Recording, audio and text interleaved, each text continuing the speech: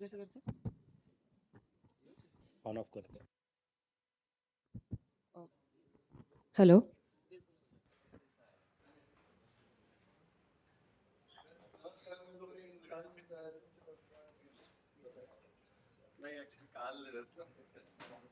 हाँ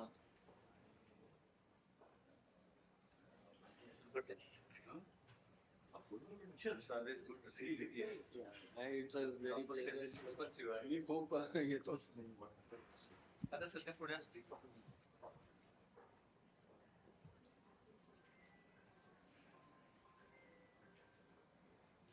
केलं आहे पण बघूया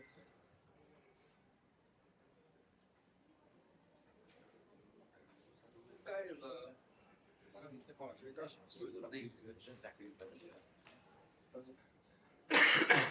पण परीक्षित ऑनलाईन आहे हा पण आहे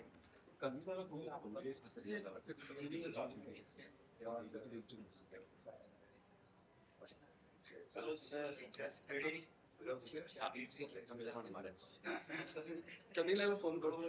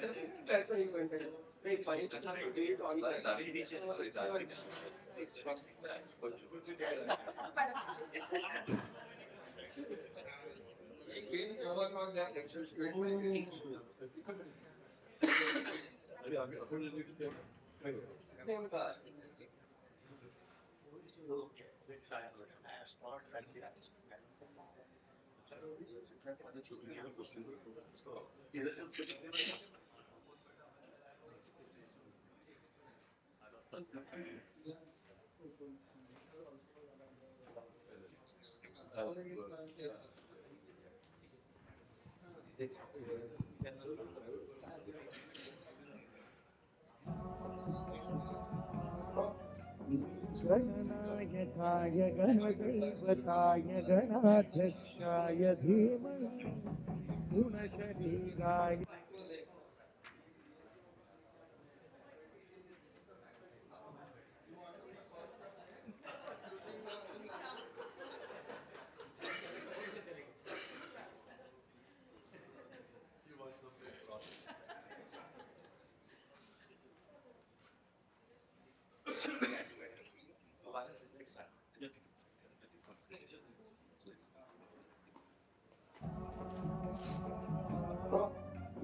गणनायकाय गणदैवताय गणाध्यक्षाय धीमहि गुणशरीराय गुणवन्दिताय गुणेशानाय धीमहि गुणातीताय गुणाधीशाय गुणप्रविष्टाय धीमहि एकदन्ताय वक्रतुण्डाय गौरीतनयाय धीमहि गणेशानाय भालचन्द्राय श्रीगणेशाय धीमहि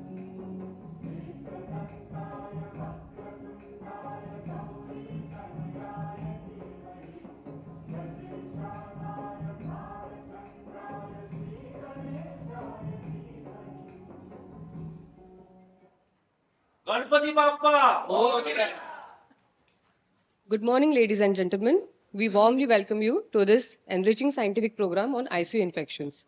I can see some of you are still in ICU mode, eyes open, mind sedated, but don't worry, there is no need for sedation today. We have got a full high dose of knowledge, zero side effects, and few CME points for your brain.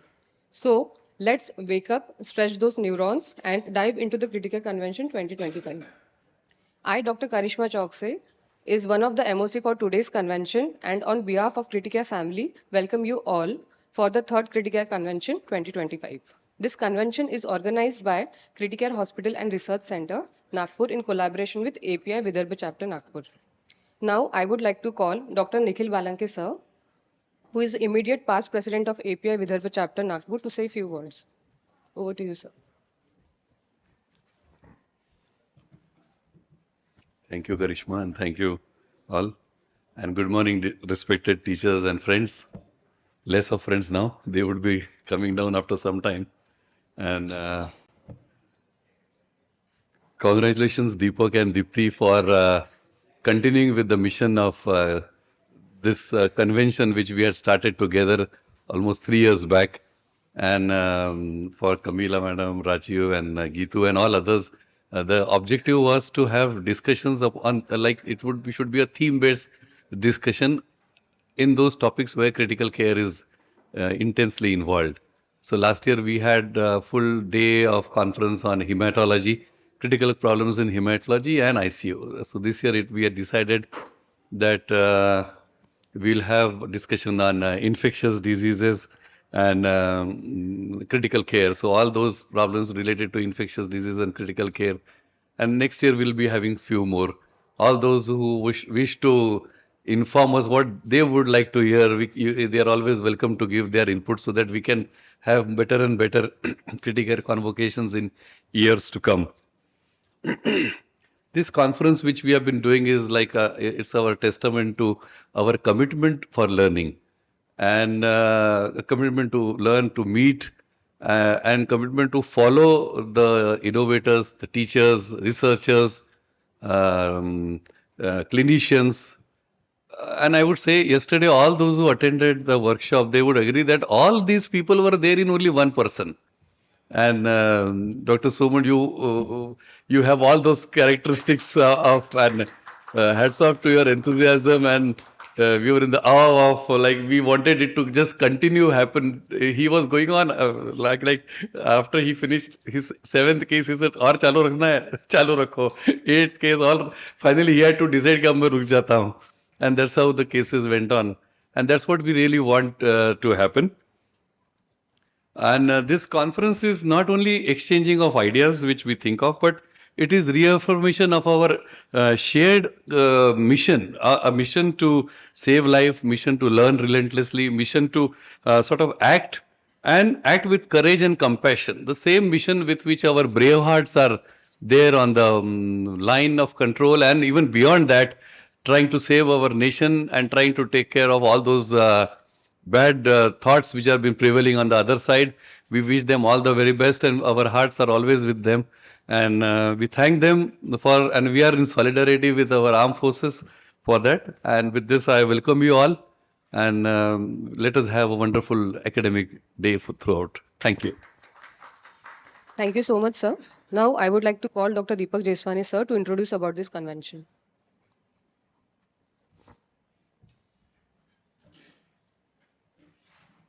Good morning, seniors, teachers, and friends. I welcome you all on behalf of Criticare and API. Just 3 things I want to say. Thank you, Soman sir and Balanke sir, for conceptualizing this program.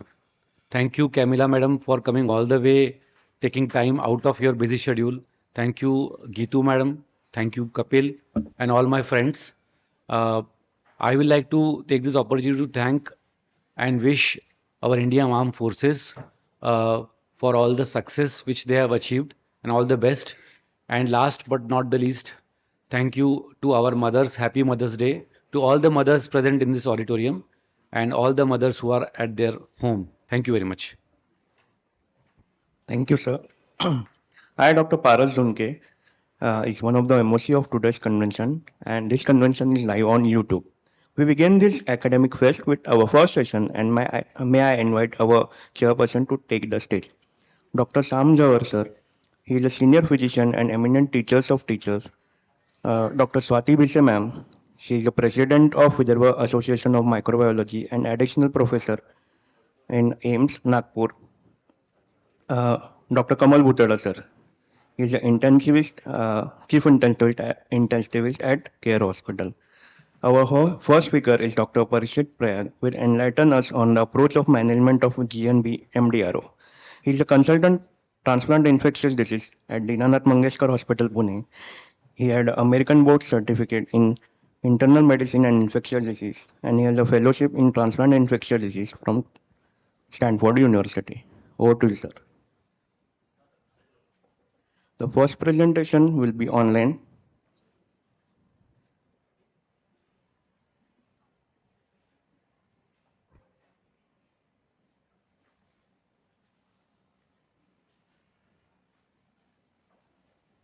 Yes, good morning, everyone. Can you see my screen? Yes, yes. Yes. Okay. Good morning, everyone, and thank you so much for inviting me. Firstly, my apologies that, because of some other commitments, I couldn't be there in Nagpur in person, and I'm sure I'm missing a lovely CME, the kind of lineup that you have. So once again, thank you for inviting me. I'm going to be talking in the next 20 to 25 minutes about approach to MDR gram-negative infection. So this is a huge topic. So in 20 to 25 minutes, difficult to cover a lot of these things. So what I thought is that I'll focus on approach to carbapenem-resistant organisms in our settings. So, we all know how important gram-negative infections are in our ICUs. So, with the limited time, I won't go too much into the epidemiology of these infections. But if you look at gram-negative organisms, there are certain fundamental concepts which are important to understand. When you talk of gram-negative organisms, how do our beta-lactam antibiotics act? So, what do we mean by our beta-lactam antibiotics? These are our penicillins, cephalosporins, carbapenems, and the monobactam aztreonam. So how do they act? The beta-lactam antibiotic enters through the sporin channel and then binds to the penicillin binding protein and disintegrates the cell wall. So during this journey, there could be resistance which could be seen at various places. So one could be that the porin channel itself could be modified. You see this red porin channel here. This is not allowing the entry of my beta-lactam antibiotic.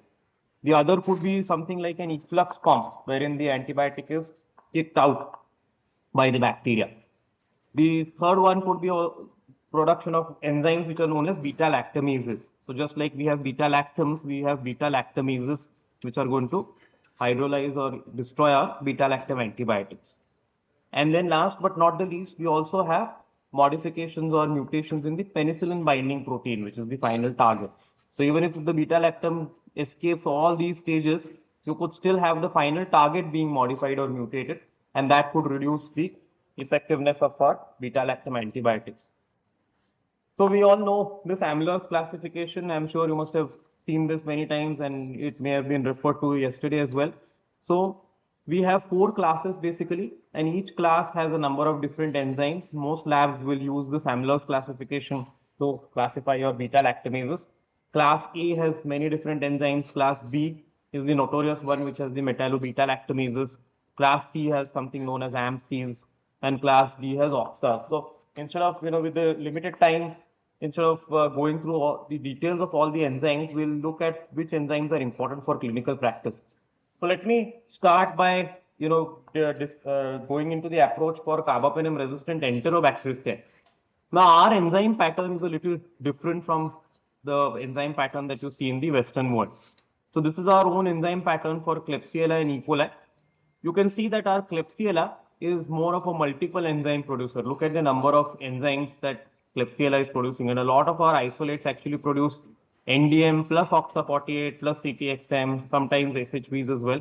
You can see from the figure on the left that our Klebsiella is more of a multiple enzyme producer. 50% of our Klebsiella does produce NDM as well. So, and this is only the data of carbapenem resistant Klebsiella that I am showing you. On the right, we have the carbapenem resistant E. coli isolates in our center. And you can see that almost 70% of them produce the New Delhi metallo-beta lactamase. So the NDM production is a little bit more in our settings, at least in E. coli than in Klebsiella. This is our own data, of course. So this data does have some regional variations. So the important take-home messages are that, these are our important enzymes. Klebsiella is more of a multiple enzyme producer. So if you look at enzymes which are produced by Enterobacteriaceae, then these are the important enzymes. Now, 3 out of these could be ESBL. So the CTXM, SHV, and TEM, these could be ESBL. CTXM is usually an ESBL, which means that all your cephalosporins except cefoxitin will be resistant. SHVs, the early generation SHVs may not be able to destroy some of the higher end cephalosporins, and the same thing holds true for TEMs. So CTXM, SHVs, and TEMs may be ESBLs, whereas the other three enzymes there are carbapenemases. So KPC, NDM, and OXA48 are carbapenemases. Again, I'm trying to simplify this, but these are the 6 enzymes that you commonly see in the settings of Enterobacteriaceae in our isolates or in our hospitals and ICUs. So again, three could be ESBLs and 3 could be carbapenemases. If you look at something like avibactam, so just like we have beta lactamases, we have beta lactamase inhibitors. So if you look at an inhibitor like avibactam, it is able to potently inhibit almost 5 of these 6 enzymes. So rarely you could have mutated enzymes or inhibitor refractory or resistant variants there, but overall, by and large, except the New Delhi metallo-beta-lactamase, avibactam should be able to inhibit 5 of these 6 enzymes. So with this, how do we approach carbapenem-resistant Enterobacteriaceae? So by Enterobacteriaceae, we mean our E. coli, Klebsiella, Enterobacter, Citrobacter, Serratia, and so on. So how do we approach our carbapenem-resistant Enterobacteriaceae? So I'm going to divide my talk into approach to carbapenem-resistant Enterobacteriaceae, Pseudomonas, and then Acinate. So what options do we have? Of course, we have the option of ceftazidime avibactam plus or minus aztreonam. Why plus or minus? If there is production of New Delhi metallo-beta-lactamase, then we'll have to have aztreonam on board. As I showed in the last figure, NDM or class B enzymes are not inhibited by avibactam. If you do not have NDM producing isolate, so let's say you have an OXA48 producer, or rarely, which is very rare epidemiologically in our settings, you have a KPC producer, then ceftazidime avibactam is expected to be susceptible. So if you have the presence of aztreonam, especially in conjunction with other enzymes like CTXM or OXA48, you will need the combination of ceftazidime avibactam plus aztreonam. Or your option could be a polymyxin-based therapy and polymyxin-based combinations and certain other drugs in that setting. So let us look at these options a little bit more in detail. So if you talk about ceftazidime avibactam plus aztreonam for our NDM producers, NDM, of course, you need the avibactam there if it is producing enzymes apart from the NDM, so enzymes like CTXM, OXA48. One important thing to consider is synergy testing. Now, slowly as we get more access to aztreonam avibactam, this one gray area could have a little bit more clarity. But right now, we are testing the combination of ceftazidime avibactam plus aztreonam using a synergy test. And you can see our own data here. If you talk of E. coli, then 18 out of the last 25 isolates have shown synergy for ceftazidime avibactam plus aztreonam, whereas Klebsiella, the last 40 isolates, all have shown synergy for the combination of ceftazidime avibactam plus aztreonam. So which means that it is important to confirm by synergy testing that the combination is going to work. Now, if it is susceptible or if the synergy is positive, how does this combination compare with polymyxin-based therapies? So we published this about a couple of years back, in which the combination of ceftazidime avibactam plus or minus aztreonam, of course, when we had NDM producing isolates, in our study looked better than polymyxin-based combination therapy. So we compared it only with polymyxin-based combination therapy. And subsequently, we also published a meta-analysis, with a group, which also showed that the combination was better than polymyxin-based therapy.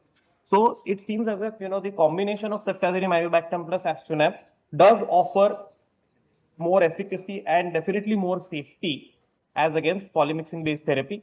But we have to be careful there. We must know that the synergy is positive or the combination is susceptible.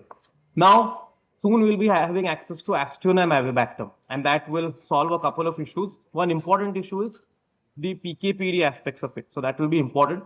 If you see here, the ratios of aztreonam and avibactam now are 3:1. So right now, if you let's say give a patient 2.5 grams of ceftazidime avibactam every 8 hours and combine it with 2 grams of aztreonam every 8 hours, what we are actually giving is 2 grams of aztreonam with 500 milligrams of avibactam. Now, avibactam there is very, very important because avibactam is protecting aztreonam against the enzymes that will hydrolyze aztreonam. So for example, CTXM, amongst all the enzymes, CTXM is actually one of the most voracious hydrolyzers of aztreonam.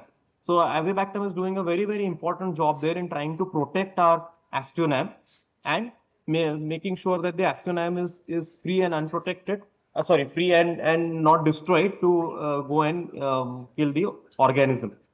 So the ratio there is important now. The studies have shown that a 3:1 ratio is actually a better ratio. So we'll have Astronam avibactam in the 3:1 ratio.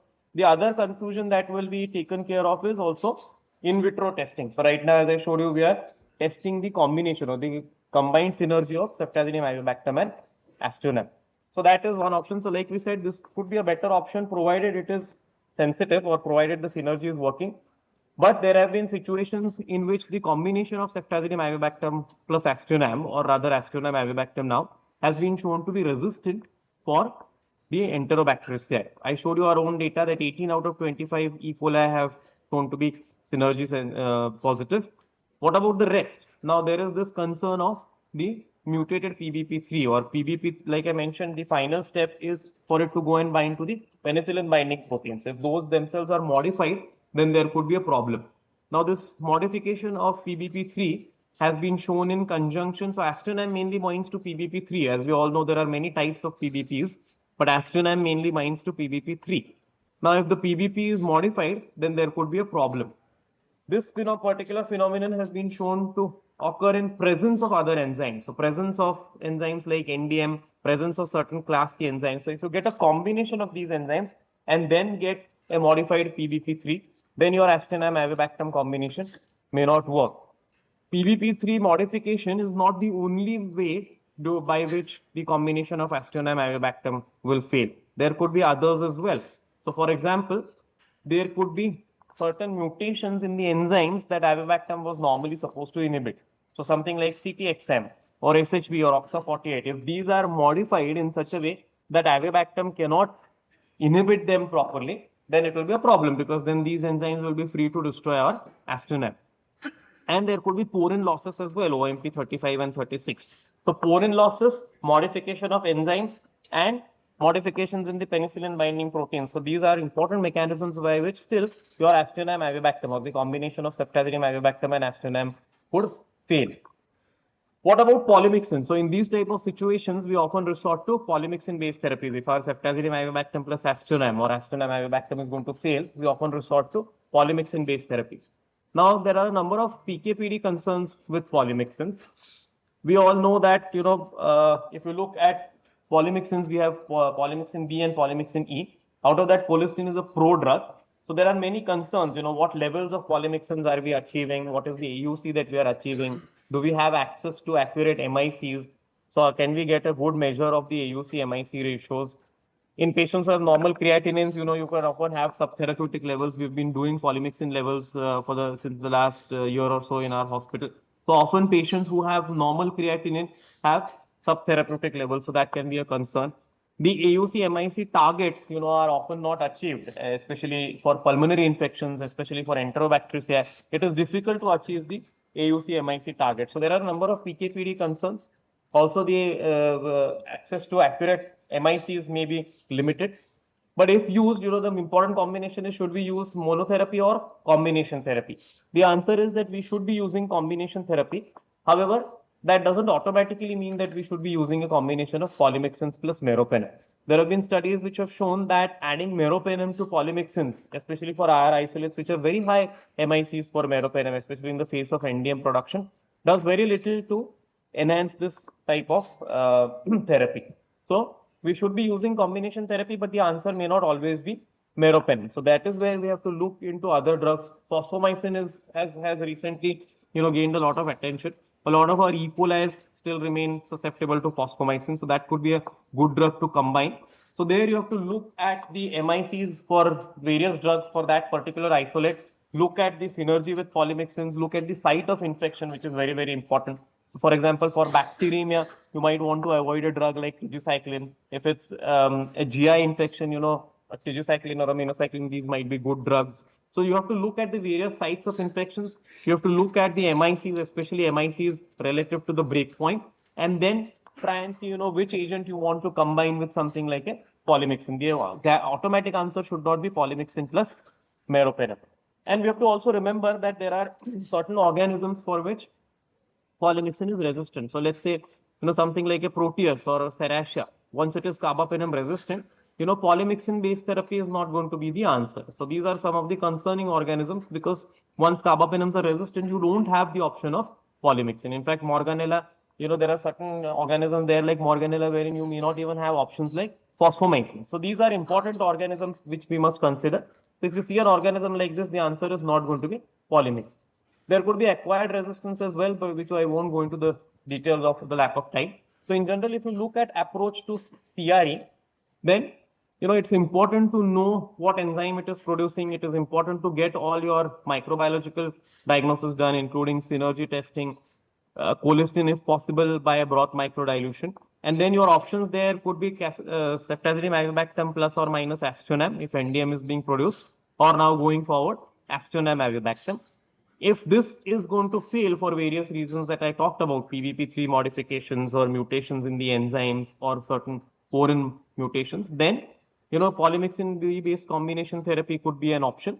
There you will have to use combinations instead of monotherapy, and polymyxin plus meropenem is not a guaranteed choice there or an automatic choice. You should look at various aspects and then decide the combination agent. What about Pseudomonas? We often see isolates like these in our settings, that it is resistant to the carbapenems, it is resistant to ceftazidime avibactam, and resistant to aztreonam as well. And the synergy for ceftazidime avibactam plus aztreonam is also reported as resistant. Now I'll come to some of the problems with synergy testing there. So what about our Pseudomonas isolates? Now if you look at Pseudomonas isolates in India, there are a few concerns as far as resistance mechanisms are concerned. The biggest is of course class B enzymes. So the NDM, VIM, the class B enzymes are the biggest concerns. Rarely you could have class E carbapenemases being produced as well. So something like JES, we recently had a JES producing Pseudomonas which caused endocarditis. So rarely you could have class A enzymes as well, like JES. AMC can be important in Pseudomonas, but more importantly, Pseudomonas has many non-enzymatic mechanisms. You can see the bottom half of the slide there that Pseudomonas can have a lot of non-enzymatic mechanisms. So you could have upregulation of efflux pumps or porin channels. So these non-enzymatic mechanisms, of course, we cannot take care of these non-enzymatic mechanisms by using a beta-lactamase inhibitor, and that is a very, very important problem. Now, if you extrapolate data from aztreonam avibactam, actually the data world over is showing that the addition of avibactam to aztreonam doesn't do much, and because of the fact that Pseudomonas has a lot of non-enzymatic mechanisms. Now we have seen in our own settings that ceftazidime avibactam plus aztreonam sometimes may work. Of course, we have to look into the kind of test that we are doing for synergy testing. So what are the final concentrations that we are generating? So there are various ways of doing the drug elution test or various concentrations that you can get. So we must talk to the microbiology department about the final concentration against which we are actually testing synergy. And that's why there is a lot of variation in the synergy results as well across hospitals. So then if we don't have an option like aztreonam avibactam, what are our options? Currently, of course, in these type of isolates wherein we are unable to use ceftazidime avibactam plus aztreonam, we are resorting to polymyxin based therapy. There again, the problem is that what do you combine it with? Because a lot of these drugs like tetracycline, so minocycline, tigecycline, Bactrim, these are not going to be options for Pseudomonas. So what do you combine your polymyxin with? Now currently phosphomycin can be one option wherein you can combine polymyxin with phosphomycin. There are some studies which also show that you can combine phosphomycin with something like a ceftazidime avibactam plus or minus aztreonam. So these are some of the options, but there are some drugs to look forward to in the pipeline. So cefepime zidibactam could be a very good option for Pseudomonas going forward. Cefderichol, is an interesting antibiotic, so there has been a lot of enthusiasm for it initially, but data in the last 2 or 3 years has dampened this enthusiasm a little bit, especially for Enterobacteriaceae. It is looking as if more and more resistance rates are being seen world over. So I won't go into the details, but it's not looking the kind of wonder drug that it did a few years back. So cefepime zidibactam is a very it's a hopeful drug, or it's a very good drug to look forward to on the horizon. Here the advantage is that zidibactam itself can also have antibacterial effect, and again the penicillin by the PBPs are different. So Zidibactam itself can also have antibacterial effect, and if you look at data from all over the world, then it is showing excellent susceptibilities. So this is a drug to look forward to. Now going to Acinetobacter in the last 5 minutes or so, again you get these type of isolates in our settings resistant to carbapenems. So what are the enzymes? So Acineto has its own enzymes. So you don't get the OXA48 or the KPCs there or the CTXMs. What you get is NDM and you get the peculiar oxas of Acinetobacter. So you get OXA 23, 24, 51, 58. The problem is that none of these enzymes are effectively inhibited by the beta-lactamase inhibitors that we have in practice currently. So avibactam is not going to inhibit any of these 5 enzymes, and that's why ceftazidime avibactam based therapy or avibactam based combinations are not an option for taking care of carbapenem resistant Acinetobacter. Now in our settings we get a lot of NDM and OXA23. This is something that we had published a couple of years back. We get a lot of OXA23 and NDMs in our isolates. There have been, and the other drugs also don't perform too well. So if you look at aminoglycoside resistance, these are our own numbers. So almost 90%. Tigecycline resistance almost 80%, minocycline about 50%. Now there, depending on where you're practicing, sometimes this can be the other way around. You may have higher susceptibility for tigecycline as against minocycline. So again, the important message there is we need to test for both of these. We cannot extrapolate the susceptibility for tigecycline based on minocycline and vice versa. So what options do we have? The IDSA panel does favor using combination therapy for carbapenem resistant Acinetobacter. This has been a little bit of a gray zone, before this, but in the last guidelines, they have mentioned that we should be using combination therapy. Again, this brings us to the question, what is the combination therapy that we should use? Should it be polymyxins plus meropenem? And 2 studies have shown that again, this is not the way to go about it. So addition of meropenem to polymyxins doesn't serve a lot of purpose. So again, 2 big studies have shown this. So what are our options for combination therapy? As I mentioned, we must test all our options first. So testing minocycline, testing tigecycline, these are important. And as I mentioned, a lot of our isolates actually are OXA23 plus NDM producers. Now, Dr. Balaji published this a couple of years back in which, he showed that the combination of minocycline plus sulbactam would actually be a good combination for NDM plus OXA23 producing isolates. And as I showed you my own data, that NDM plus OXA23 production is very, very common in our settings. A lot of our isolates actually produce these 2 enzymes, NDM plus OXA23. So that's why minocycline plus sulbactam could be a good option.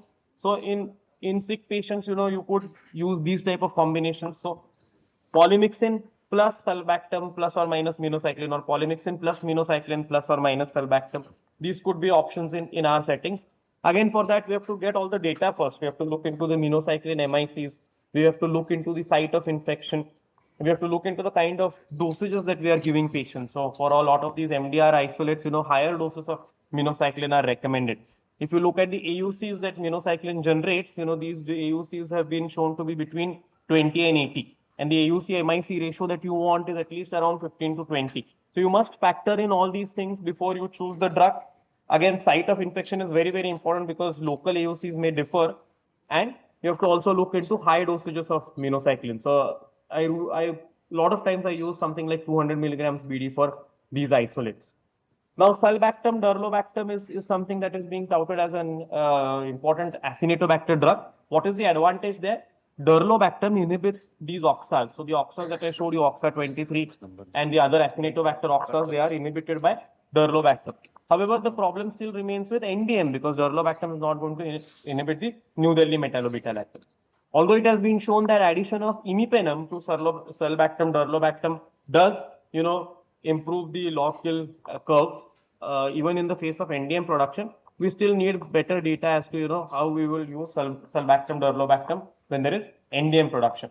So just my last slide. So if I had to summarize carbapenem resistant Acinetobacter infections, then we need to consider combination therapy. A lot of our isolates are NDM plus OXA producers, OXA23 predominantly. Do not extrapolate minocycline MICs from tigecycline and vice versa. Polymyxin plus meropenem likely offers no advantage over polymonotherapy. And combination regimens containing polymyxins plus sulbactam plus or minus minocycline or tigecycline depending on the site and the MICs can be considered.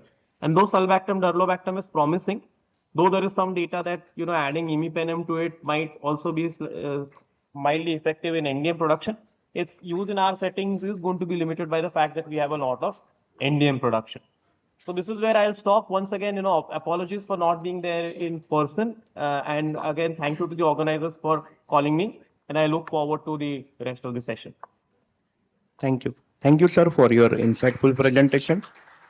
Dr. Prayag will not be available post-session for discussion, so questions from the audience are welcome for sir.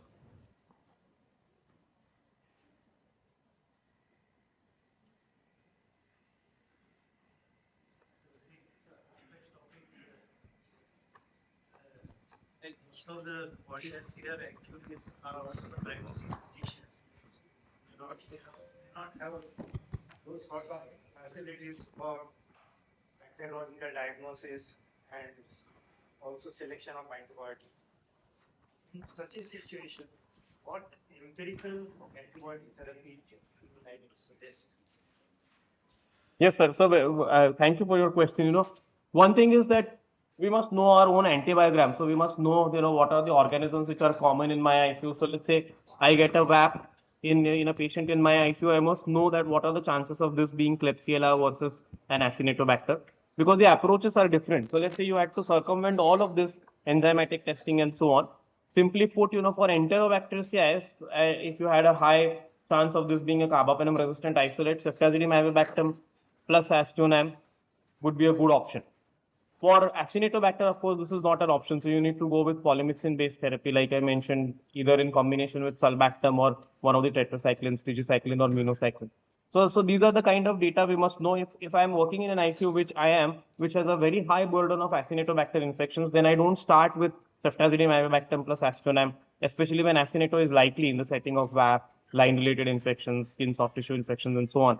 So when Acineto is likely, I wouldn't start off with a combination of ceftazidime avibactam plus aztreonam, because that is going to offer no coverage at all for my carbapenem resistant Acinetobacter. So these are the things that we must know. So our own antibiogram and the spectrum of drugs is very, very important. So if you do have a high burden of non-enterobacterial isolates, and if those are in the differentials, it is much safer to start with polymyxin-based therapy. And we are talking about coverage for carbapenem resistant organisms. So the first question is, do I need empiric coverage for carbapenem resistant organisms? And then the next question is, what is that organism likely to be? What is my own antibiogram? And then choosing the regimen based on that. Thank. Well, I just wanted to know from you the use of fosfomycin. From your talk, it appears that you have been using it in the different infections, but the infections beyond urinary tract and use of fosfomycin. What are your comments on that, please? Yes. So, sir, fosfomycin has emerged as an important drug, especially in the face of carbapenem-resistant Enterobacteriaceae, and especially since we've been getting some in vitro I would still call them in vitro failures for the combination of ceftazidime avibactam plus aztreonam, especially for our E. coli. Now we have used quite a bit of fosfomycin. I have used fosfomycin even as monotherapy for some of the bacterias, but that's for E. coli. For Klebsiella, the data is much weaker, so you need to exercise caution. For E. coli, you get good MICs, and our experience has been good. Generally, in sick patients, we prefer to use it as a part of combination regimen, but in some patients, I have used it as monotherapy. The good part there with IV fosfomycin is that its penetration into different sites is also pretty good. So there are no major limitations when it comes to the site of infection. So especially for E. coli, and especially as a part of combination regimen, or rarely as monotherapy, although we still need more data to convince ourselves that it can be used as monotherapy, it can be a very good drug. Now, that's not true for your Pseudomonas, wherein you will never use it as monotherapy, and very little utility in using it for Acinetobacter infection. But for Enterobacteriaceae, it can be useful. Now, again, you have to be mindful of certain organisms that are inherently resistant. So, for example, something like Morganella, there it will absolutely have no role. But for E. coli, it is a very good drug. And for Klebsiella and Pseudomonas, may be used as a part of combination regimens.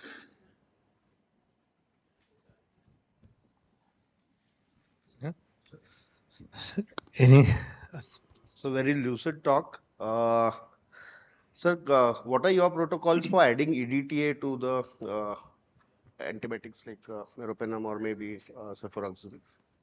So we could have a separate session on that. It's one of my most favorite questions, but one of my least favorite answers. So if you talk of EDTA based combinations, there are a lot of problems currently. There is no standardization about the content of EDTA either in the drug or in the discs. So there could be a lot of in vitro in vivo discrepancy, and some of the publications or some of the data that you see with EDTA based combinations, there is also a lot to be desired in terms of plausibility there. So a lot of this data shows that something like ceftriaxone sulbactam EDTA combination and susceptible to pseudomonas, which is producing an NDM. So there are a lot of discrepancies there. So I don't think right now we are in that position wherein we need. There is a long way to go before we can actually start using EDTA combination. That would be the simple answer. I personally never use EDTA based combination. Parikshit, thank you for being with us. Just two quick questions. One, as you said, colistin is a pro drug. We give it over the period of 30 minutes to 1 hour. But we have seen on numerous occasions that patient develops acute onset polyneuropathy, landing up with type 2 respiratory failure. Recently, we had 2 or 3 cases. This is one question. Second is, can we use ceftazidime ivactam alone in patients who have been isolated for OXA 48, only OXA 48? Right. Yes, I agree with you. There is a concern with polymyxins as far as neurotoxicity is concerned. The nephrotoxicity is slightly higher with colistin as against polymyxin B, but neurotoxicity is a concern, and you will see various experiences, as far as which one is more neurotoxic. We have seen colistin-induced neurotoxicity as well, although for most non-urinary tract infections, you would choose polymyxin B over colistin because of a lot of aspects there, including pharmacodynamic aspects. But I agree that this is a concern.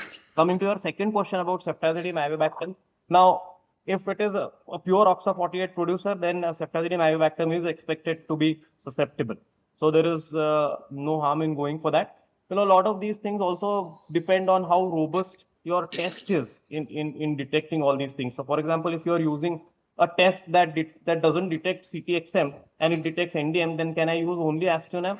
The answer is no, because I haven't found out whether CTXM is present. So a lot of these things also depend on how robust your test is. But purely speaking, if you have an OXA48 producer and there is no other enzyme being produced, ceftazidime avibactam can be used as monotherapy. The IDSA guidelines also do recommend ceftazidime avibactam as the drug of choice for OXA48 producers, provided no class B enzyme is being produced. Thank you. So, thank you, Dr. Parikshit. There are no more questions. Thank you for your lucid talk. We enjoyed the talk, although the topic is very complex, but you have tried to simplify it. Thank you once again. Thank you, sir, and thank you for the invitation. Now, next topic is approach and management of gram-positive infections by our very beloved teacher, friend, and speaker, Dr. Raju Soman, sir.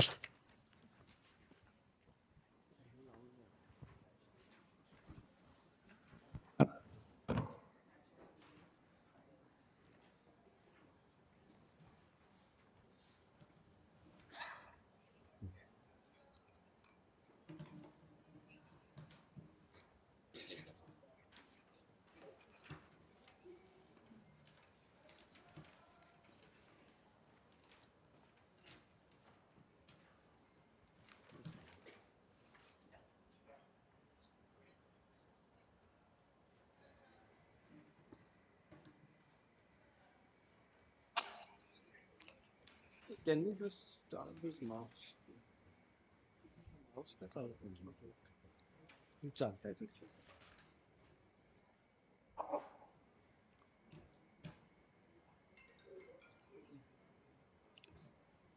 याच्यावर चालव ना.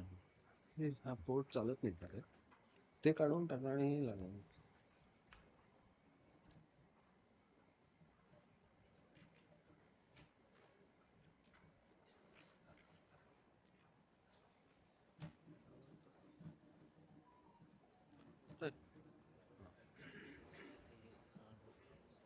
मला त्याचं नको आहे. मला माझाच पाऊस करायचा आहे. Okay. My thanks to all the organizers and chairpersons and Nikhil and Deepak and all that. And my apologies to Parikshit. Okay, so I just heard an excellent talk on gram negatives, and now I'm urging you to think positive. So what does it mean? That we are continuously throwing up our hands in despair with the gram negative resistance and so many other problems. So maybe gram positives aren't that bad in terms of resistance, but they have other issues and they are highly virulent. Let me tell you that. So GPCs do produce a number of different clinical syndromes. There are diagnostic issues, and I'll address a few of them here. Similarly, the MIC testing and interpretation, although not as complex as with the GNBs, is certainly also an important food for thought for us. And maybe source control and some kind of adjuvant treatment might be even more important in GPCs than in the GNBs. And needless to say, especially for Staph aureus bacteremia, you have to have an appropriate early treatment to avoid the metastatic infection which this organism is adept at producing. So let's take this first case who has this features, and I don't think I need to tell this audience that this is highly suggestive of necrotizing fasciitis. Okay, so the patient has a shock, he has metabolic acidosis, and they have given him meropenem teicoplanin. A patch of eczema was found on his toe. Now, what may that tell you? That tells you probably that this is a gram-positive organism, especially streptococcus, which might be creating this syndrome. Okay, so the first task in front of the physician is to differentiate cellulitis from necrotizing fasciitis, then pay a thought to what might be the organism or organisms, because you know that type 1 necrotizing fasciitis is a polymicrobial one, and what should be the management. So I'll spend a minute here that telling you about cellulitis versus NI or necrotizing fasciitis. So uh, what is very important here is the skin is edematous beyond the borders of the erythema. It may show blistering. You could see the blistering even with cellulitis, but it's much more prominent. And often they are hemorrhagic bullae, which are seen with necrotizing fasciitis. Very important is that the pain and systemic signs are out of proportion to what you see right in the beginning. Okay, the patient appears to be extremely sick, and what you see right in the beginning, obviously you will not see all this kind of picture which I showed you. It will be just looking a little unimpressive. The degree of local signs and mental obtundation may be present. Actually, if you touch it lightly, you might find hypoesthesia, which tells you that the nerves which are coming from the dermis are necrosed, and that's why hypoesthesia. On the other hand, is extreme tenderness. So little touch also will be terrible. They might be crepitus. What is called as dishwater discharge. This is not frank pus-like discharge, but it is brownish greenish fluid which comes out from the bullae and other places, and easy passage of the probe. Now, this is mainly for the surgeon, but as a physician, I found this to be quite useful, although it's not universally agreed that this is useful, but this is a simple called a Lernex score. So you just have to look at the CRP, WBC count, hemoglobin, sodium, creatinine, glucose, and then come up with a total score. If the total score is above 9, I think it predicts the existence of a necrotizing soft tissue infection with very high sensitivity and even specificity. And as I said, the patch of eczema there, so please pay attention to that. So what might be the source, and that will tell you perhaps what is the organism. Okay, a good soft tissue ultrasound. Now, let me impress upon you that most of the time people just go do a venous Doppler and say there is no venous thrombosis. What we are looking for is the soft tissue Doppler. I'm not a big heavy into all this, but this is supposed to be showing cobblestone pattern. That means, between the lobules of fat, you are seeing either fluid or air. So that tells you that there is this accumulation, and this black thing that you see is the fluid in the fascia. Okay, and this is the muscle. So this is a subcutaneous tissue which already showing. So this is, we should find every ultrasound guy doesn't do it very well. So you must know whom to call and ask for a soft tissue Doppler. I think it is very important. Then this was the smear of that discharge, and Gitu has done the smear. So you can see some gram-positive cocci there. And what actually grew out here is strep pyogenes. Okay, so this was the important thing. And strep pyogenes, friends, is fairly susceptible to almost all the important drugs, beta-lactams, and so on. So in this situation where there is hypotension, shock, lactic acidosis, and now maybe surgery is also done and so on, our emphasis is not only just the antimicrobial treatment, but also to try to inhibit the toxin production. Okay, so there are lots of benefits. I listed some of them over here, how toxin inhibiting drugs might be helpful. And then we have a few again here, like clindamycin, um, and maybe even tigecycline and linezolid, and they are all actually comparable. Now it's important to understand whether clindamycin will work if there is a resistance to clindamycin as an antibacterial. So that's an interesting thought, and what it says that it will work unless that Staph aureus or something is constitutively resistant. Okay, if it is resistant, it will not work, but otherwise it will work. Maybe you can also use this expensive intervention, and that is IVIG, but I do find, and the data is also not very, very clear. It is somewhat controversial. It's better established for streptococcal, not so much for staphylococcal. But if you ask me, and if the patient can afford, I think it works. But this is not on the basis of any control trial, just my whatever little experience. Okay, so again, many benefits of this IVIG. Why I'm telling you all this is this kind of adjuvant treatment is very important in gram-positive, especially when we are talking of streptococcal and other necrotizing infections. So a rational approach to this kind of SSTI is important. It might range from nothing actually, if it's just a small pustule or something where you don't do anything, to so many things. So all this clinical evaluation imaging modalities are very important. Strep pyogenes is less resistant but highly virulent. And of course, source control adjuvant therapies are equally, if not even more important than just antibiotics. Now let's see the next case. So this is a 71-year-old person on maintenance hemodialysis. He had a cardiac arrest, was intubated and resuscitated and found to have a complete heart block. One blood culture was done and that showed strep anginosus. Now looking at that, 3 subsequent blood cultures were done and they were all negative. So he was started on ceftriaxone. Now he had complete heart block, reminding you he needed a permanent pacemaker. His transthoracic echo, now obviously the suspicion is there going to endocarditis or not? That's why this investigation is being driven. So transthoracic is negative, there is no fever.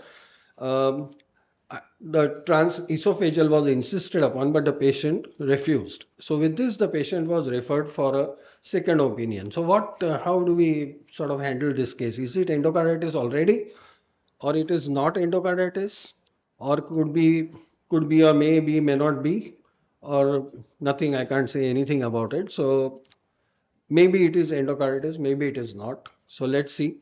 Let's look at the patient in little more carefully. So what was the state of his teeth? Now, where is this anginosus coming from? Most of the time it will come from the oral cavity. So you have to pay attention to see what is going on in the oral cavity.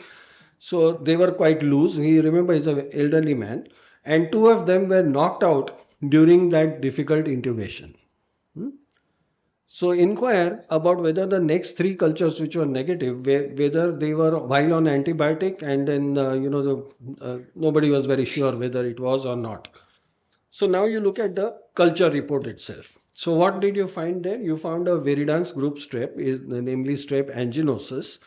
And interestingly, it was the anaerobic culture which picked it up. And yesterday, Gitu told us that there are some bugs where actually they are actually aerobes, but they are better picked up in the anaerobic culture. Anyway, that doesn't matter here.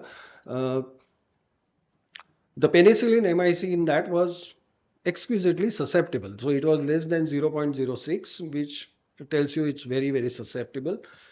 But what do we know about the organism? This S. anginosus has a high propensity to produce abscesses in various tissues, including brain and various other places, but it is has a low tendency to produce endocarditis. Hmm. So let's address this important famous question to I or not I. That is the question from Hamlet. And this is interestingly, I put it up because Hamlet also was from Denmark and this study also comes from Denmark. Okay, and that tells you the prevalence of endocarditis in streptococcal bloodstream infections is species dependent. Okay, so no use saying just streptococci, no use saying it's just viridans group streptococci, but you must actually know whether it's anginosus, mutans, gordoni, um, and what else? Galolyticus and so on. So you have to be familiar with all these names because their tendency, whether it will produce endocarditis or not, depends on its name. Okay, and where is anginosus? Down here. Okay, so anginosus is not so important as a cause of endocarditis. That's one more small factor in our. So now, how do we analyze this case? What are the likely scenarios here? So was it a afebrile endocarditis? That means the guy had endocarditis for some time but was not having fever. Little bit less likely, although it can happen in certain situations. And did that endocarditis produce an abscess? Remember, it is an aortic valve. If it is involved, you can get involvement of the bundle of his connective conducting system problem, and you can get a complete heart block. He did have that complete heart block. So was it all because of a myocardial abscess? In that case, does he need surgery for the aortic valve or a prosthetic PPM placement and prolonged antibiotics? Or on the other hand, was it just a transient anginosus bacteremia due to the teeth getting knocked out? We know certainly that even brushing and all that can produce bacteremia transiently. If two teeth are knocked out, obviously it can certainly produce bacteremia. And that CHB had actually nothing to do with his either endocarditis or abscess or anything. It might be just a degenerative thing due to the age related and all that. So now how do I proceed further? Maybe I can try to see whether an abscess is there or not there, because that will help me. So now since the patient isn't willing for transesophageal echo, can I do a PET CT? Will it be useful for ruling out an abscess? Although remember that PET CT is not so good for ruling out a native valve endocarditis. Yesterday I gave you an example, so I didn't even talk about PET CT because PET CT is not at all good for ruling out native valve. It's very good for prosthetic valve endocarditis. And this is a nice way of looking at it. So you have these various modalities. You have TE, cardiac CT, and a PET. And these two are very good for vegetation and perforation. But the FDG PET is very good only for perivalvular complications, as we are looking for in this patient, whether there is an abscess there. So PET CT is a good modality, and also for infectious emboli.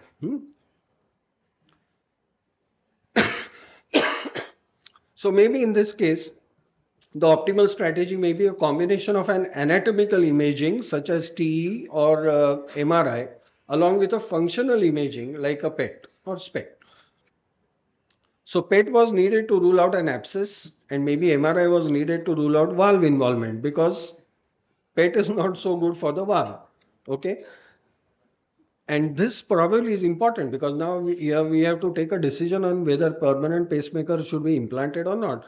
So if we don't find any of these things, then this is only transient bacteremia needing only a few days of antibiotics followed by a permanent pacemaker implantation. And this was the MRI. It shows beautiful aortic valve, nothing there at all. And the PET scan also was with myocardial suppression, remember, was also normal. So careful analysis of, in fact, so nothing was there, but yet I'm showing you this case because this is a real case. This is how we'll have to approach that gram-positive organism. So careful analysis of the entire clinical scenario is a must, and various species of VGS are associated with different likelihoods of endocarditis as well as abscess. The strengths and weaknesses of each imaging modality for endocarditis and its complications should be considered. We must know which one to order in which patient. And finally, even if a patient refuses an invasive procedure, there can be ways around it. this is a guy with meningitis. So now you have this person who was previously healthy and he has community acquired acute bacterial meningitis. And this is the ME panel, which shows that there is strep pneumoniae there. Now, this is a very good modality of investigation, obviously, but it doesn't tell you anything whether it is susceptible or resistant. Okay, so that is something important. Like Parikshit said, for this, finally, you must know your local epidemiology. Okay, so what proportion of our strep pneumonias are resistant, relatively resistant to this or the other drug? That is something which is important. So this patient was started on ceftriaxone plus vancomycin and steroids, as maybe can be this is there in most guidelines. But it also grew, and that is the interesting part of it. Okay, so it has grown both from the CSF as well as from the blood. So it is a bacteremia with this organism, and there is CSF too. So now this makes our job a little more complicated. Like, how do we interpret the MICs in the CSF and MICs in the blood? And remember also that this is the same patient. So, you will have to consider the highest MICs or the most resistant organism as being the correct thing. So here we found that ceftriaxone MIC is 0.25, which is susceptible. So now if it is susceptible, can I stop the vancomycin? Is there a simple answer to this? Because that has been started empirically. Now, should I look only at ceftriaxone or should I also look at penicillin and cefotaxime MICs, although they are not being used? Okay, I'm not using penicillin, neither am I using cefotaxime. Now, penicillin MIC was 0.25, which is actually resistant because if you use the meningeal criteria, anything which is more than 0.06 will be considered as resistant. So, penicillin is resistant. Now, cefotaxime, which I'm not using, is also giving me a little discordance here, that in the blood and in the CSF it is slightly different. So is this cefotaxime resistance a harbinger of ceftriaxone resistance? So my report is saying ceftriaxone susceptible. So I want to, on one hand, stop the vancomycin. But what about cefotaxime? Okay, so these are all important questions. I don't have a proper answer for them, but we should maybe think about it. And in this situation, is ceftaroline, is it going to be useful? Should we check meropenem MICs? These are all important questions there. But in general, meropenem is no better. In fact, it is worse than ceftriaxone as far as strep pneumoniae and meningitis are concerned. I want you to go home with this fact. Now, this penicillin resistance in strep pneumonia is because of alterations in the penicillin binding proteins, and it is a little complex issue with 1A, 2X, and 2B being important mutations. And then if you have the number of mutations, obviously the MICs start going up and finally it becomes really resistant, in which case the only drug possibly is vancomycin. The other issue is, when you are talking of 0.25 and 0.5, is there reproducibility of this test? So if I repeat it, will I really get the same value? That is something where we should pose this question to Camilla. Should e-test be performed in this situation? So that will also look at it in a little different way than the YTEC.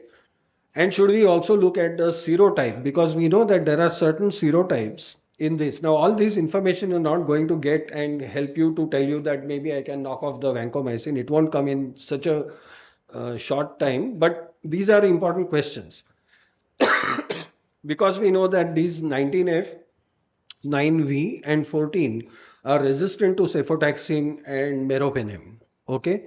So we did it in this, and this was really one of those. So it was 14, which is supposed to be resistant to cefotaxime. So this probably explains why. So my question, like, could I have stopped the vancomycin? I think it is a rather difficult question to answer in this, although the ceftriaxone susceptibility is there. Okay. And then this last case. So again, this is a patient with fever, was found to have an MRSA bacteremia, but he was treated with teicoplanin for 5 days, followed by oral clindamycin. So now fever recurred and he developed backache, And with that, the patient was referred for an ID opinion. He was found to have paraparesis, and you will agree with me that this must be endocarditis. It might be inadequate treatment of that Staph aureus bacteremia.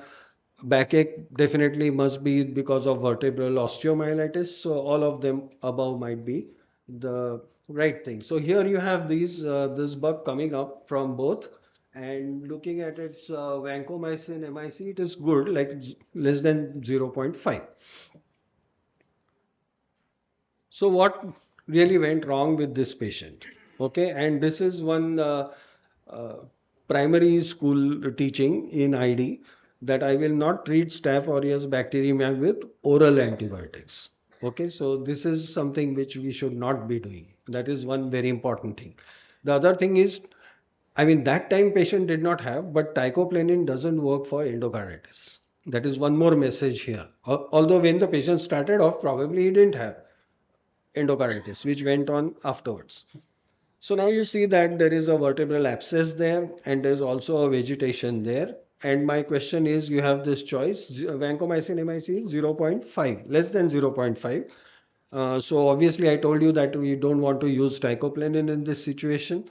Vanco perhaps, but in this situation where the patient is sick and has lots of problems, probably we need to use a combination therapy.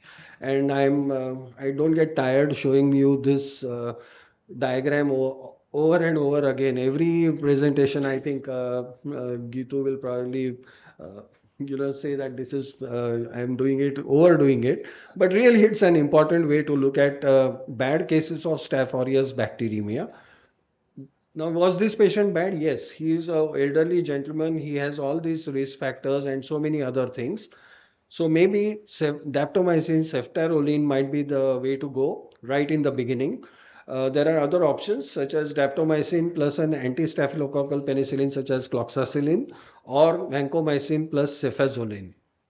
So these might be other options. And then once everything is died down, you can probably de-escalate, not just to a single agent therapy. You can even de-escalate thinking about drawing some poetic license, as I sometimes call it. There is a poet trial which tells you that you can have oral treatment for endocarditis, and another trial called OVIVA, which tells you about oral options for treating osteomyelitis. So this patient has both. Okay, so maybe at some time in future you could switch to some oral if you can find those easily. So recognition of Staph aureus bacteremia, its source, metastatic complications, and optimal management is all very, very crucial. And source control is often a critical component of treatment. As I said, we do have a poetic license for this kind of de-escalation, but many questions remain about, because even if you look at this trial, there were many drugs like fusidic acid and others which we don't even have, which have been used as oral treatment. Use the right treatment for the right patient at the right time, which is really the true meaning of stewardship. So I'll close again by saying that GPCs are more virulent, although sometimes they are less resistant. I'll just end by saying that at least at present they appear to be less resistant. You need a very elaborate diagnostic approach. Definitely sending the appropriate specimen and interpreting the DST remains very important. Carrying out source control perhaps is even more important than GNBs, but selecting the antibiotic, optimizing the PKPD and the duration, and using adjuvant therapy whenever possible, whenever required, I think goes a long way. Maybe these are all the best ways to optimize the outcome for this uh, gram-positive organisms. Thank you. Thank you, sir, for For you. the lucid talk based on various cases. And as always, there are some points to learn about for the routine practice, in our routine practice. Thank you for the lucid talk. Thank you. Any questions from the audience? Let's ask Camilla that. Camilla, is there any point in repeating some of these? I'm talking of that strep pneumo case. Should be repeated? Okay. And any test versus repeating white test? Huh?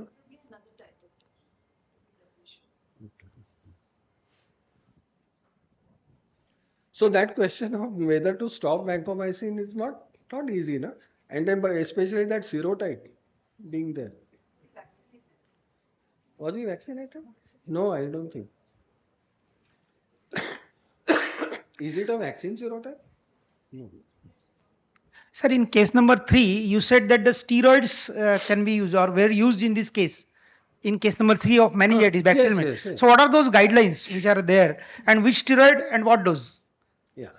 So for acute community acquired bacterial meningitis, and now you can actually get the etiology very quickly because of this ME panel. One should use steroids with or before the antibiotic. Okay, so that with or before. Remember that, and this is especially true for strep pneumoniae. Why is that true? Because strep pneumoniae is an organism which produces a very intense inflammatory response. In fact, the part of the disease is because of the inflammation. So, it's not, it does produce some pneumolysine, hemolysin, something like that, but a few toxins. But the main thing is the inflammation. So, if you can cut down that inflammation with a drug like steroids, and that too soon, before the organisms are destroyed, even before material from the organisms comes out against which our immune system is going to react. That's the reason why before or with the antibiotic and not after. If you have already given the antibiotic, you have lost the window when the steroids will be useful. The other thing is, remember that steroids will reduce the antibiotic penetration into the CSF. So if you have already lost the window, then you are doing more harm by giving steroids because antibiotic penetration will also be reduced. In fact, if you are giving or you have to give ceftriaxone, vancomycin, along with that, if steroids are going on, then you should perhaps not everybody, but some think that you should add rifampin in that situation. Okay, so that is one more aspect to it. But the guidelines are quite clear that for acute community acquired meningitis, both I mean, we don't see that much of meningococcal. Most of the time it is strep pneumo only. Uh, there was one thought that you need not continue if it is not a strep pneumo. Okay, but I think these are the two important this. By conversely, if it is a post neurosurgical pyogenic meningitis, the type of organisms are totally different. Okay, it's not strep pneumo or meningococcus anymore. Okay, so in those situations, you will definitely not want to use steroids. Where you like to consider the use of linezolid? Almost everywhere. Everywhere. Yeah, yes, it's a really very good drug. The only problem is the toxicity, and therefore, if you can, you are planning to, use it only for maybe 10 days or 15 days and all that. It is an important alternative for everything that I told you here. Yes. But sir, linezolid is in reserved dog according to our CLSI guidelines. Right. You ask any orthopedic surgeon. Because we do follow CLSI guidelines, na? Cascade reporting we do. Yeah, that's true. So it is should be reserved also. But if you ask me, efficacy wise, it will work in almost everything. Good morning, sir. Yes.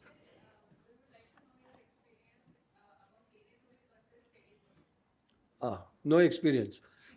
So tedizolid has just been introduced. It is touted to be less toxic, but I'm not so sure about it. The data is also not very clear. Maybe advantage was only once a day. That's about all. But much more expensive. Sir, good morning, sir. In case of use of IVIG in necrotizing fasciitis, we have used in one patient. We seen an initial improvement, then patient deteriorated later. But the thing is, if patient is not ready for amputation, and we know that there is no option of amputation as a source control, so adding IVIG and what time it should be added if we need to add it? I think the sooner the better, and do it while the patient can still afford it. Thank you, sir, for your comprehensive approach. Next, we invite Dr. Deepak Jaswani, sir, to present on approach to tropical fever in ICU. Sir is the Director of Critical Care Hospital, Nagpur. He has done IDCCM from Bhati Hospital, Mumbai, and EDIC from London. He is one of the past president of SCCM Nagpur and organizing secretary of CP Criticare. He is a faculty in a national ICCM conference and one of the prominent IDCM teacher. Over to you, sir. Thank you, Paras. Good morning, my teachers, seniors, and friends. I feel privileged and honored to stand in front of stalwarts on critical care and my teacher, Dr. Jawhar sir, Dr. Suryavanshi sir. Thank you very much. The topic of discussion is tropical diseases, and tropical diseases are often defined as diseases that are prevalent or unique to tropical and subtropical climates regions of the world, and these infections may sometimes require intensive care, and tropical infections amount to around 20% of ICU admissions. And we are more concerned about high prevalence, increasing morbidity and mortality caused by these infections because they come late to us. They have a lot of overlapping clinical presentations and difficult to diagnose pinpoint at the time of admission. And diagnosis and early empirical treatment is necessary to prevent the mortality in these patients. Coming on to keep the ball rolling, we discuss a case of a 30-year-old male patient from rural area in Chhattisgarh, farmer by occupation, is admitted to ICU with 7-day history of fever, headache, myalgia, and vomiting. He is also experiencing severe chest pain, vague chest pain bilateral, which is more muscular, shortness of breath, and lethargy. No comorbidities, and he doesn't have any cough, cold, or respiratory symptoms. And what do you think is the common cause of fever in such situation coming to you in your OPD or IPD? Yeah. So either it is dengue scrub or because he has altered sensorium, maybe early meningoencephalitis in this patient.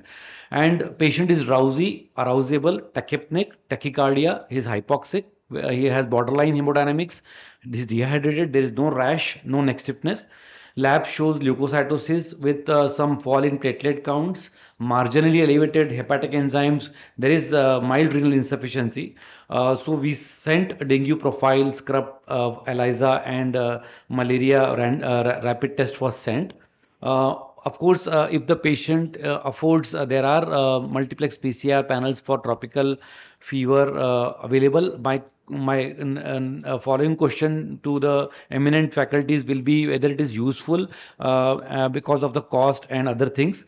And management wise, we should have a syndromic approach because a lot of overlapping features, symptoms, and signs are there. And supportive care, early resuscitation, organ support, and of course, early empiric antibiotics as per new guidelines. Because right now we are not having a pinpoint diagnosis. We have sent the investigations, and first few hours we have to start early empiric antibiotic. And the choice of antibiotic in these patients is ceftriaxone plus doxycycline, because in most of these situations, say it scrub or a malaria or a leptospira, usually these two antibiotics work well. So my talk is based on the management guidelines by of tropical fever by ISCCM, which constituted an expert panel to develop this consensus guidelines and for management of tropical fevers. And it focuses on most common infections like dengue, scrub, leptospira, rickettsial infections, and so on. And these guidelines also show the syndromic approach, like patient presented with undifferentiated fever, patient presented with rash or thrombocytopenia, patient presenting to us with multiple organ dysfunction, patient is presenting with jaundice along with fever, patient is presenting with ARDS. So they have divided these patients in 5 or 6 groups so as to have a syndromic approach. These guidelines were published in 2014, and later on Dr. Karnad et al. Also re-emphasized on this approach so that we can start early empirical therapy to prevent morbidity and mortality. Many of these infections, as we discussed, have overlapping clinical features, overlapping laboratory features also. The popular INDICAP study, both 1 and 2, had significant incidence of tropical fever in ICU, as well as it is associated with significant mortality also. That's why we are discussing this topic in this forum. Now, the first step in the diagnosis is the travel history, which should be asked. And there are 2 books, CDC Yellow Book in 2020 and the International Travel and Health Situation in 2012, published by WHO, has shown excellent references regarding the diseases that can be acquired by travelers after visiting to specific geographical area, like visceral leishmaniasis, cases in Bihar, West Bengal, Uttar Pradesh. Scrub typhus in our rural areas around Vidarbha, Tamil Nadu, and northeastern states, and Japanese encephalitis in Gorakhpur and Uttar Pradesh. And these history should be asked so that it can give clue to the diagnosis. And these are different geographical regions all over the world which are related to common infections, and it is very worthwhile to point towards South Asia, where we are located, where dengue, enteric fever, malaria, especially falciparum, chikungunya, scrub typhus, Japanese encephalitis, and filariasis are fairly common. So travel history is of utmost important. Apart from travel to endemic area, we should find out in which the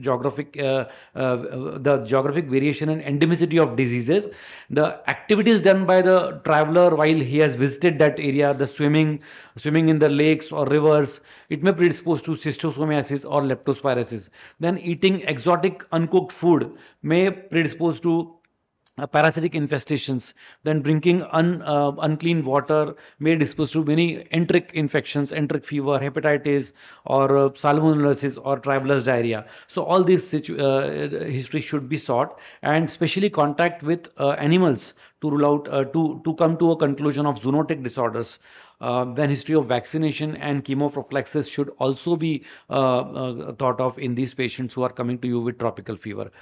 We all know that we are in the equator zone, the zone between the Tropic of Cancer and Tropic of Capricorn. This broad zone where most of the Indian geography is also situated, and it is very common that our geographical region of the world that is close to equator, we are also in the same area, and we have a warmer climate and with less seasonal variation in temperatures, higher rainfall, and greater coverage of land by vegetation, all of which favor the multiplication of insects like mosquitoes, ticks, mites, and flies, which are vectors for these tropical infection. So this particular geographic area is also very important. Coming on to syndromic approach, we have 6 syndromes: the hemorrhagic fever, the rash, respiratory involvement, neurological dysfunction, jaundice, and shock. And the entire differential diagnosis is based on this.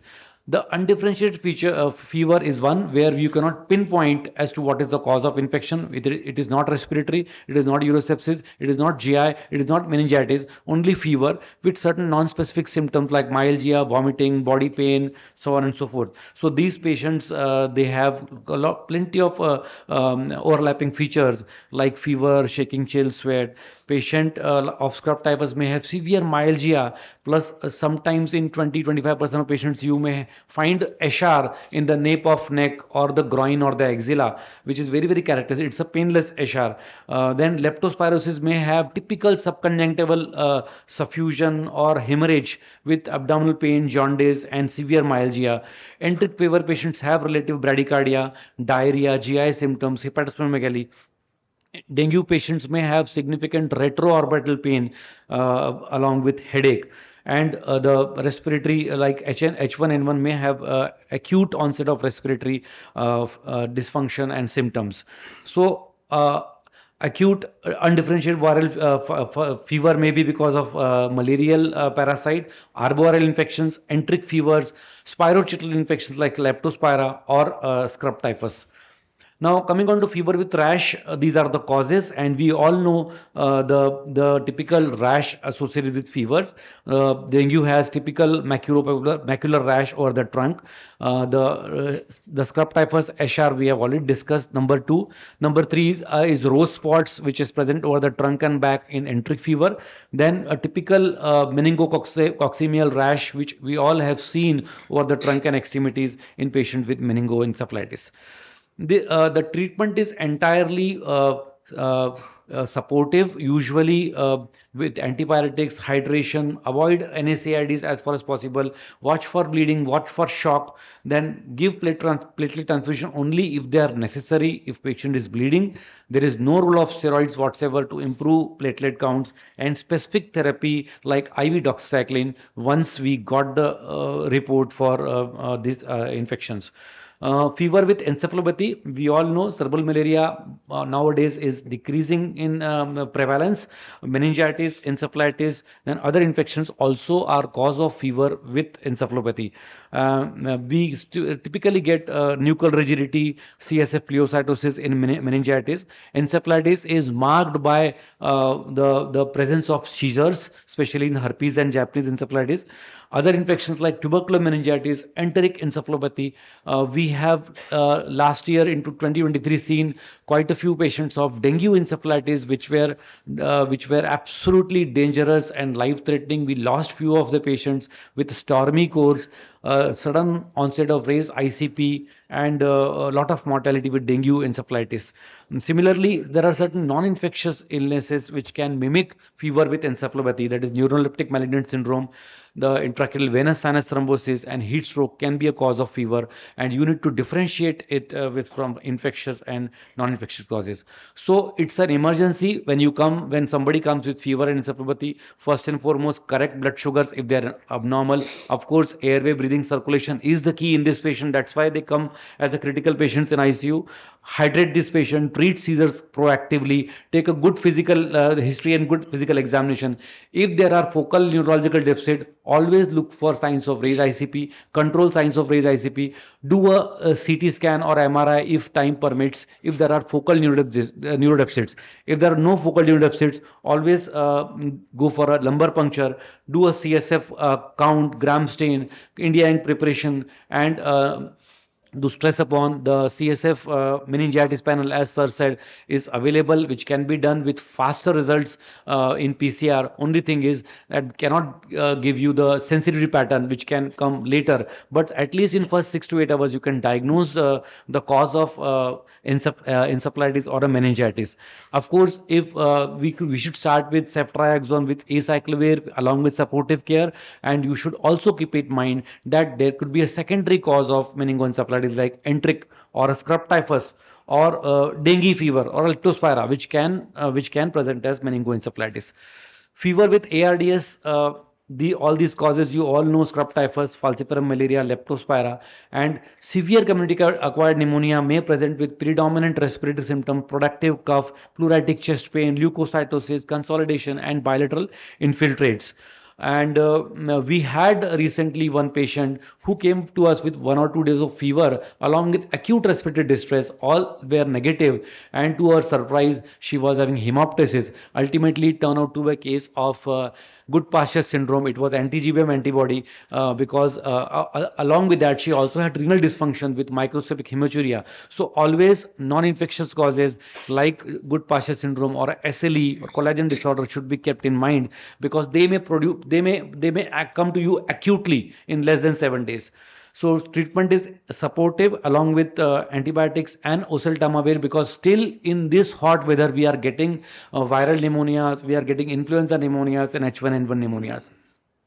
Fever with MODS, bacterial sepsis, falciparum malaria, leptospirosis, dengue, and so on. You have all seen these patients.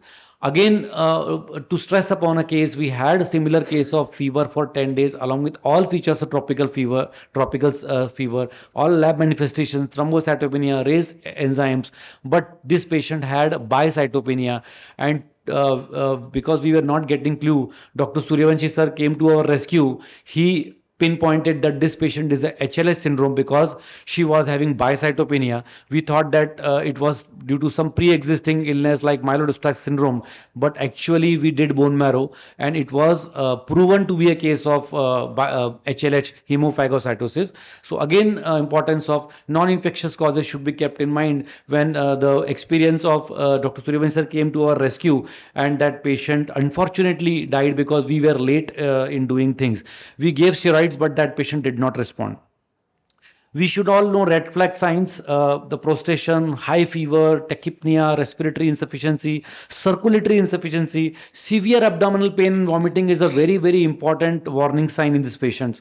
Severe conjunctival suffusion, jaundice, petechial hemorrhages, and bleeding patient. All these are a difficult patient, dangerous patient. They may deteriorate anytime, and you should act proactively. Apart from airway, breathing, circulation, good circulatory support, assess the situation, go for history of travel, geographical place where he has traveled, look for syndromic approach, treat empirically with broad spectrum antibiotics like we discussed in this patient, ceftriax and doxy. If there is a CNS involvement, acyclovir should be added in this patient as per guidelines. These patients need isolation. The plague, Ebola virus, then all these patients, SARS, MERS patients need close isolation to prevent the cross infection to other situation. Now, tropical fevers in intensive care, a prospective multicentric study by Singhi et al. We can clearly see that there is a seasonal variation, and there's a peak of these cases between July to October in rainy and post-rainy season, and you can see that dengue, scrub typhus, and meningoencephalitis are most common out of all these, as we have all encountered. And thrombocytopenia is the commonest feature, followed by respiratory distress, encephalopathy, renal failure, jaundice, and MODS. And we should have a syndromic approach in these patients for early empiric therapy and to prevent mortality. We are proud to say that we were part of this particular study, prospective multicenter study, in which we contributed around 100 patients for the data.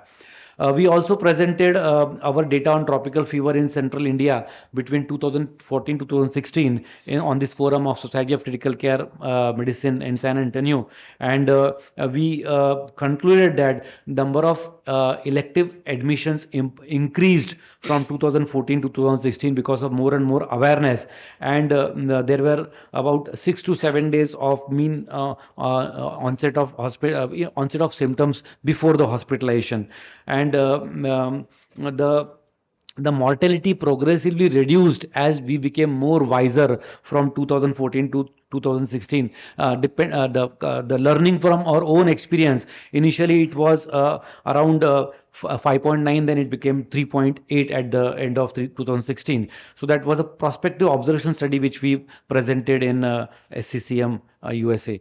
And another paper was presented by us on clinical profile of tropical fever for 5 years at Hyderabad Critical Care Conference, showing all the spectrum of diseases. So to conclude, tropical fever is prevalent in ICU, almost 20% of admissions, with significant morbidity and mortality as per recent studies. Travel history is important, and there is a significant overlap of signs and symptoms. Hence, syndromic approach to diagnosis for early empirical therapy till definitive test results are available are very important, and we should all follow the guidelines which have been published by ISCCM 2014. Thank you very much. Thank you. Thank you so much, sir, for such a lucid presentation. And really, I want to congratulate you for selecting such a very important topic, which is most of the time is neglected. And so when we talk about acute undifferentiated fever, there is always a diagnostic dilemma. But thanks nowadays we have the multiplex PCR for the fever profile we do. Because in 2018, sir, we have investigated an outbreak of scrub typhus at GMC with IDSP team. At that time we have found near about more than 20% mortality in our ICU. And Ischar, which is a pathognomic for scrub typhus, which is most of the time is neglected because it is present in axilla or glion, and in dark skinned persons it is most of the time neglected also. So after that, even in at primary health centers we got such cases, and then they have started giving doxycycline empirically, and then there is a drastic reduction in the mortality.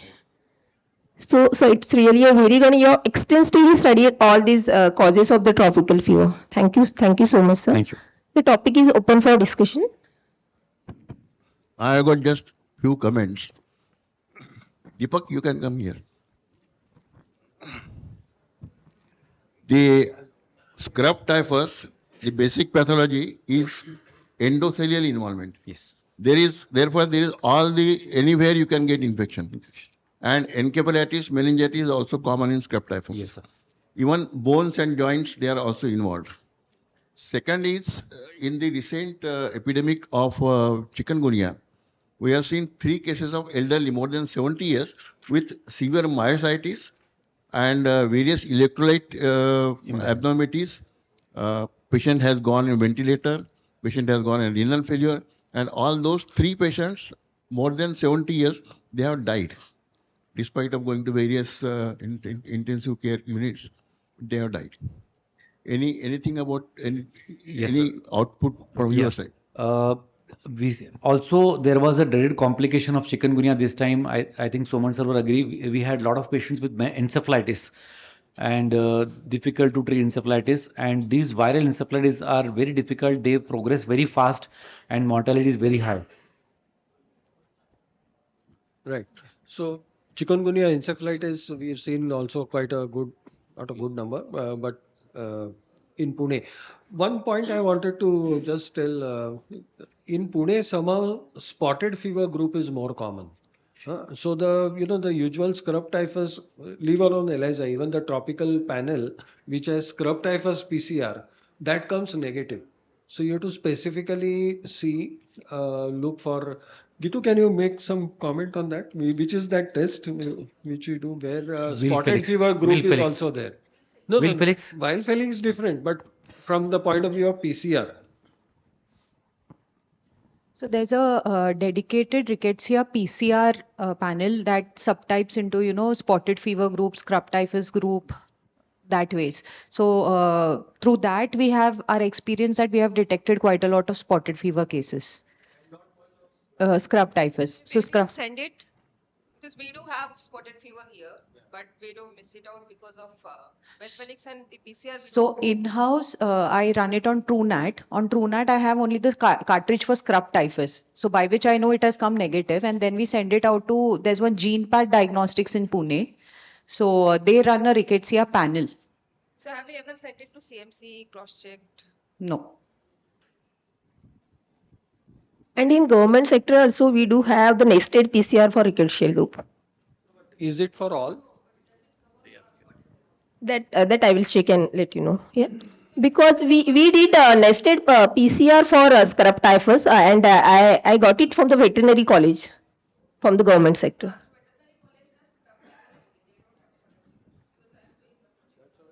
So since we have more spotted fever, we take that negative scrub typhus as an indicator that it is because overall the clinical profile is of a rickettsial, and there is a difference in the profile also. The vasculitic rash in the spotted fever group involves hands and palms and soles and other things. That kind of rash is much less common with scrub typhus, and obviously these people don't even have the scar. So no matter how many times you turn the patient, you don't find the scar.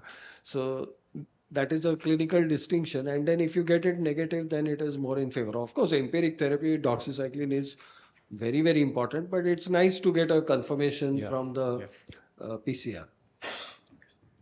And I personally think that even wild Felix, you can read some meaning into it. It is also a good test. It's difficult to say that in any forum, but I think in Nagpur I can see it.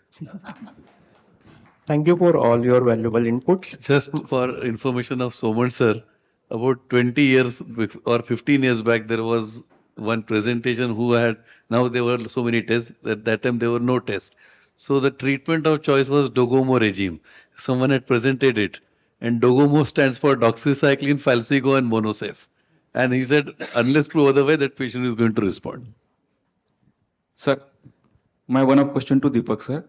Basically, we do have this syndromic approach while diagnosis fever cases in our ICUs also. Most of the time, what happens is, have you seen or what are the percentage of patients where you get co-infections? Means most of the patients have H1N1 positive and scrub by ELISA is positive, dengue positive and ELISA is positive for scrub typhus. Sometimes malaria also, we get both the tests are positive. So we get some sort of co-infections in such patients. So how many patients miss? How to diagnose whether basically that's a co-infection or that scrub ELISA is just a falsely positive test? I think one of them is a dominant infection. Patient cannot have two infections at the same time, or maybe he had a recent infection recently in last 2-3 weeks. PCR may come positive for variable period of time. So false positivity is known, cross infections are known, and our is an endemic zone. So that patient might have suffered recently from infection, and now he has developed some new infection. So quite a few patients we have seen, two things are positive. But you have to see into clinical context to which your clinical features are matching to, I think. Yeah. But then if the occupation is such that person can be exposed to the two organisms different, like for example, I have presented a case of scrub typhus plus brucella. So the farmer was there and he had involvement. Both the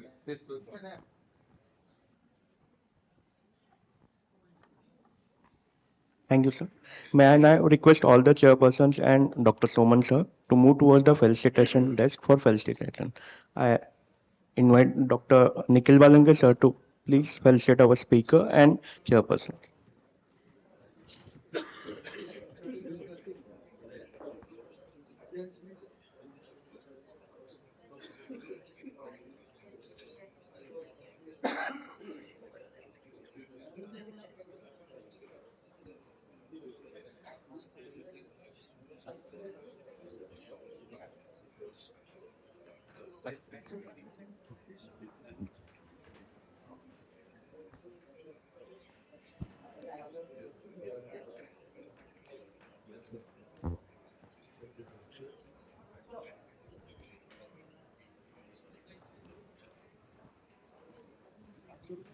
We now come to a very auspicious moment of our program, the lamp lighting ceremony, symbolizing the dispelling of darkness and awakening of knowledge. I would like to request our esteemed guest, Dr. Vinky Rughwani sir, who is a MMC Administrator Mumbai, Dr. Nikhil Balanke sir, Dr. Sudhir Chafle sir, Dr. Jairaj Kurpe sir, Dr. Jayesh Timane sir, Dr. Rajiv Soman sir, Dr. Camilla Rodriguez ma'am, Dr. Geetu Jo ma'am, Dr. Kapil Borake sir, Dr. Suryavanshi sir, Dr. Bajaj sir, Dr. S.N. Deshmukh sir, Dr. Karamkar sir, Dr. Deepak Jeswani sir, Dr. Deepti Jeswani ma'am to kindly come forward and do us the honor of lighting the lamp.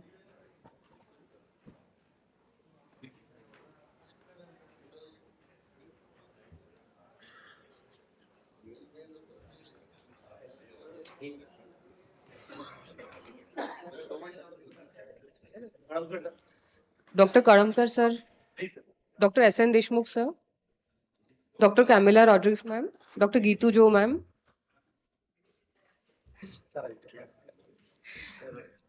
Dr. Suryavanshi sir, Dr. Bajaj sir,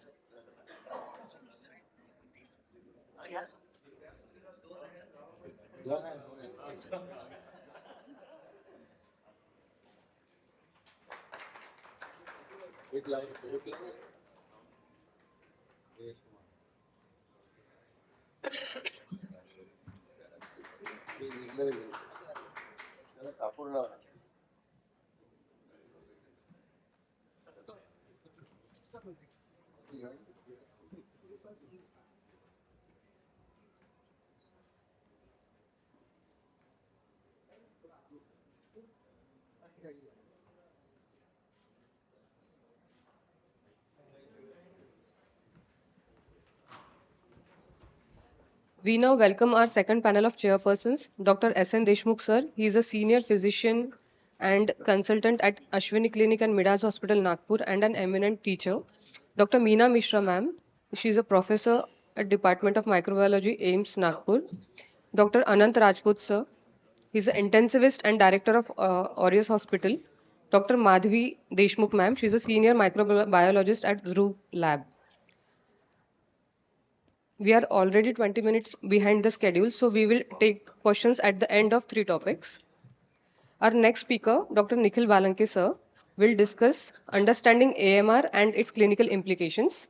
He is the director at Department of Critical Care Medicine at Viveka Hospital, Nagpur. He is a co-author of recently published Eye Cardio Heart Failure Guidelines. Sir has been conferred with the prestigious fellowship of Royal College of Physicians, London. Over to you, sir. Thank you very much. And thank you, Deepak and Dipti. As you had listened from Dr. Somar about that vancomycin, what to do with that vanco, to continue or not. So same is happening with me. After preparing the slide, if you ask me, did you really understand AMR? I cannot answer that question.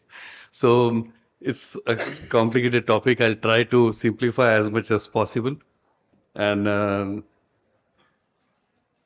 when we were discussing which topic to take, and Deepak said, "ये वाला है कोई बोल ही नहीं रहा, हाँ तो तू ले ले." तो मैं he has checked with 2 or 3 people and everyone said, "अरे इसको छोड़ दूसरा दिखते है कोई अच्छा."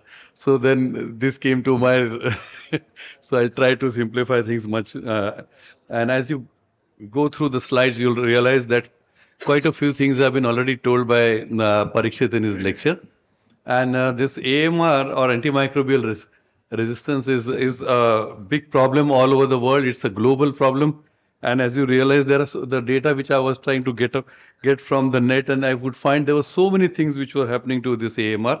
Almost like 23,000 patients die each year from some resistant organism in USA, and almost 11,000 estimated deaths are caused by MRSA only in one country, USA, and you don't know what is happening all over the world. If you go further, you can see almost 25,000 people die because of antibiotic resistance in Europe. And almost 5 lakh patients are seen to be suffering with MDR TB. So this is one problem which is growing up, and we are still not able to find a proper solution to that. And if you see globally, and if you just don't find solution, or you go on playing with what you are doing right now, you'll be losing almost 10 million patients in next 25 years of time. So this is a big global problem which we need to address, all of us together. And it is all happening only because of one thing, and it is all because of misuse or overuse of antibiotics, which needs to be addressed very strongly through forums like this. And there are some eye-openers. ICMR in 2021, they have shown some alarming data, like the Klebsiella sensitivity to imipenem has gone down from 65 to 43% in 4 years of time. E. coli sensitivity to imipenem has gone down from 86 to 64%. Then Klebsiella sensitivity to meropenem has gone down from 15% to 2.5%. And similar data is there for colistin also, like colistin sensitivity for meropenem has gone down significantly. So this is one data which should really awaken us all together to see what we can do. And for that, we should understand what are the drivers of this resistance. And most important, as we all understand, appreciate, it is misuse or overuse of antibiotics. And this is one, even if you all understand one particular thing, I think it will be easy to correct. Inadequate diagnostic facilities, of course, yes. Empirical drug prescriptions, too many of them. Poor infection control policies and inadequate surveillance strategies.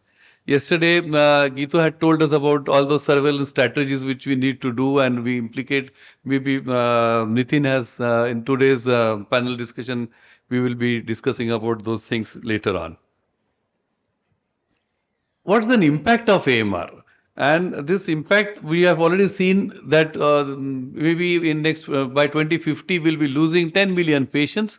And no wonder WHO has declared AMR as one of the top 10 global public health threats to humanity. This was way back in 2019, and therefore they had to sort of run over it and come to a statement like they published a list of bacteria in 24 for which new antibiotics were urgently needed, and that list was labeled as bacterial priority pathogen list. And with this bacterial priority pathogen list, they classified three types of priorities. It was a critical priority, high priority, and medium priority.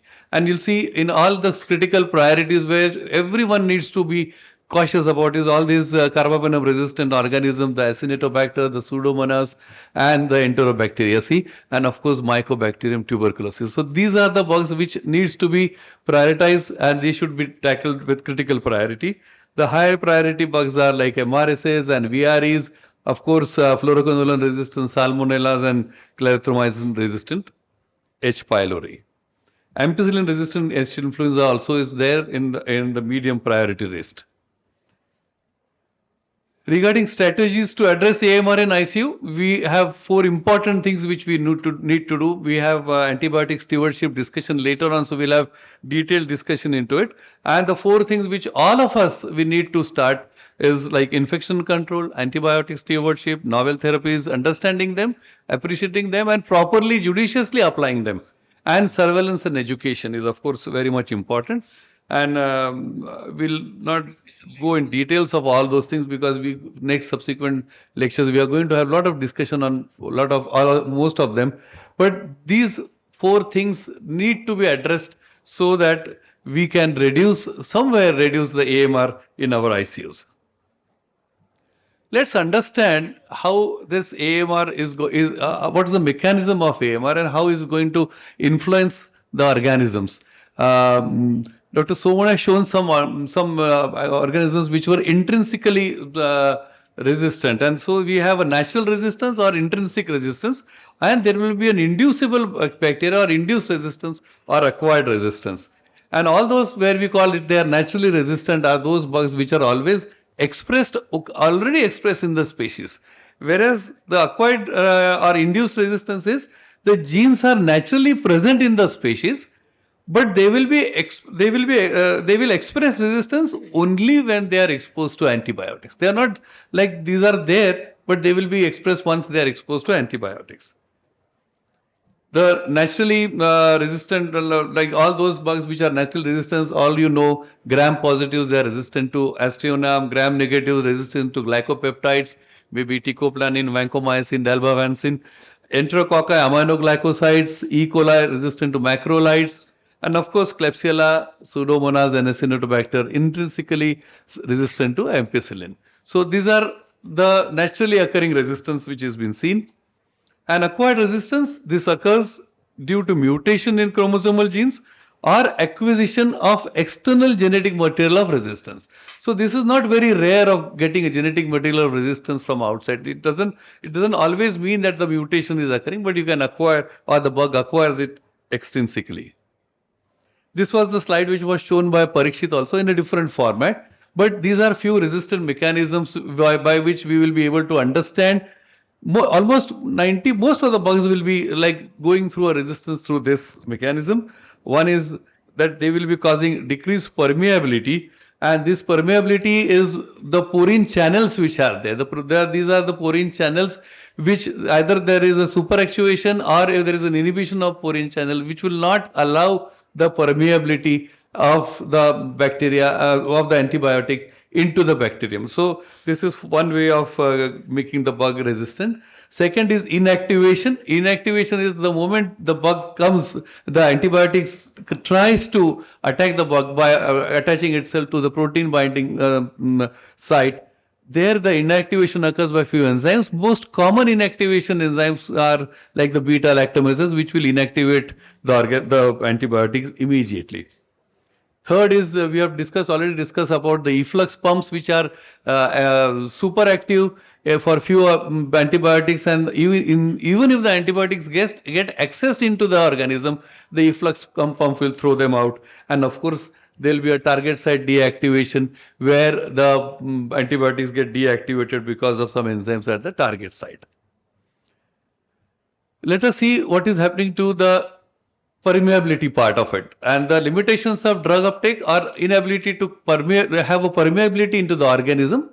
The cell wall of gram-negative organism, we are all aware, have a thick lipopolysaccharide layer, which makes them less permeable to certain antibiotics. Mostly seen with glycopeptides and the vancomycin or dalbavancin. So those glycopeptides are beta-lactam. So these are the organisms which are not allowed to move inside because of this lipopolysaccharide membrane. Enterococci can downregulate the porine channels, thus making them resistant to aminoglycosides. So this is another way of not allowing it to move inside. Then Dr. Soman was talking about these enzymes which the Pseudomonas can create. Yesterday during our workshop, so Pseudomonas can create some enzymes. E. coli can create some more some proteins, which is the reason for their purine mediated resistance. So these new proteins will be sort of inhibiting or activating these purine channels, not to allow it to move inside, and therefore you will have a resistance for permeability. Then, as we have yesterday during the workshop saw that those who have indwelling catheters for long or some stent inside, they will be forming a biofilm around them, which will not allow again the antibiotic to move inside the bacteria. And so biofilm formed by few bacteria will help them to colonize in a very hostile environment. And there you have to take a call one day where we need to remove this extra material outside. Drug influx most commonly seen with cyclines which are there, and the cyclines which are resistant to Pseudomonas aeruginosa. You find that these efflux pumps are very strongly activated, and therefore this TG cycline or minocycline may not be working in these patients. Enterobacterial resistance is to macrolide again is because of drug efflux, where these antibiotics are thrown out of the bacterial cell wall because of these efflux pumps. Now the most important one, because we have been like listening to this thing, many times we are not able to understand. So I'll have 2-3 slides on this, the beta lactamases, because they are the ones which are responsible for destruction. And the beta lactamase enzymes are produced by GNBs, and these beta lactamases will hydrolyze beta lactam antibiotics. So beta lactamases hydrolyzing beta lactam antibiotics. So these beta lactamases destroy the drug even before it binds to the penicillin binding proteins. So the PBB which was shown in Parikshit's slide inside the cell, even before they bind, these lactamases will destroy it and will not allow it to work. There are some beta lactamases which will be working for extended spectrum over it, and they are called as extended spectrum beta lactamase because they are working, these are the group of enzymes which will hydrolyze most of the beta lactam antibiotics. So maybe penicillins, maybe third generation cephalosporins, or maybe aztreonam. So these ESBLs will be sort of inactivating all these or will not allow these antibiotics to work.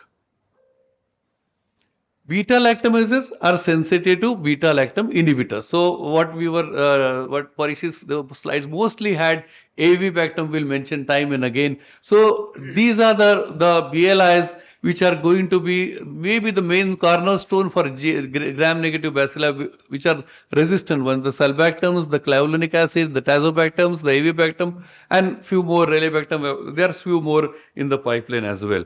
So these are sensitive to beta lactam inhibitors, and that's why they may be useful.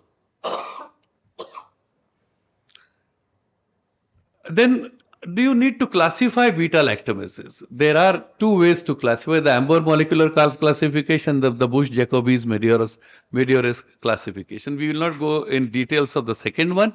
The first one is important, and Dr. Soman was talking about one slide that you were presenting time and again. This slide, I think everyone has seen in every conference, this one slide. And 90% of us used to think, apne kaam ka nahi hai. And we used to put it forward because it was so complicated. And that last column was having so many short forms. So most of us used to believe this is, let us skip it over.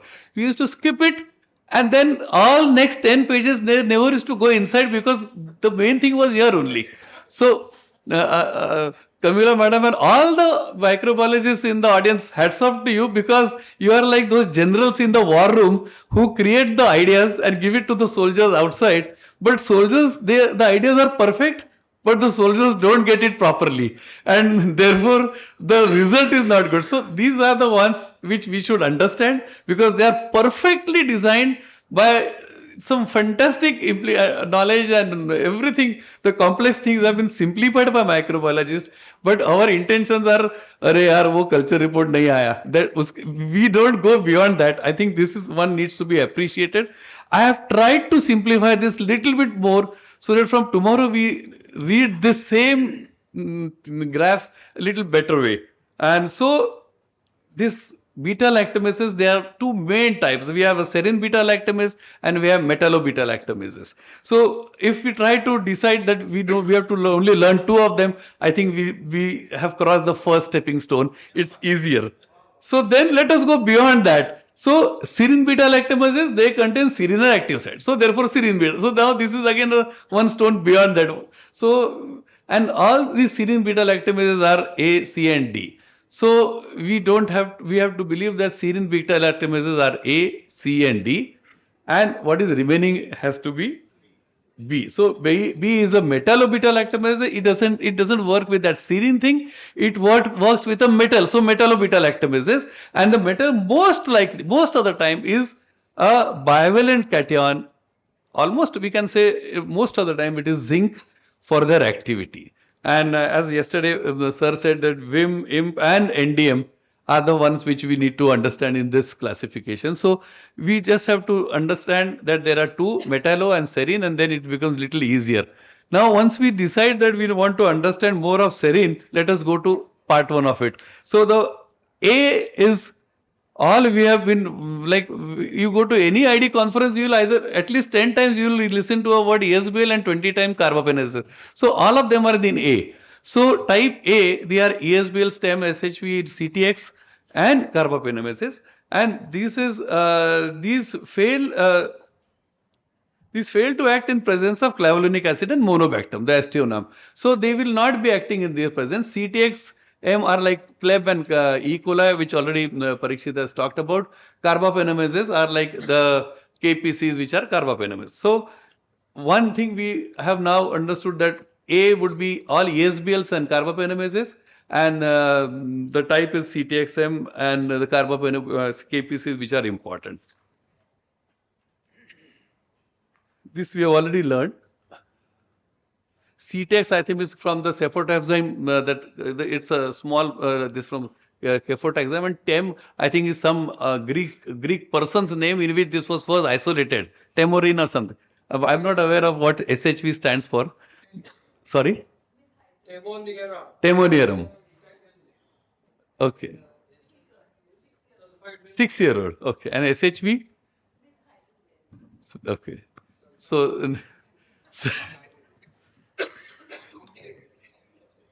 So initially, narrow spectrum TEM and SHV were the most prevalent ESBLs for us, and now the new type CTXM which has been discovered in E. coli and Klebsiella, they are now appear to be the most prevalent ESBL. So we have to keep in mind that if we want to narrow down our thought process, keep it to CTXM, so that we are not confusing much to each other. The second one after the A is C, and the AMC is the one which is the cephamycinases. They are chromosomal encoded. They are again in the type C, and here they hydrolyze third generation cephalosporin, and the AMCs are Pseudomonas and C. frundi, and they are not inactivated again by clavulanic acid. The D we have been talking about, listening to this again and again. All the oxas are there. They have an ability to hydrolyze oxacillin, so oxa. And they are poorly inhibited by clavulanic acid. Oxa-11 Pseudomonas, 23 Acinetobacter, and the 48 one, they usually respond to the imipenem part, or maybe if we go further, maybe we'll have to add some BLI to it. The B one, metalloproteinases, which need bivalent cations and zinc for their activity. So the detection of ESBL's routine test is not done mostly, but non-susceptibility to ceftriaxone is considered as a proxy. Not all the time, but then if you have the avenues to test, you can go for that. I'll just run through slides because most of them have been discussed by Parikshit, and the initial part has been done. the treatment for ESBL producing, the preferred drugs are carbapenems. BLIs are again considered to be a good carbapenem sparing antibiotics. The BLIs which we have already discussed about them. And the Merino trial where the piptazo was compared to meropenem in treatment of ESBLs, it was found that even piptazo was not inferior to it. So here we can again start moving away and keeping their meropenem for reserve for some more complicated things. Then again for the same ESBLs, aminoglycosides, they are effective for GNBs. Then TG-cycline is not affected by ESBL production, so can be useful. Phosphomycin we have discussed some time back as an activity against many ESBL producing GNBs. Its main limitation is development of resistance during the treatment. Maybe inducible thing starts, so we have to be cautious about that for long-term treatment. The MC producing cefepime, carbapenems, BLIs, aminoglycosides, they are all useful for that. And this is one area where many of us would be interested because we are facing these patients day in and day out. The treatment for carbapenem resistant organisms. There is presently, the choices are very, very limited when you have such a patient in your hospital. The polymyxins, the TG-cycline, phosphomycin and aminoglycoside, they are the armamentarium you can use whichever way you are comfortable with. But currently in India, the Cazavi with will stop. I think still more. Thoda resistant ho ja. Two more slides, 2, 3. So currently in India, Cazavi with aztreonam is useful for NDM, and Parikshit has told very categorically why this aztreonam will be needed to be added to these bugs, because they are useful because here there is more and more finding that only plain Cazavi is not useful, and again I think we skip to this. Avibactam, why it is more useful is because it has a reversible binding capacity to class A, B, oxas and class C. So more or less most of them are being covered well with avibactam. Only problem with avibactam is if it is an MBL or metalloproteinases, the NDM part, these will not be useful in a big way. So be careful in avibactam for that. In those patients, aztreonam will be a very good option whenever you are having an NDM variant over there.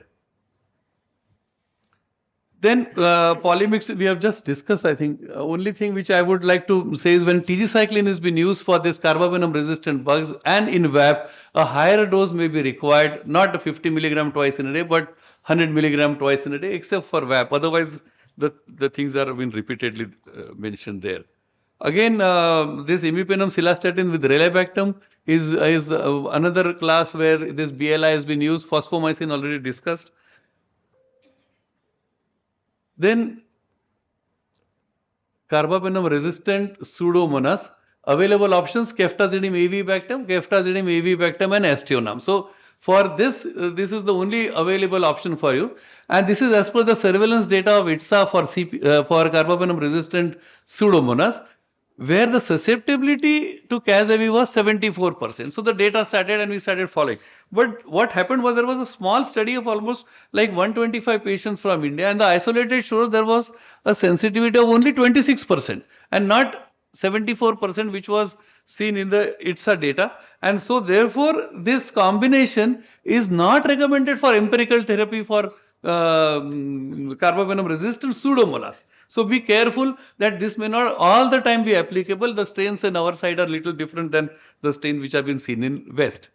Polymyxins, and again there was a discussion about the neurotoxicity and nephrotoxicity should be used, but then the polymyxin remain the last bastion for management of serious infection with carbapenem resistant pseudomonas. So you have to, like you had a question about how the neuropathy and the nephropathy with polymyxins.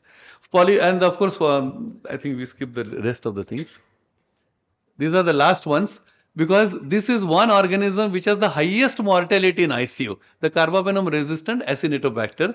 Because the mortality is high because we have less treatment options, the expression with multiple virulent factors is there, the immune evasion thing has been seen with these organisms, potential to stimulate diverse mechanism it can start with different mechanism and can readily transfer the resistant genes. which is again going to be a problem. The most commonly used combinations are polymyxin beta-lactam, polymyxin and cyclines.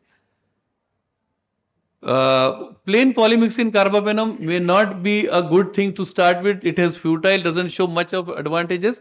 But high dose sulbactam and extended infusion meropenem, as sir was telling, was always being a useful combination. I think we should stop here. Thank you very much. Thank you so much, sir, for simplifying such a critical topic. Now, it is my privilege to introduce our next speaker, Dr. Camilla Rodriguez, ma'am. She is the head of Department of Laboratory Medicine, consultant microbiologist, and chair of Infection Prevention and Control at Hinduja Hospital, Mumbai. She is an internationally recognized expert in the field, currently serving as a member of the new diagnostic working group for Stop TB and has held a prestigious position on the International Affairs Committee in ESCMID from 2016 to 20. She'll share her insight on rapid diagnosis of infection in ICU.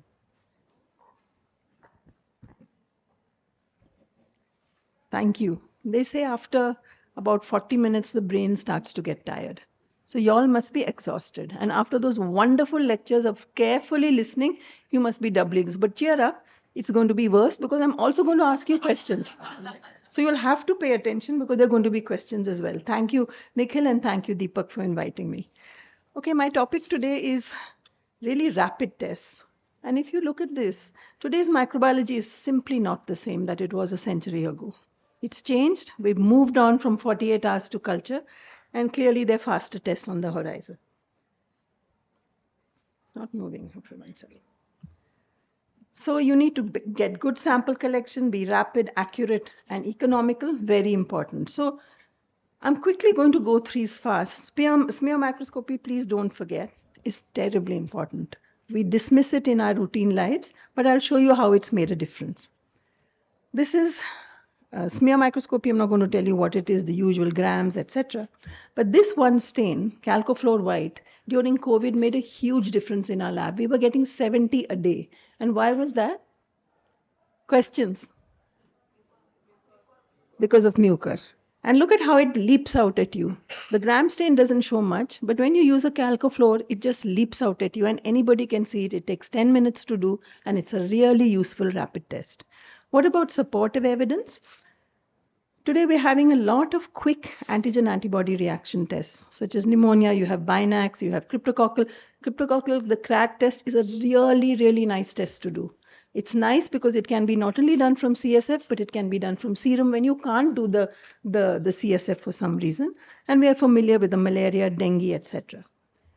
And the two tests that I think are useful in this setting, especially because it's ICU, is BD-glucan and galactomannan. So BD-glucan, serum BDG, is now a test that most of us are doing because we're really encountering a lot of invasive fungal infections. How many of you are doing BD-glucan in Nagpur? Fair number. Okay.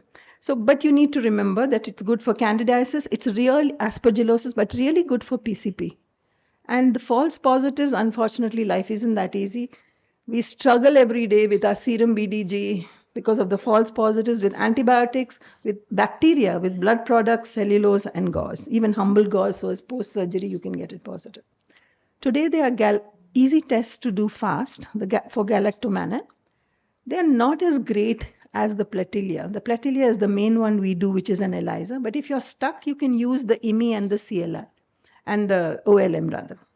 Again, false positives with galactomannan, big time false positives with beta-lactam antibiotics, with certain bacteria and certain fungi as well. This is what I want you to focus on. Today we've had a lot of talks on NDM, KPC, VIM. And all of you are sick of those names, but don't be sick. Why? Because it's really easy now. Your labs can do this for 600 rupees. It takes just 15 minutes from a culture to do a lateral flow assay such as this. And it's Indian companies that are manufacturing this now. 600 rupees to know whether it's an NDM, OXA, KPC, whatever. And it's really useful. And not only can it tell you about NDM, but can also tell you about the Acinetobacter oxas that Parikshit spoke to you about. Of course, the disadvantages of the rapid antigen test, they have a lower sensitivity, they may be false negative, they have a variable accuracy. Life doesn't come easy. And ideally, you should confirm with PCR. These are the other biomarkers in sepsis that we're using all the time, procalcitonin, CRP, which is a cheap procalcitonin because it encroaches on the PCT strengths, and serum lactate. Successful isolation in ID. We all know about that. We are moving today away from our routine cultures to faster automated methods because clearly it's much better to move to automate. How many of you are using automated methods for blood cultures? Mostly everyone. Good. But what has happened recently is that the MALDI-TOF. Now Rajiv spoke about strep sanguis. I couldn't identify it till I had the MALDI-TOF. Today, but now it's becoming more, and because these organisms speciation, accurate speciation is helping so much in understanding infectious disease and medicine. So clearly MALDI-TOF, and it's a rapid, because just look at the rapid turnaround time, just takes 1.5 hours versus 26 hours. Surely that's the reason why we need to invest in MALDI. And MALDI, I think get a donor to give you a MALDI, it costs a bit of money, but after that, it's really cheap, $30 for a MALDI identification. So it's something we need to look at for accurate identification of organisms. Now coming to the tsunami of new technologies. I still have time. One is the NAT, is the evolved nucleic acid amplification test, and then the next gen sequencing. Today, everywhere you go, they're talking about next gen sequencing. It sounds fancy. And this, the microbiology history, these are all the scientists all of us are familiar with. We owe our knowledge of infectious disease to these people. But I call these the next gen scientists. Anybody will tell me who is Charles Rice? He received the Nobel Prize.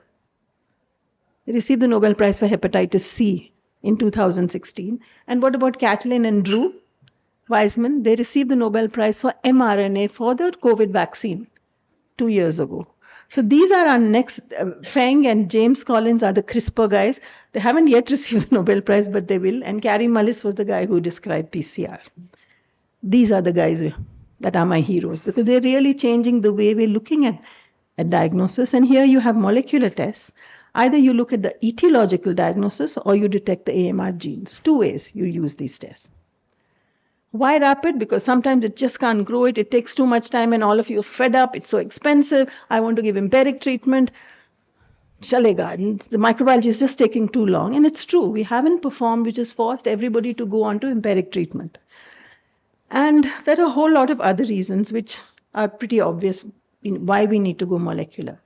So when you look at molecular tests, you can either do it from the culture or you can do it directly from the sample. Let's look at it when you do it directly from culture. And this is a test known as BCID. How many of you are using BCID here in routine practice? About 1, 2, 3, 4, 6. Okay, fine. So what happens here, a rapid diagnosis of sepsis. Once a blood culture flags positive within 14 to 24 hours, you use this BCID test. And I'm just going to show you this. The overall sensitivity is really great. And the specificity is also really good. But it's only as good as it is for those drugs that are on the panel. So now comes the bad part. I'm going to ask you questions because you've had so much to learn about in the last 2 hours. These are the organisms that you can see on the panel. They're all these gram positive, gram negative. Most of these we come across. But these are the organisms that are not on the panel. So now, there is a limitation in BCID because of these organisms such as Burkholderia, etc. So when BCID doesn't pick them up, you can't curse the test. It's just that you need to remember what is off panel. So I'm going to ask you a question. Just say you get Enterobacterales coming up on your BCID panel and the resistant genes detected are none. What are you going to think of? This patient was on colistin, incidentally.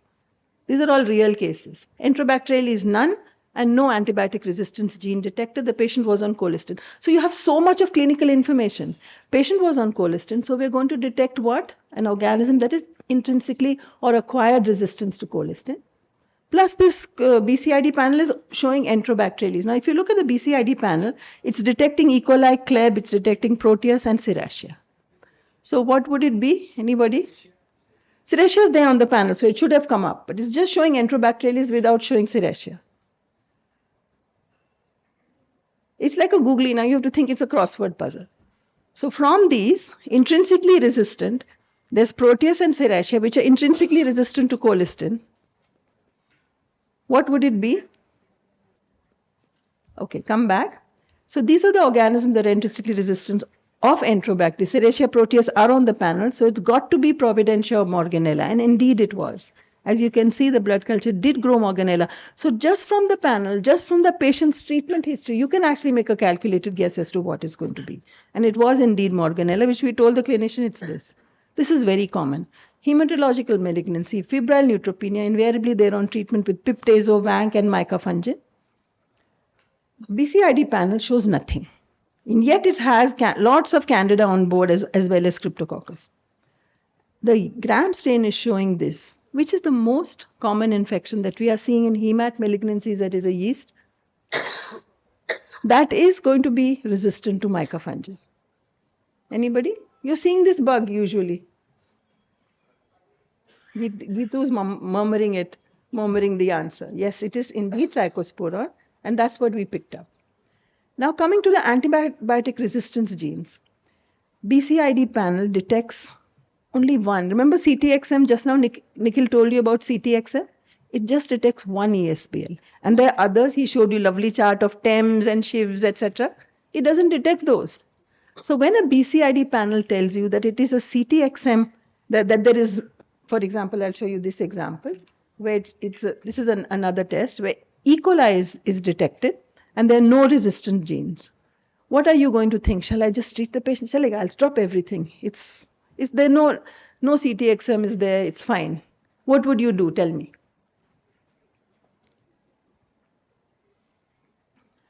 You get this report. It's E. coli. The patient has come from the community. That's a very important point to consider. When a patient comes from community, remember he's not got so many resistant organisms on board, but he usually has an ESBL because in the community, in our country, in our hands, our ESBL rates are about 60 to 70%. So there's no CTXM here. So what could it be? Questions, maybe T is required. It's not CTX, which other could it be? Great. TEM or SHIV. So you need to remember that this could be there. So I still cannot de-escalate. I cannot think of what to do. I cannot start because there's no CTXM there. I cannot just give say BLI.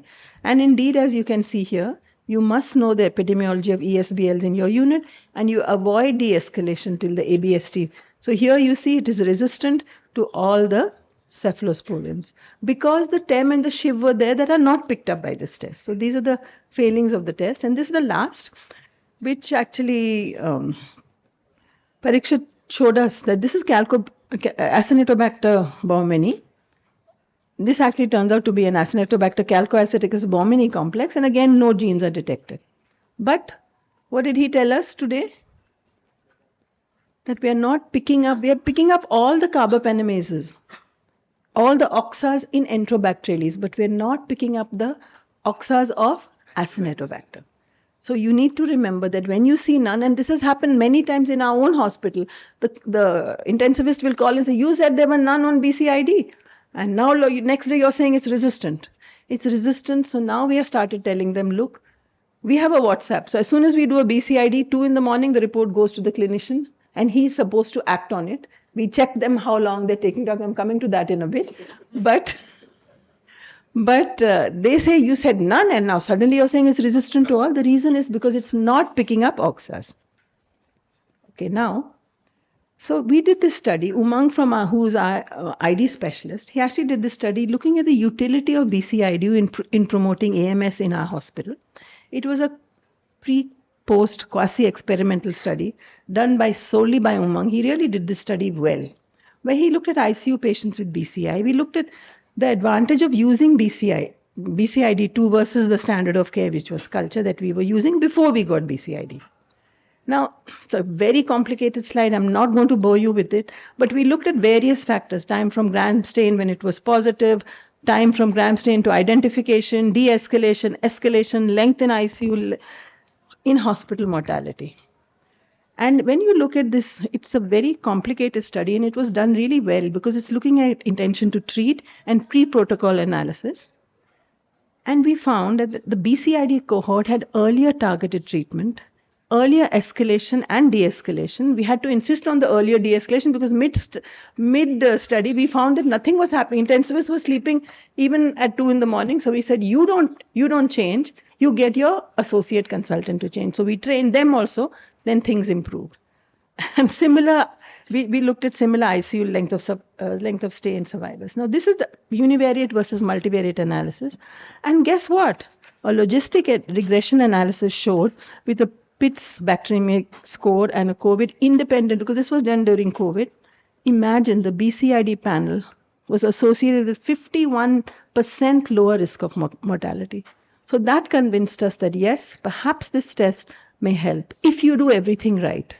If you're changing treatment immediately as you get the BCID result, if you're doing everything right, it does seem to help in mortality. This is when you do molecular tests directly on samples. You have tropical fever panels. We just discussed, Deepak spoke about the tropical fever infections, multiplex panels for MTB and NTM, multiplex fungal panels, and singleplex PCR, etc. So this is when you see directly from blood. Today, there are panels. We're going to evaluate some of these. Directly PCR from blood. And PCR from blood can be two types. Either you take the patient sample who's grossly septic and you look at a PCR. Of course, this is much more difficult to do. And there are failings of this because the number of how many organisms are there per mil, CFU per mil in a patient who has sepsis? Roughly? No, 10 raised to 5, you have to pick it up. It's usually 5 to 10. 5 to 10, you may miss it because you're just taking a teeny tiny volume and putting it into your PCR reaction. If it doesn't have it, you may miss it. So there are limitations to this.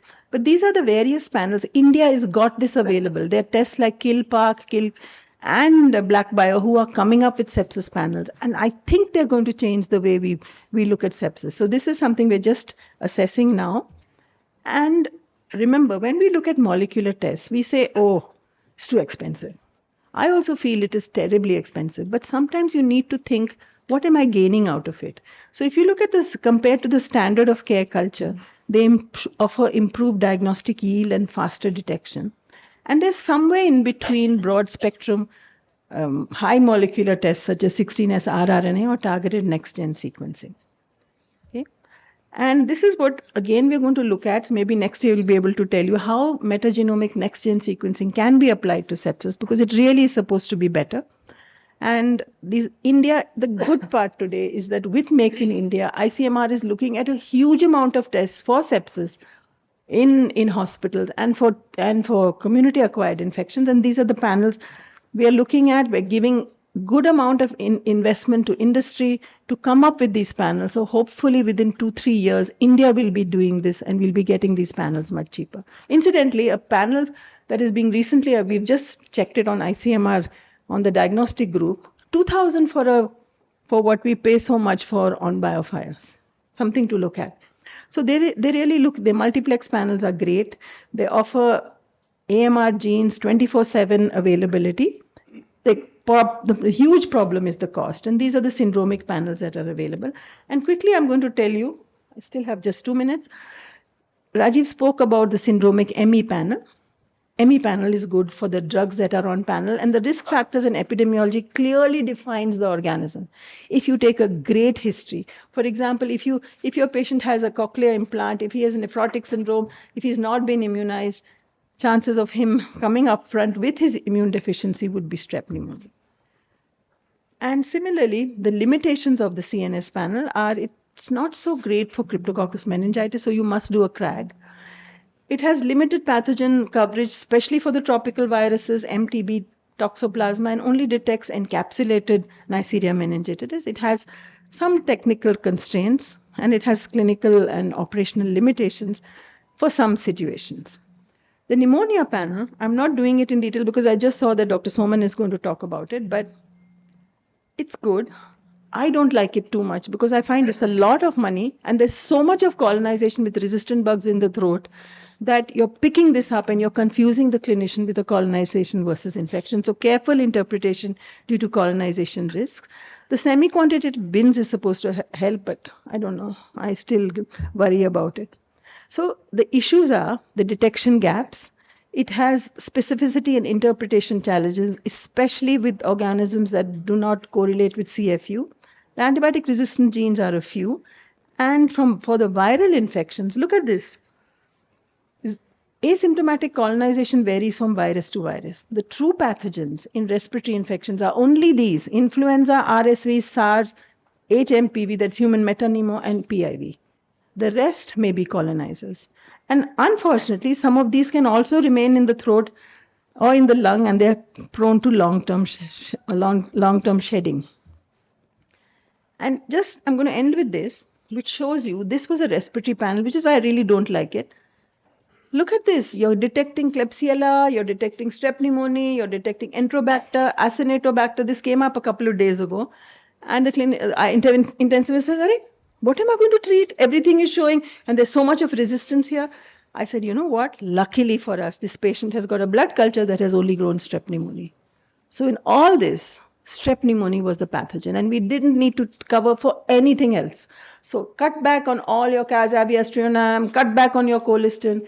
The bug was strep pneumoniae. And it was there. It was, on the previous slide, it was one of the 6 pathogens. But the blood culture actually showed that strep pneumoniae was the actual pathogen. And finally, when you look at it, you need to look at technical efficacy, you need to diagnostic decision efficacy, therapeutic efficacy, patient outcome efficacy, and of course, societal efficacy. Can our society afford it? So syndromic molecular diagnostics have the potential to be game changers and to improve patient outcome, but they need to be implemented thoughtfully and carefully with enhanced AMC. And finally, these are the single expert cartridges for viruses, bacteria, and antimicrobial resistant gene targets that are, if you're sure that this is the bug, you can actually pick these up and do them. By 2027, I've actually worked on this in Sweden, more than 500 pathogens on a microchip. I'm terribly scared about this because you all are going to call me, what does this mean? What is this? And I'm going to say, I don't know. But these tests are going to tell you that the bug is there. It is for us to be expert clinicians because you will have to interpret what the hell these bugs are going to mean. And our clinical expertise is really going to be coming to the fore when this, you can't grumble about microbiology anymore. We're telling you it's there. Now you interpret. So thank you. The advantages are faster diagnosis and treatment, early and appropriate intervention, stewardship, cost, and enhanced infection control. But the costs are, overcoming these challenges are technical complexities, data interpretation, going to be much huger than this simple biofire, operational issues, and understanding infectious disease. Thank you. Thank you so much, ma'am, for your informative presentation. Our next speaker is Dr. Geetu Jo, ma'am. She is a consultant in microbiology at HICO, Jupiter Hospital, Pune, with a keen focus on infectious disease, clinical mycology, molecular diagnostic. Ma'am will now guide us through an essential topic, how to read a culture report. Over to you, ma'am.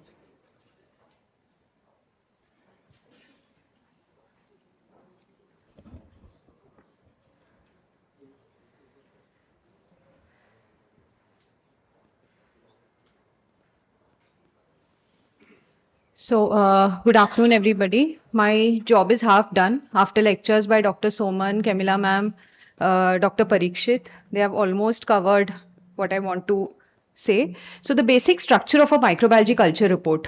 Smear microscopy, ma'am has already told how important smear is. Organism identification will be available. You will have an AST pattern. Either they'll give you MICs or there will be diffusion diameters. Some comments may be available in the report. So this is a sputum culture report of a 73-year-old male patient.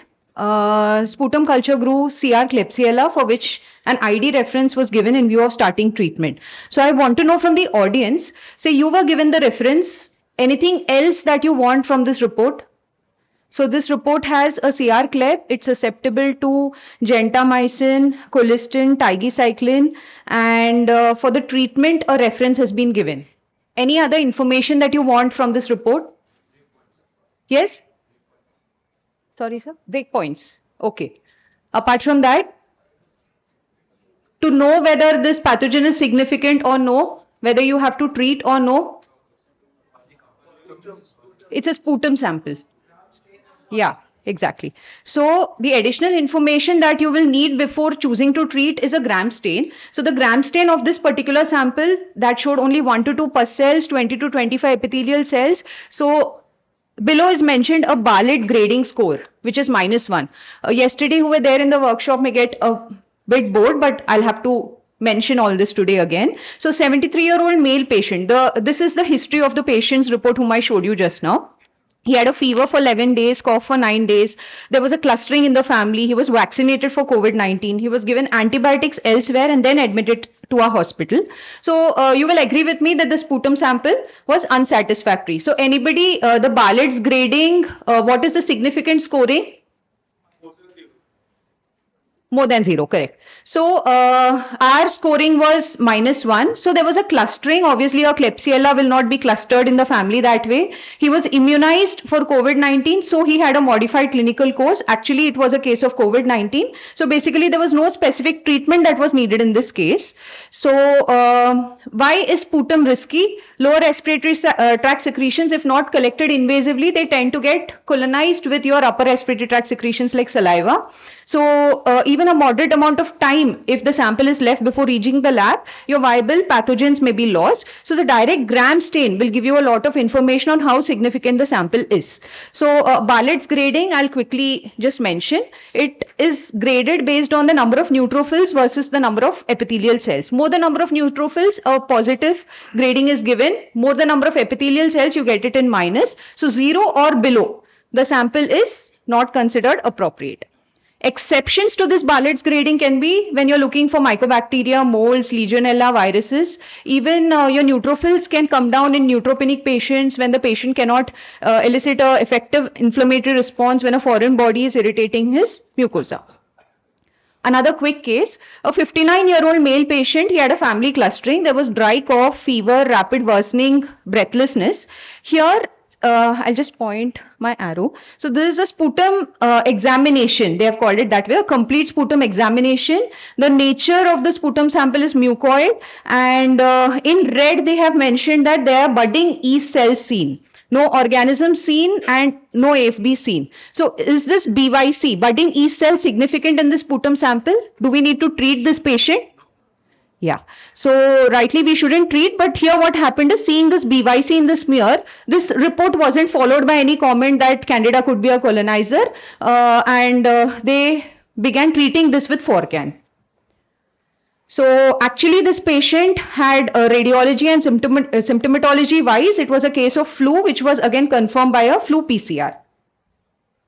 Now another quick case, I'm scared to put up this case after Camilla ma'am's dislike on LRTI. I'll try my best. I have Dr. Soman here to support me a bit. So 35-year-old female, fever with chills and dry cough. WBC was normal. Systemic onset respiratory symptoms came later on. So on a sputum sample, we found 10 raised to 5 Acinetobacter, 10 raised to 4 Haemophilus influenzae. NDM was a resistance gene and there was mycoplasma. What do you think is the pathogen? Okay, somehow I'm saved a bit. So Acinetobacter is a colonizer. This cannot be a cause of a community acquired pneumonia. H influenza can be a cause of community acquired pneumonia, but the bin values were lower. M pneumonia, you know, why we came down to the diagnosis of mycoplasma is systemic features were there. WBC was normal, no well-defined lobar consolidation, and at that particular season where there was a lot of mycoplasma cases, we picked up this then. Now coming to colony counts. What is a colony count of a significant bacteria? In urine, which colony count you consider as significant? 10 raised to 5. So this is for midstream urine samples, okay? Cas bacteriuria, it's called as a significant bacteriuria. But this, you have to note that this urine is from the right kidney. This patient was stented and had quite a lot of pus cells, 80 to 100. Though 10 raised to 3 and 10 raised to 4, this Proteus mirabilis and E. coli which we have isolated is quite significant. So how do you interpret urine culture? You should always start with the urine routine. Urine analysis will precede your culture and sensitivity. So like gram stain precedes your culture and sensitivity report in your bacterial other cultures. So pyuria, significant pyuria will be more than 10 leukocytes per microliter of the urine. Absence of pyuria may suggest colonization or contamination. Colony count alone is not diagnostic. Even 10 par 3 colony forming units may be significant in symptomatic patients, and lower counts can still indicate infections, especially in catheterized patients. You should correlate this clinically. So again, the same things, only red flags for contamination will be mixed growth when you have more than 3 types of bacteria, 3 or more than that, atypical organisms detected, and when you have high colony forming units without any pyuria. Another quick case, a 14-year-old male child, he had a fall while playing football. He underwent a surgery for that, and his pin site, there was a discharge and he started developing fever. So this was the report that we obtained from an outside lab. You can see they have mentioned here IDAST by Vitek from a left knee tissue. This they have reported as methicillin sensitive Staph aureus. Is anything missing in this report? So Dr. Soman asked for something very particularly after seeing this report. Any guesses what that could be? So they have, I'll quickly read it out to you. They have reported penicillin, cefoxitin screen, ciprofloxacin, erythromycin, clindamycin, dapto, levoflox, linezolid, tetracycline, cot, vanco. And this is a methicillin sensitive Staph aureus. Okay. So what he asked for was, ask about susceptibility to rifampin. Any guesses why did he ask for that? Is he going to straight away treat with rifampin now? Okay. Yeah. So these are the desirable properties that we look for an ideal anti-staph agent. First of all, it should be rapidly bactericidal, should achieve adequate tissue concentration, should have good biofilm activity. It should be narrow spectrum, should have limited selection pressure. There should be a wide therapeutic window so that you can do away with the TDM. Minimal toxicity and oral options with good bioavailability will help you add it as a step down agent. So that is why rifampin, if susceptible, can be used later. That's why he wanted to know the susceptibility to rifampin. It's not step down, it is to be used in combination. Combination. Simultaneously with, yes. Sorry. Another case, a 39-year-old male patient with recurrent UTI. He underwent DJ stenting and removal 3 times in the past. Last procedure was done in 22. He was admitted with burning micturition, pyuria. Urine culture grew Pseudomonas. So here the report, ceftazidime is reported as sensitive, cefepime is resistant, aztreonam is reported as sensitive, colistin greater than 4 resistant. So any comments that you want to make on this report? Anything to do with the susceptibility that you are unsure about? So we are unable to explain the mechanism of resistance over here. If it is an ESBL producer, then aztreonam also should be resistant. If it is a carbapinamase producer, say NDM, then ceftazidime also should have been resistant. If OXA48, again aztreonam also should have been resistant. Also colistin greater than 4 needs to always be confirmed. So here the method is not mentioned. They have just written conventional culture. So we really do not know whether colistin has been reported by broth microdilution. Now quickly, just covering on the resistance patterns of Pseudomonas aeruginosa, can be chromosomal or plasmid mediated. This is all covered earlier. I'll quickly just brush through it. So AMPC mediated resistance, that will convey resistance to the penicillins and cephalosporins. There can be some outer membrane protein mutations or loss of OPRD, or there can be efflux mediated resistance. Beta lactamases like SHV, Web, PER, IM, VIM, NDM all can influence resistance in Pseudomonas. Now another quick report. This is a culture sensitivity report. It is mentioned as pus, aerobic, 48 hours. Antibiotic sensitivity is given. Here you can see MIC is not mentioned. They have mentioned intermediate to piperacillin, sensitive to piptaz, ceftazidime. Aztreonam is resistant here, ciprolevo resistant, gentamicin resistant. Cefepime is mentioned below as intermediate over here. Any comments on this report? What other information do you need? They have kind of done cascade reporting here, I suppose. So do you need any other higher agents and why? Yes? Okay. So again, as I previously mentioned, you cannot identify the mechanism of resistance here. Here it says sensitive to ceftazidime. It is resistant to aztreonam, intermediate to cefepime. That is one. Apart from that, if the clinician still chooses to treat with ceftazidime, because it's mentioned as sensitive, Pseudomonas is a well-known AMC producer, right? So this can influence resistance, and again ceftazidime will turn resistant. So we need information of carbapenems also in this report. And it is mentioned as pus. Say this patient goes from that particular clinician to an outside hospital to another doctor. He's not even aware whether this is a pus swab, pus aspirate. So all that information is very important in your report. Now, this is a case of a 51-year-old male, intermittent fever for 5 to 6 months. So this is one report, though I have put it as two pictures. This is one complete report. So they have mentioned here organism grown. This is a blood culture. Organism grown is Enterococcus fecalis. Sensitive to. They have mentioned descending order of sensitivity. Can we mention sensitive antibiotics like this in a descending order? Are we capable of doing that? This for the microbiologists? No. So it is like, you report your organisms as plus, 2 plus, etc. So MICs of two individual antibiotics cannot be compared with each other. So the descending order of sensitivity as mentioned in this report is stated as moxifloxacin, amikacin, aztreonam, ceftriaxone, ofloxacin, levofloxacin, teicoplanin. Resistant to all other antibiotics, even the second page. So any comments, any ideas that you have got with this information? Can this be an Enterococcus fecalis based on this report? Sensitive to? Yeah, first of all, they have mentioned aztreonam, it's sensitive to. Then, apart from that, amikacin bhi diya hai, right? Okay. What about ceftriaxone? Can Enterococcus be? Yeah. So that is what I wanted to highlight through this report. So probably after we got a history, we made a lot of conclusions in this case. Before that, I will just show you the CLSI. What does the CLSI ask us to report? So these are the drugs: penicillin, ampicillin, vancomycin, teicoplanin, linezolid, daptomycin, tetracycline, ciprolevo, etc. So these are the drugs given.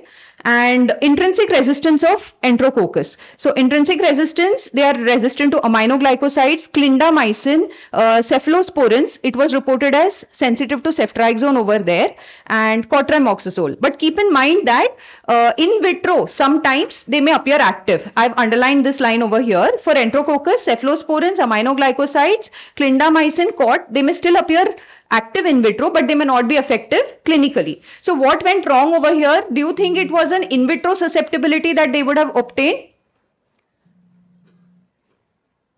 Okay, we'll come to that. So in this topic, I'll just cover about the intrinsic resistance that was already mentioned earlier. So this is kind of an innate or an inherent resistance. So they will help us even identify the susceptibility which is given in the report. So if you have an idea about the intrinsic resistance of organisms, for example, I'll just mention a few. Ma'am has already spoken about Morganella, Protease, which are intrinsically resistant to nitrofurantoin, colistin, etc. Klebsiella pneumoniae, it is intrinsically resistant to ampicillin. I'm just going to mention a few. Enterobacter cloacae, resistant to ampicillin, amoxiclav, cephalosporins, the first generation cephalosporins, etc. And Citrobacter frundi, again it is resistant to your cefuroxime, amoxiclav, ampicillin.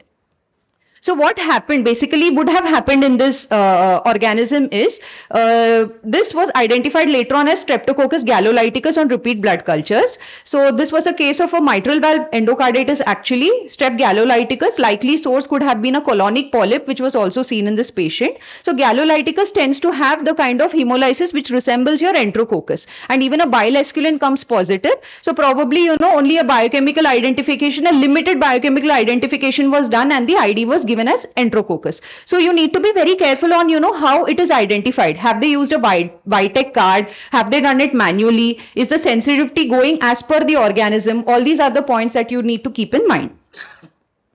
Another sensitivity report here you can see. So Pseudomonas aeruginosa. I can read the organism from between. They have mentioned resistant to cefuroxime, cefotaxime, expected, but they have also given expected inhibition zones.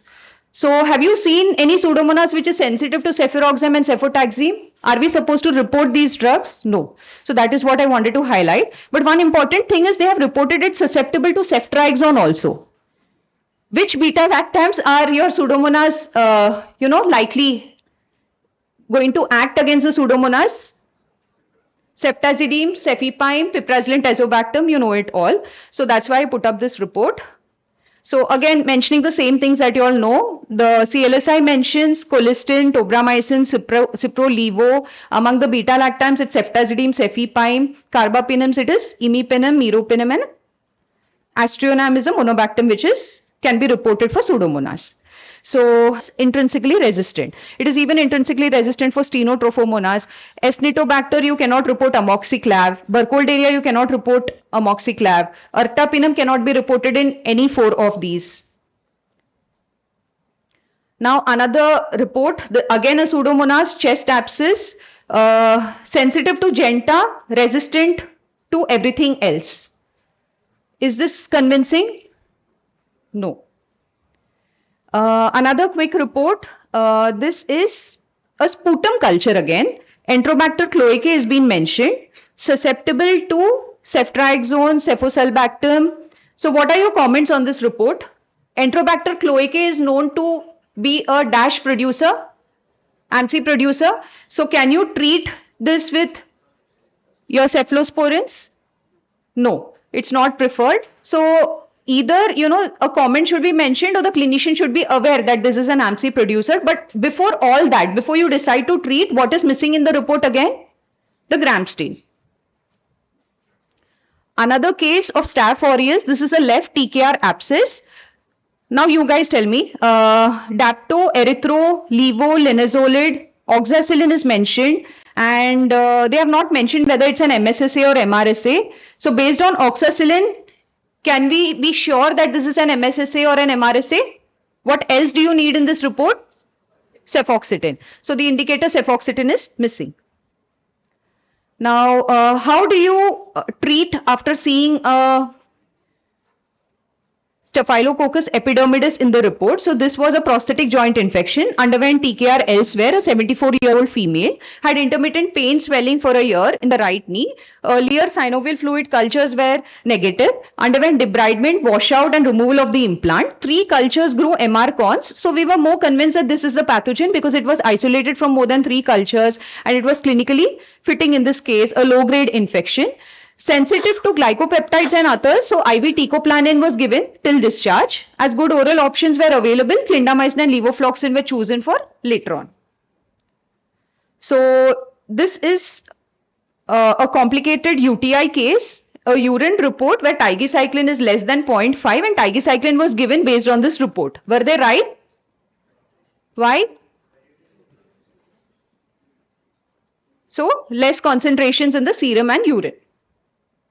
Now, this is a 57-year-old male, alcohol-induced cirrhosis, live donor liver transplant on tacrolimus, blood cultures grew VRE, linezolid was started. Are they right? Or will you choose any other antibiotic? So, linezolid was started, the patient again flat positive, and then we gave high dose daptomycin along with tigecycline. So daptomycin reported as susceptible dose dependent. Is it inferior to linezolid? No. Linezolid is bacteriostatic whereas daptomycin will be cidal. Yeah, it will obtain higher concentrations, though it is mentioned as susceptible dose dependent. It will work well in this patient. Now, yeah, the last case. So a 54-year-old male, burning micturition, had high-grade fever, low abdominal pain. CT-KUB was suggestive of emphysemitis, cystitis. Do you need any other drugs, any other information? Or are you happy to treat with tigecycline or maybe colistin? So this is a CR E. coli. Will you ask for any other drugs? You will ask for a carbar, okay, and then say it has NDM oxa. You'll ask for a synergy testing. So that's what they also did. A blood culture growing E. coli, broad disc elution method was asked for, and it was synergy positive. Yeah. So another report just to scare you, because here they have reported pharopenem as pheropenem. So it needs to instill fear in our minds because they have reported it as susceptible to pseudomonas. So look at the choice of drugs: cefpodoxime, cefuroxime, amoxiclav, pheropenem, doxycycline. All these are susceptible in your pseudomonas. If you go blindly by this report, then okay, so I would conclude by saying that eyes don't see what the mind doesn't know. Microscopy must be given a consideration while interpreting the results. MICs are not comparable across antibiotics. Intrinsic resistance, site of action should be given due importance. And read the report thoroughly to identify the method of testing, any additional comments, anything missing, and always communicate with the lab. Thank you so much. Thank you so much, ma'am, for that lucid explanation. Any comments from chairpersons? Okay. So all the presentations, they were highly informative and lucid. I have one question for Camilla madam about the BCID panel, madam. The sensitivity that you mentioned was 92%, but then that has to be a flag positive blood culture model. That is the problem we face with BCID panel. So your comments on that?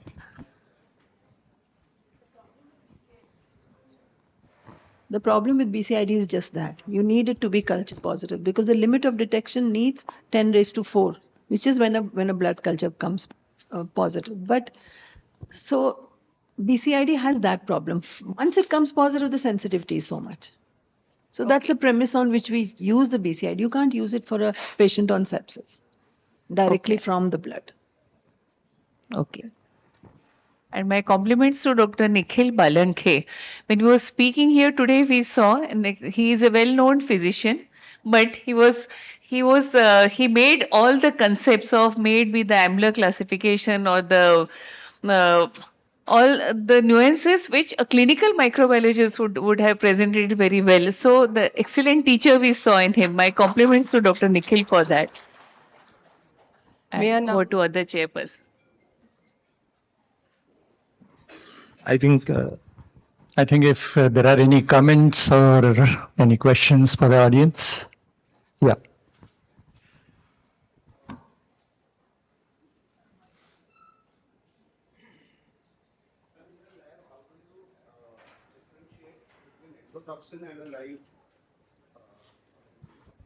Please speak in the mic so that others also can listen to your question. My question is, how do you first, differentiate between endotoxin and live microorganism? Second, how do you counter it? You're referring to endotoxemic sepsis, is it? Yeah, so basically endotoxemia comes in the gram-negative sepsis. When the gram-negative cell is lysed, there is endotoxemia. How do I differentiate? I can't. It's a dead organism because it has released its endotoxin, which causes all the SARS. The entire gamut of sepsis starts from then, right? So is it live? Unless I grow it, I can't tell you. I have to grow it. Only live bacteria, viable organisms will grow. Endotoxemia is something that's absolutely clinical. Yes. So many things to learn from the esteemed speakers today, and as clinicians, as physicians treating patients. You want to ask some question? Yeah, Please go. one question that Gitu mentioned about significant bacteriuria. Should we always see for significant bacteriuria, or significant bacteria should be seen only in certain group of patients? Like those who are going for urological surgeries, prostate removal or anything else, or ANC patients? Or is it always that we should go? I am talking about the patient who is symptomatic, who has got pyuria and the counts are low, 10 to the power 2 or 3. Should we treat such patients? She has to answer, no? But uh, So I'll try answering this question. Ma'am can add on to the comments. So as I mentioned, significant bacteria, that is a concept given only for enterobacterials and that too for midstream urine. That is what I know. But still, we are using that cutoff only and we are reporting always as quantitative cultures. But sir, as you rightly said, when it is, clinically suggestive, then we might as well, report. When you do not have the history, then you will go by that count. So, mentioning the colony count is a mandate on the urine culture report, but reporting at your end and not reporting if it is not a significant colony count, I think that might be a risk. We should allow the clinician to decide upon that and treat accordingly. Basically, the problem I face. You're absolutely right. Yeah. It's an issue of is the patient symptomatic or asymptomatic. Clinical 10 raised to 5 came up actually in pregnant women Yeah. where it was asymptomatic bacteria. Symptomatic bacteria, just say you have a woman who cannot even hold the urine for 3 minutes, she's having such frequency, you will consider whatever bug you go. For example, staph saprophyticus, which is known as anterior urethral syndrome, is considered even if it in 10 raised to 2.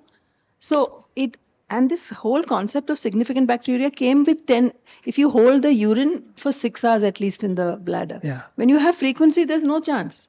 So there's no chance of it, No, giving I that. just wanted to clarify for all the clinicians because the clinicians are more concentrated on the counts. So I wanted to clarify that only counts don't matter, your symptoms also matter. May I now request all the chairpersons and speakers to move towards the felicitation desk for felicitation. I now request Dr. Suryavanshi sir to please felicitate our speakers and chairperson.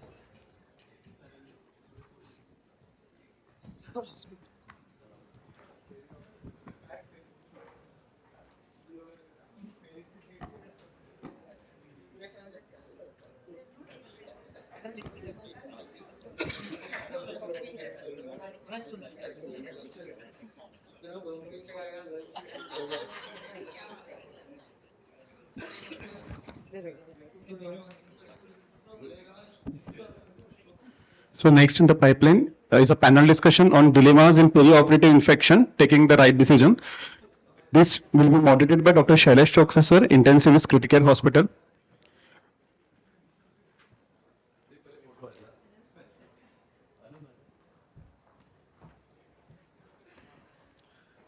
So good morning all.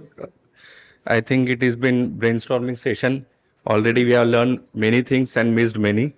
Let's discuss about the few important things in a surgical site infection, how to take decisions in operative settings.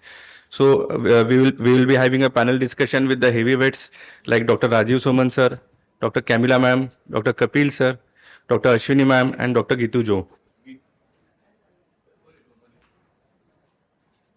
I think ma'am is there in felicitation.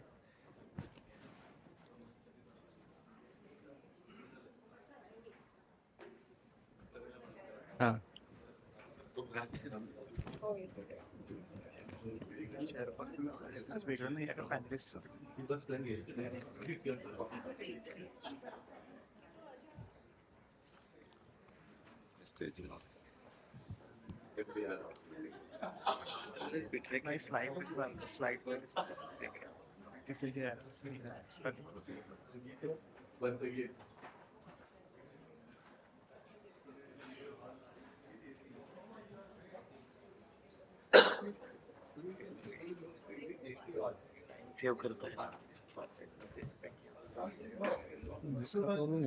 या फिर ये phones जो आपने तो फिर क्या करना पड़ेगा वहां से चेंज कर सकते हैं इसमें चार हाँ एक बस एक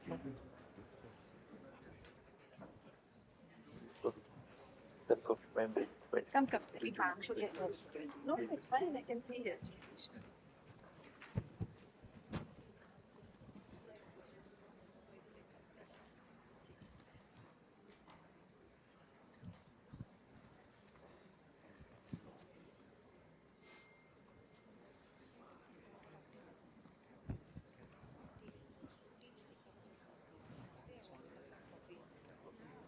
So,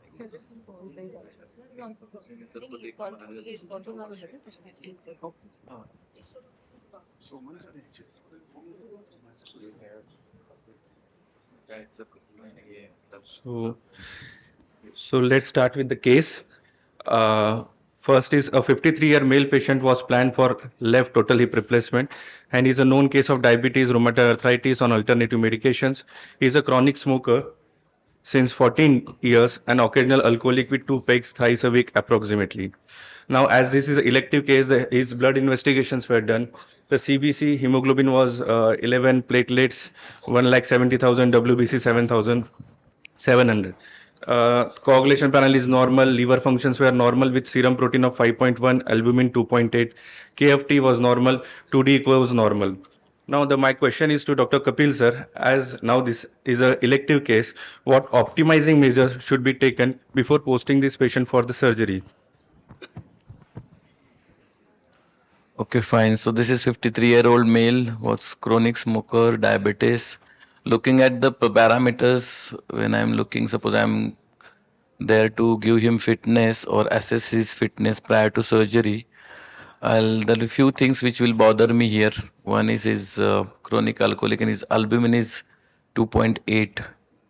And I think I have to be a bit more cautious about when I'm planning an elective surgery. Um, Apart from this, you have not mentioned anything about his nutritional status. You have not mentioned about any previous history, weight loss.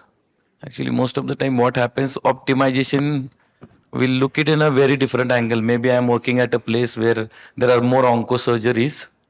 We actually optimize them quite well, at least 2 weeks prior to surgery.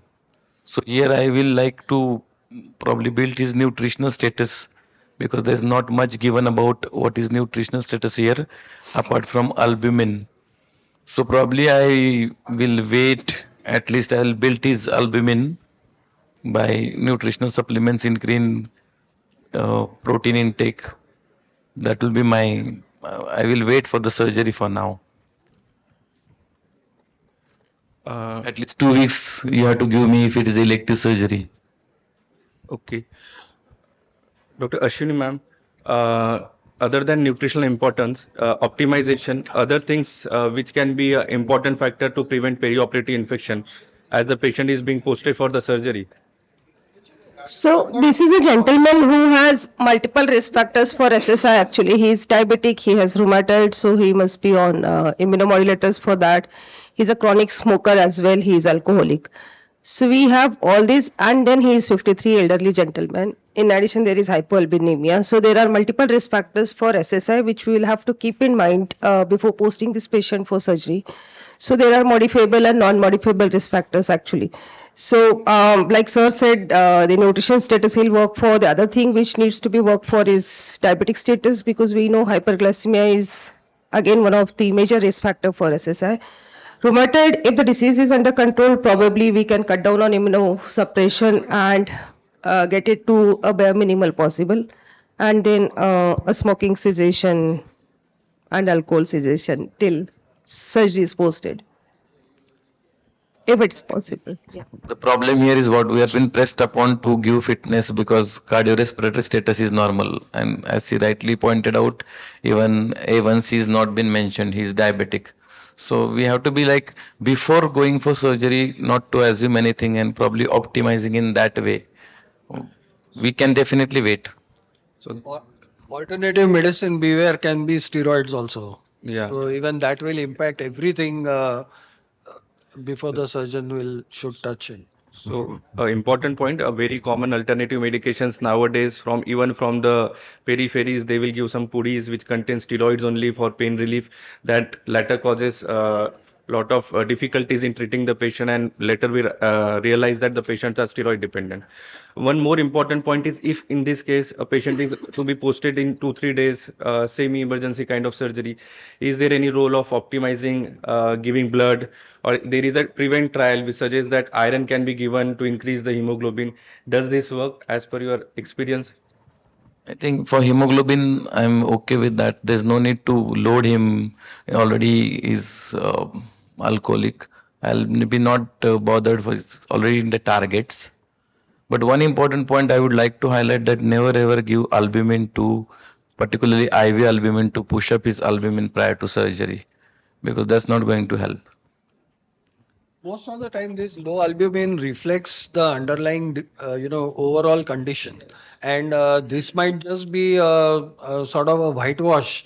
That you give him 20% albumin, and next day it appears point two more or something like that. But it's the underlying condition which is far more important. The other important issue with the albumin is it may, his intravascular oncotic pressure is going to be low. Yeah. So he might be actually at risk of developing more edema, including pulmonary edema and so on. So in the post-op phase, hemodynamic instability and other issues also will have to be, you have to be very vigilant about them, especially if the person's albumin is low. And merely correcting it by exogenous albumin, like you said, is just we are fooling ourselves. It's not going to make much of a difference. Most of that what we give is actually not even staying in the intravascular space. So although the association of albumin, low albumin with poor wound healing, infection and all that is definitely there. But whether you can correct it by giving, I mean, if you do the nutritional support and all that, yes, then that's his own albumin. But otherwise, just giving exogenous albumin is not really ameliorating his general whatever condition. So, as you suggested, patient was posted for surgery after 4 weeks, and he was advised to stop smoking, stop alcohol. He was optimized for the pulmonary functions, so regular cardiorespiratory rehabilitation, so that in post-op phase he should be better. After that, you can.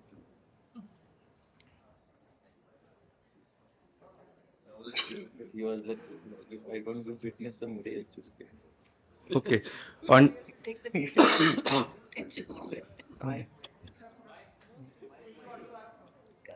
so, okay, sorry. As he is a diabetic, so I want to know which drugs are he is taking. Actually, before surgery, if patient is on SGLT2 inhibitor, I think SGLT2 inhibitor drug should be stopped at least 1 day before. Otherwise, there is a problem which later on in the healing also, and they are also causing some problem in, Sure. I think, lactic acidosis, all these things. So Correct. SGLT2 inhibitors and metformin should be stopped before any major surgery, especially in the diabetic patient. Good That's point, all. sir. Thank you. So he was started with the high protein diet, regular sugar monitoring, optimization of other factors also. So patient got admitted on the pre-op day. Few important questions which have important role in preventing infection. So one is the purpose of surgical scrub bath. It should be done night before or the morning of the surgery, and when it is the optimal timing for doing it. I would like to direct this question to Dr. Kidhu, madam. Can you elaborate on this? So the closer the better, because the intent of doing a surgical scrub bath is getting the area clean, reducing the risk of surgical site infections. So if you exactly ask me the night before or the morning of the surgery, preferably morning of surgery. And what agent should be used? 4% chlorhexidine is what is recommended, and soap and water is also otherwise used, but I think all of us use 4% chlorhexidine. So it should be complete bath or part preparation for a surgical area only, or what is preferred, a complete patient bath with the scrub or just the part preparation of the local area. Most of the time what we see in the hospitals that they just prepare what local part area they prepare, not for the whole surgical scrub. So what, Anytime complete bath is what is recommended. very common point that surgeon put that prepare the parts. So preparation of the parts come with hair removal. So like razors, electrical clippers are there. There are creams. So what actually is better in this condition? And is it necessary to remove hairs in every surgical procedures? So surgical site hair removal usually, the main things are first of all it reduces the chances risk of SSI. The hairs get removed. You can apply proper sutures. The area is cleaner. And which method you should go for? Razors very risky. It causes a lot of trauma, micro trauma, increasing the chances of infection also. Clippers will be preferred over these three. Depilatory creams also, in a way it's okay, but again skin allergies, again causing infection. So clippers will be the best method. So, ma'am, the next one important pre-op And it should preparation be is close to the surgery actually, not at the time of birth. yeah, Correct. correct. So part preparation should be done as closer to the surgery as it is possible. So in the elective colorectal surgery, what are the benefits of mechanical bowel preparation and what should be administered? It should be with the antibiotics or just the mechanical bowel preparation? So mechanical bowel preparation is where you, enhance their bowel movements and help out everything come out. Especially it's beneficial in colorectal surgeries that will prevent again surgical site infections. If you add a combination of oral antibiotics with that, then it is called SDD, selective digestive decontamination. So drugs like Metrogyl, etc., are given, which is known again to prevent surgical site infections and helping better mechanical bowel preparation. So we should use metronidazole or even sir neomycin. What is your experience like?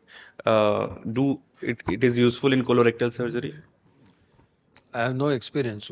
We don't use this thing. Only mechanical preparation is being used. Camilla, any idea? Actually, idea says most of them are now starting to advise only for one surgery, that is colorectal, you should give oral antibiotics in addition to your period. The question is, in India, what are the drugs which you can use easily? And those things are, I mean, it's definitely recommended all throughout. I mean, in all guidelines and things, but I really find it difficult to advise any particular type of preparation. So, is it going to be non-absorbable aminoglycosides, or is it going neomycin and such things? Yeah. So, are you routinely using it? I'm No, just we are asking not you as a using it. surgeon. Correct. But there are a lot of literature which No, suggests that literature apart, but not using it. I don't think people not are at using it Criticare. at all.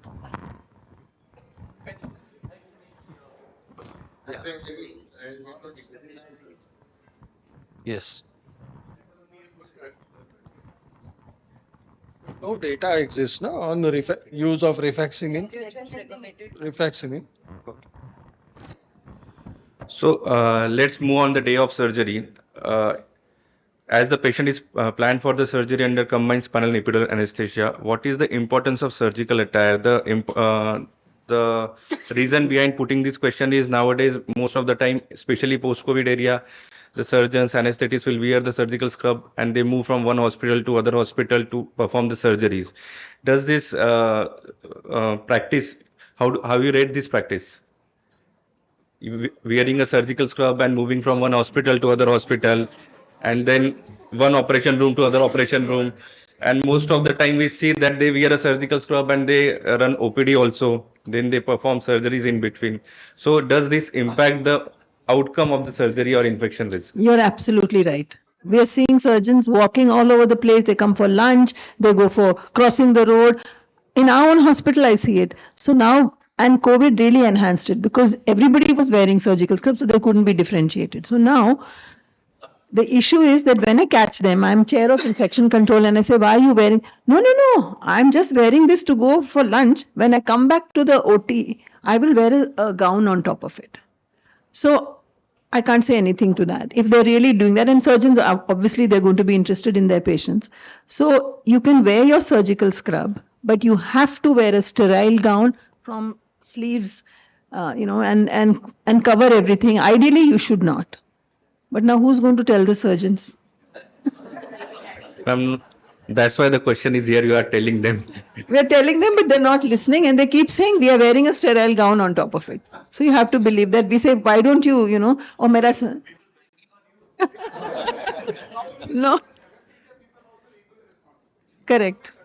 Yeah, But so I they have put keep both the saying, sir, names. they keep saying, luckily in our hospital, I know it's happening because our OT is so cold that they have to wear a gown for cold. So they don't, and they don't come out in that gown. So you have to have a sterile gown in addition to your scrubs. No surgeon should be allowed to be operating without a sterile gown. So even if he's going to another place and someone has to check that he's actually wearing a sterile gown on top of his scrubs.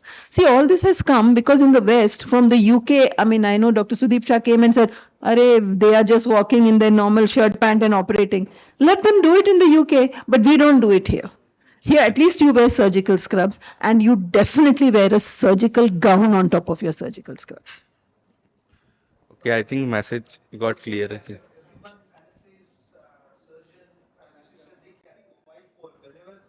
Call someone, then the phone reaches them. So should we be completely discouraging this We practice? do it. You're not allowed to get your mobile. You keep it in your locker. So the mobile is really carrying a lot of.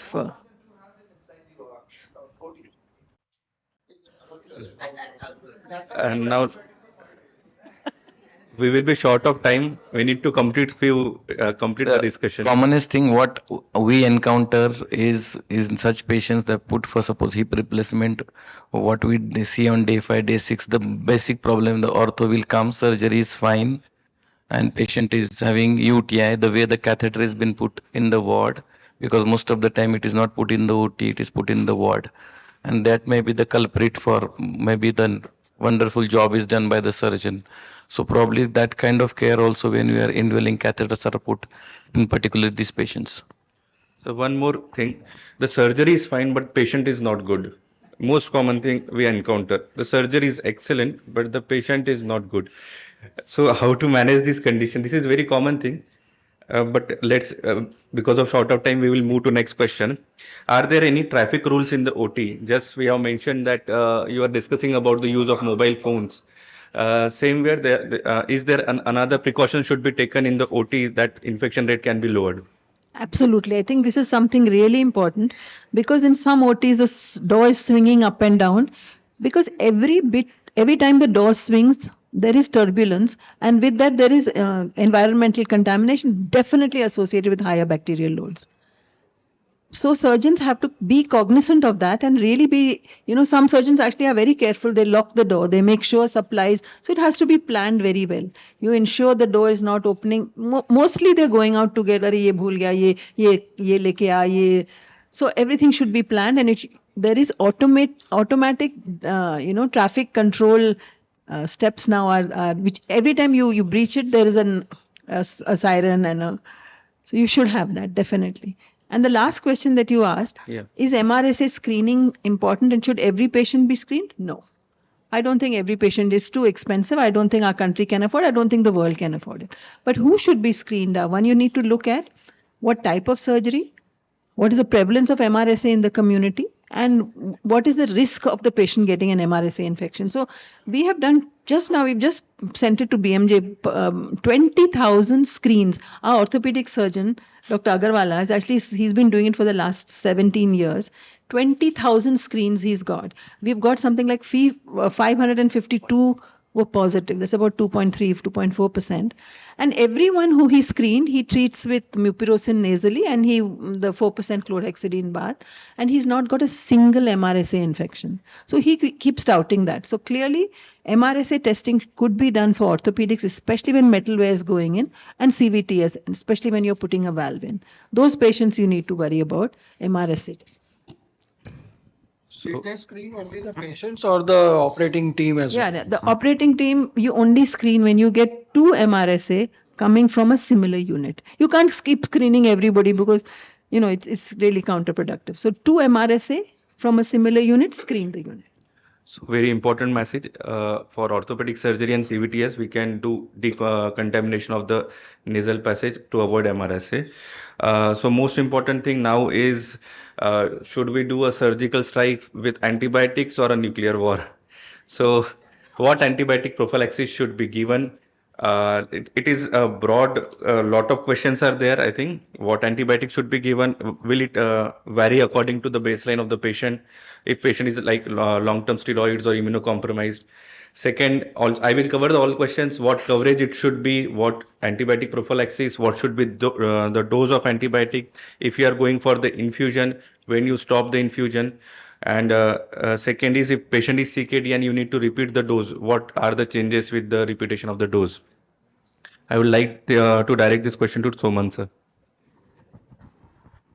Okay, a few important principles which all of us, I suppose, understand, but that prophylaxis is different from treatment of an established infection. Okay, so the organisms encountered are limited in number, limited in species variations and such things also, and the duration for which we want the prophylaxis is also different. So everything is different.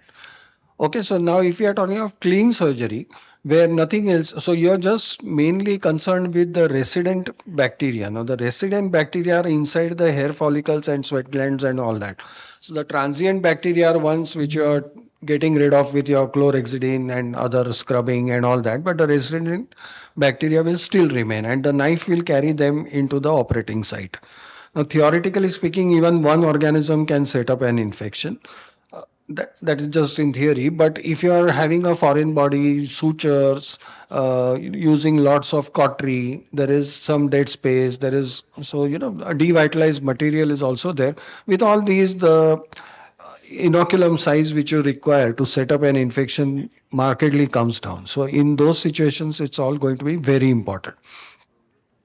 So it has been so it's not just the which organisms are there, which organisms are known to be producing surgical site infections, and what is the consequence of that surgical site infection. So these are all important questions, and if you finally come to that, you should be using cefazolin or maybe cefuroxime as the best prophylaxis for clean surgery. And that actually doesn't depend upon whether a person is immunocompromised or all these other things that one talks about. There are some where you are going to encounter additionally Bacteroides fragilis. Okay, the anaerobic rods in the bowel and all that. So in those situations, metronidazole will have to be added. The basic principle is it should be, it's something, sometimes I would like to call it as a perioperative antimicrobial pulse. Okay, so it should just be a pulse. It should not be, you should not announce to the bacterial world that I am going to operate tomorrow or after 5 days by starting some antibiotics 5 days before, 2 days before, and all that. Because basically, you are going to replace the susceptible flora with resistant ones, especially if the person is in the hospital. He's even going to be more colonized with hospital flora and so on. So it has to be just 30 minutes, maybe 1 hour, but closer to that, means the first 30 minutes might be even better before the incision is taken. It is very important that we give the large dose as recommended. Maybe if somebody is obese, then actual body weight based on that. So depends on whether a tourniquet is going to be used, when is it going to be used, and so many other factors. What is the blood loss and so on. Of course, kidney function, you have brought out that point there. So all this will depend. It will depend. Then if it is a long procedure, then you have to repeat that after 3 hours, especially if it's a procedure longer than that. Why? Because the most important time is the end of the surgery or at the time of closure. So you should have a good level at the time of closure. That is probably the most important time. That is why, most beta lactams will go away from the body if you have given that within 3 hours. So after that, if you are closing the wound, you hardly have the drug there. So it's important that it has penetrated into the site which you are going to cut. I think it's a very long answer which I'm giving, but but it is something which is important. So that second intraoperative dose is very important. Closure is the important time, and actually, if you see the wound after you have put a tight suture, there is going to be so much hydrostatic pressure because of the injury of the cut that there is going to be pressure there, and actually after that the drug is not going to diffuse into the wound. So if we are going to keep on giving for maybe 24, 48 or even longer and all that, those drugs are not going to reach the actual incision site. Okay, because of the hydrostatic pressure once you have stitched the wound. Okay, so whatever we give afterwards is actually of no use. The wound can't get contaminated once it has been stitched properly and you have put the sterile gauze and all that. So really, what is the need for giving those many post-operative doses? So that is something which we should not be doing. So these are some of the points. Actually, I can just go on and on with it, but I'll stop here. One Duration. Put the local antibiotic there before switching. Local infiltration of antibiotic. See, every infiltration and all that is going to introduce more problems there. So whatever you are giving systemically is going to be beneficial. That much is enough. If you are talking of orthopedic procedures, especially there, we may consider if it is a revision surgery or something like that because now you know what is the antibiotic to be used there because you already know what organism was there before. During revision arthroplasty and so on, sometimes we can use an appropriate drug, maybe vancomycin, sometimes even colistin and so on, which can, but on a routine basis for clean surgery, I don't think that is really necessary. A patient was discharged. Sorry, on the post-op day 1, the patient was fine. The only thing is he had a one spike of fever, CBC 10.4, WBC 22,000. Platelets are slightly lower than previous. PCT is 3, CRP is 56. If it is a clean surgery, should antibiotics be given to address this issue? As because there is a leukocytosis, PCT is high and the CRP is also high. In post-op conditions, I will direct this question to Dr. Ashwini ma'am. So, post-op fever can be post-op SARS as well, leukocytosis, elevated PCT. All these are post-op. We know we can get false positive or we can get elevation of PCT post-operatively. Counts can go up as a post-op SARS. And fever also. There is no role of prophylactic antibiotic definitely for VAP. Like sir said, it should be single shot. If I'm suspecting VAP, I'll work up for it, do the X-ray, do the clinical examination, look for the source, whether it is lung, whether it is something else, whether it is catheter. Generally, the joint surgeon, they pull out the catheter early. So what is the source, and based on that we'll plan antibiotic, but definitely no role of prophylactic antibiotic. So VAP should not, just because patient is on ventilator, that doesn't mean that antibiotic should be given. No drains, no ventilator warrants antibiotic actually. So patient discharged on the day 5. I think we are short of time. Should we continue? Please continue. Yeah. So patient was discharged after 5 days, and on day 8 of post-operative period, he came back with the complaint of fever and discharged from the surgical site. Surgeon asked to send a swab for a culture from the surgical site. How reliable is the wound swab culture report? How can you differentiate it between colonizer, contaminants, and true pathogen? Are there specific pathogen you can consider in this depending on the surgical site? And when should you start anti-MRSA, anti-pseudomonas antibiotics? Dr. Camilla ma'am, can you elaborate on this? He had a hip replacement, right? Yeah. Okay. How reliable is the wound swab culture? Completely unreliable. Please don't waste your time and energy on doing that because you're going to grow normal colonizers. The normal colonizers by now will be MRSA. So then you'll say, chalo, vancomycin de do. No. So you tell the orthopedic surgeon, please, this is the time we need to do an arthrocentesis. Ideally, do an arthrocentesis since it's hip, do it under ultrasound guidance.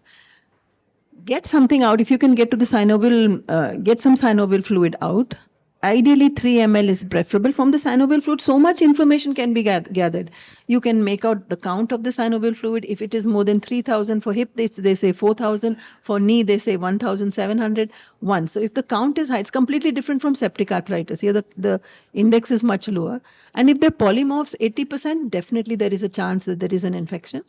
And how do you differentiate colonizers, contaminants, and true pathogens? From a wound swab, never. I can't. It's going to be, to me, it's always going to be a colonizer or a contaminant. And surgical sites, specifically from surgical sites, remember in the early phase of infection, this is just 5th day or 8th day. This is early infections are going to be virulent organisms. If he's having some infection, It may be staph aureus, it may be gram negative. That's time I'm really worried. So I want to get the right bug. I absolutely want to get the right bug rather than delayed or late onset. So this is the time for actual quick action. And if you say different surgical sites, the knee and the hip are associated with staph aureus, with cons, coagulase negative staph, sometimes gram negative bacilli. It shouldn't happen, but you do get it, especially in India, you do get for some reason. And occasionally you may get enterococci. And should anti-MRSA be given? No, not without any proof. So what should I do? I would do an arthrocentesis, I would do a blood culture, I would do something I can as soon as possible, not swab. What sort of a discharge are you talking about? See, he had discharge from the wound. So from the wound side. It was serosanguinous discharge. And quantity? Quantity, he was continuously wetting the what bandages are getting wet, so they were changing daily dressing at their place.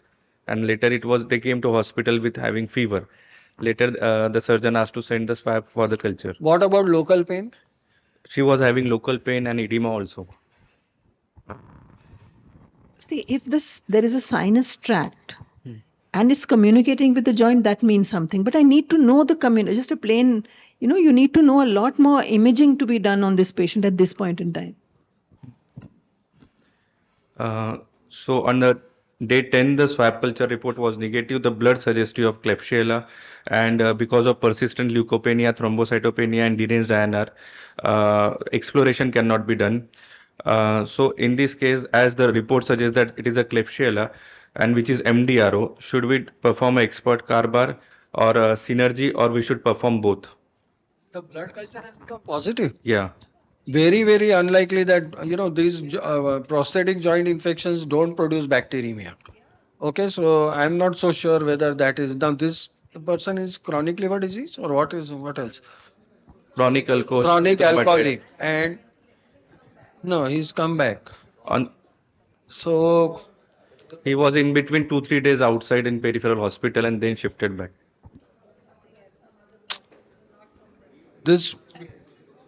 So was there bacteremic UTI, or is it coming from his bowel?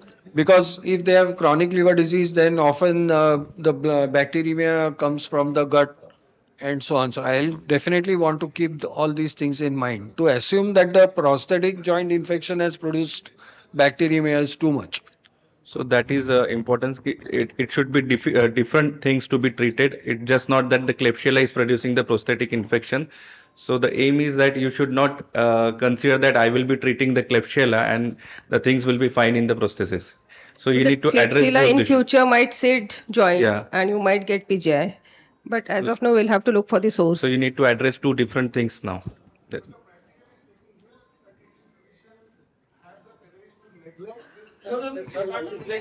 You're not neglecting. It is from the blood. You'll have to. Only thing is, if you can imagine what is the source from where, is it just the joint or something else? About treatment, I'm not saying anything. But you might be only trying to treat that Klebsiella, and there might be MRSA in the joint. So keep all those things in mind. Two things separate and treatment of two different things. Most of the times, what happens when such scenario is there, what we hear from the surgeon is the surgery was absolute fine, it was very clean, patient was in ICU, went home, and what is done, that's why I said the way the catheter was been put and what is been done in ICU, which is probably they don't want to keep patient in ICU, maybe when we keep them for 24 48 hours. So I think that is one more thing we listen from them. I think I would like to hear from the sir, like suppose urine has also grown Klebsiella and blood has also grown Klebsiella, is it possible? Correct. So we still need to, search what is the cause, what is the primary source of that bacteremia. It could have come from the central line also. Yeah. CRBSI, Klebsiella in our country, absolutely very well known. Okay, so how has it come? And as Ashwini said, now if it has come, you will have a hyperemic joint there, which has recently been operated. So even that Klebsiella, although Klebsiella doesn't really produce so much of metastatic osteoarticular infections, but yes, if this was say any kind of staph aureus, then I would be worried about that also. But the whole clinical picture has to be made clear in whatever best way we can. One important thing, if you are sending a carbar, synergy is more important or the carbar report, because the cost of synergy test is less as compared to doing expert carbar. So if I am doing instead of expert carbar, if I am doing directly synergy and it suggests you, then I should be starting ceftazidime avibactam accordingly. Can I ask the cost of the prosthesis? Come. No, in general, and Surgeon charges, that was coming next. But first I asked only the not cost. with respect to this surgery. In general, I am asking if there is such. So there is some scenario. benefit in knowing what is the actual mechanism or what is not the actual mechanism. There is some benefit, but I don't think cost saving. It is very small amount. How much is it, Camila? See, 600. Carbar is not worth. Carbar is costing 5,000. Don't waste money on that. Not Do the Carbar, do a rapid rapid Carbar. Carbar. Na, the test I 600 showed you, bucks. 600 rupees. Please ask that lab. Don't do rapid Carbar. 600 rupees ka strip आता है. Make in India. From that culture, make in India. Use that. It will tell you whether it's an NDM, OXA. And to be honest, if it's an NDM and OXA, then you can give your Cazavi and Astrinum. If it's just a plain OXA, you can give Cazavi alone. You can do so many things when you know the. Again, if you know the epidemiology, there is a lot of work from Balaji where, if it is a Klebsiella, which is CRE, almost 99.5% of them are susceptible to the combination. So even if you don't do the synergy, it is good enough. If you are interested in, splitting hair about these small things, but yes, because if you know the epidemiology, there's no need to do any of those tests. You see a carbapenem resistant Klebsiella pneumoniae, maybe you can use the combination without performing any test. I am not saying that you should not do the test, but if you are wanting to now save money because everything else is being depleted by now, then you can do that. And one more question, whenever we are seeing the report, we just see the MIC values. Is there any importance of MIC breakpoint ratio which can be considered for choosing an antibiotic other than a source, place? They are the experts, but I'll just make my small contribution there. That, rather than focusing on this ratio, the site of infection, the drug which you are choosing, does it, reach very well the site of infection? Can it have good drug levels? Is it toxic or not toxic to that particular patient? Does it have any drug-drug interactions? And all that. These are also factors which are far more important than merely focusing on the MIC to breakpoint ratio. That's what I feel, but One thing is sometimes the MIC is 0.5. The dose of one drug is like 4.5 gram, another drug is 1 gram. So breakpoints are different. So everybody will think the least MIC is the most sensitive drug that should be used. is that question, which is absolutely correct. It's not the numerical value of MIC, but its ratio with the MBC, with the breakpoint, which is far more important. Absolutely important. But again, I'm telling you that try to focus on all these other things and merely choosing one drug only because its numerical MIC is slightly lower. Because you must also see what class of antibiotics that particular thing is belonging to. When you have two carbapenems or three third generation cephalosporins, and then you want to choose between them, but protein binding, diffusion into that place where the infection is, I think these are more important. Okay, last thing, I think already been discussed about the polymyxin and it causing neuromuscular weakness, and I think that is known already. Deepak sir has asked this question. The only thing is how it can be decreased, or chances, means if it is happening, how we can decrease the rate of this. Just reduce the infusion time, increase the infusion time rather. Give it very, very slowly. But still, I know there are a few patients where, in spite of doing that, also it can be a big problem. Prodrug is colistin, so you can do that. With polymyxin. Actually, it is a bigger problem. Immediate neurotoxicity. What I mean is, but sometimes you may have the patient doesn't tolerate even if you make a prolonged infusion. Any patient profile which is to be very much careful, like underlying diseases or something? Yeah, with Renal, polymyxin. yeah. What Because we think that CKD we can give polymyxin, but that becomes one thing which can be a additional factor for causing neuromuscular weakness. But I think the ratio of patients like to the toxicity, are we overestimating the risk of respiratory paralysis, particularly what you are talking about here? That what percent of the patient will get? I think. Very true. And secondly, if you really ask me, my usage of polymyxin has gone down tremendously. Why? Because one is we don't have too much of Acinetobacter in our hospital, and even Pseudomonas, which are quite resistant, is also somewhat less. So these are the only two situations. Now, if you're not dealing with this, then why would I be using polymyxin? Overall, in the last few years, very very little use of polymyxin from my side. Okay. So after all discussion, the conclusion is the preoperative, intraoperative, and postoperative care all are interlinked. It's not that only intraoperative care is important or postoperative. You should start preparing the patient from preoperatively, which contain the nutrition, smoking, and habits, to intraoperative skin preparation and everything. And postoperative, even from blood transfusion to surgical ways of surgeries and handling the tissues, all are important. Thank you, sir. Thank you, ma'am, for everything. We have already exceeded a lot of time, so we'll hand over the session. Thank you. I request esteemed panelists to be on the stage for a and photograph. Sir, Shailesh sir, here also. I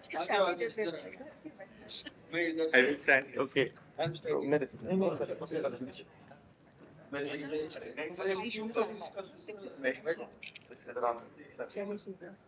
Shailesh को इधर करो।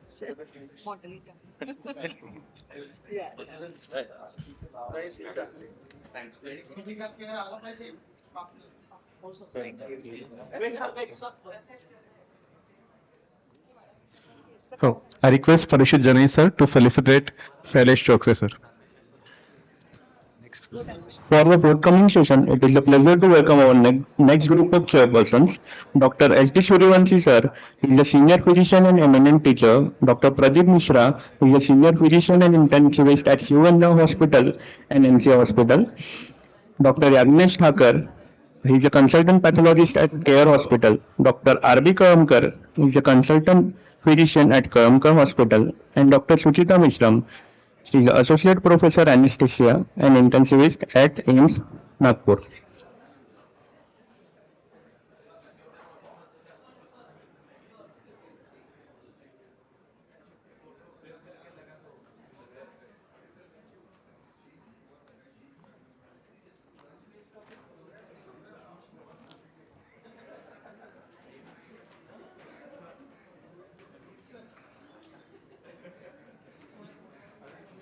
No.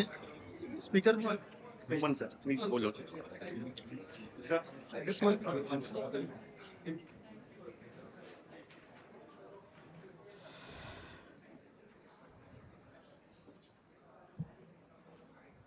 तुम्ही मध्ये बसता की तुम्ही बनवता या कळून तर कुठे गेला Now I invite Dr. Soman sir once again for his talk on antifungal therapy in ICU, when and how.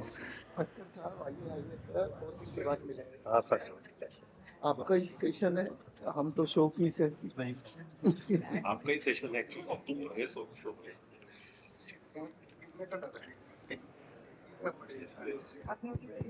इसीलिए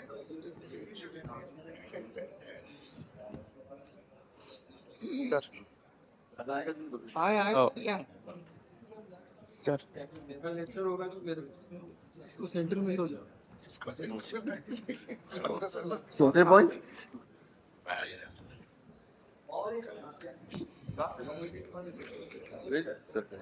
Soman sir, he is an infectious disease physician at Jupiter Hospital and Dalyanath Mangeshkar Hospital, Pune. He is a visiting consultant at PD Indira Hospital at Mumbai. He was awarded a fellowship of IDSA and a co-chairman of Fungal Infectious Study Forum. He is also executive and founding member of the CIDS and editor-in-chief in Journal of CIDS. He is the author of various case books. Over to you, sir.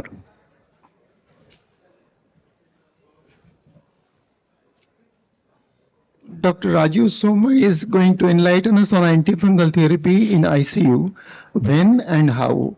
I request him to go ahead with his deliberation. Thank you.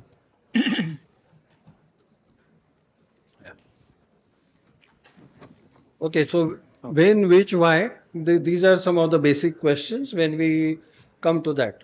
So obviously in the ICU, we don't have the luxury of waiting for the full syndrome to evolve. And obviously sicker the patient, greater is the need to target the correct organism as well as its susceptibility. So often, you're looking at a patient, making your diagnosis, planning the investigations, and also treating and not really waiting for all the reports to come and then do that. Now, there is of all this problem is because of spiraling empiric treatment before the ICU admission, even during the ICU admission. All that lessens the chance of microbiologic confirmation or exclusion of a pathogen. And needless to say, all these factors are also very important. Also, you often lump this all the fungi together and call it as invasive fungal infection. To my mind, I don't actually like that term because the various syndromes which these four important fungi produce are quite different. Okay, so you have sepsis, skin involvement, and so on with candida. You have mainly pulmonary lesions with aspergillosis, although other fungi would also produce that, and so on. But each of these syndromes have alternative microbial etiologies as well as non-infectious diagnostic possibilities. Only so you see something and immediately jump onto this organism is not possible. So we need to have awareness of the settings in which these IFIs develop, and other infections could be occurring simultaneously or sequentially. And biomarker molecular diagnosis is often helpful, but biopsy is needed in some. So now let's take this patient who has diabetes, CKD, all these other things. But basically on 12th of December, the patient received a cadaveric kidney pancreatic transplant. Now, what was the donor profile? The donor had cerebral sinus thrombosis 1 week earlier, before the thing was harvested, and likely this patient received many antibiotics elsewhere. Now, I don't ask me why, it always happens. Even if you have a non-infectious cause, you still receive lots of antibiotics. Anyway, after the transplant, as you can see you can see the C of the duodenum and the pancreas here. Large dose of ATG triple immunosuppression was given along with meropenem, teicoplanin, and micafungin. Okay. There was a rising WBC and CRP and a drain output. And about 9 days later, all this was happening. So the patient was referred for an ID opinion. Now, I did something which can be frowned upon, but this is the off-label use of the JI panel, and that too on a drain fluid which was in place for 9 days. Okay, we know for very well that drains can be contaminated by the distal portion could be contaminated and may not be representative. When I say it may not be representative, it doesn't mean that it is never representative. Okay, I want to make these points very clear. So you will have to use a lot of clinical discretion when you find something coming up in that drain. And here, because the patient already was on meropenem, teicoplanin, and micafungin, so maybe I may not be able to isolate anything there, and that's why the use of the JI panel. Okay, so now this JI panel showed that there was Klebsiella pneumoniae there, along with CTXM and NDM, and today we have really bombarded you with all these names. So looking at this, meropenem was changed to Cas-IV aztreonam, and teicoplanin was changed to tigecycline. The reason is that this combination does not work for anaerobes, does not work for gram positives at all, and therefore maybe tigecycline might be a good idea. But while this was done, it was, I was begging the surgeon to re-explore because this is not going to solve the problem. So re-explore they did, and this is what was found, that there was infected surgicell, as is written, pus and necrotic collection present in the perigraph area adjacent to the pancreas and over whatever, and then as usual thorough wash and everything has been given. Now this operative specimen, again I did the JI panel because the person is on so many antibiotics also, and interestingly it showed exactly the same CR Klebsiella along with a growth of Candida, and the ID and AFST of that Candida was awaited. So now what will I do with this case? So how should I plan his anti-Candida treatment? Okay, we have already, as you know, Cazaviastanam and tigecycline is already there. So should I continue micafungin as before? Should I change to liposomal amphotericin? Should I change to voriconazole or none of the above? Okay, so there is this global guideline on the management of candidiasis. A part of it is the intra-abdominal candidiasis. I am one of the authors, but you will need a magnifying glass to see my name somewhere here. But look at this intra-abdominal candidiasis. So what have they said? If echinocandin resistance, then you use liposomal amphotericin B, and that the dose that they have mentioned is 3 milligram per kilo. And then you have this choice of the 3-4 echinocandins in standard doses.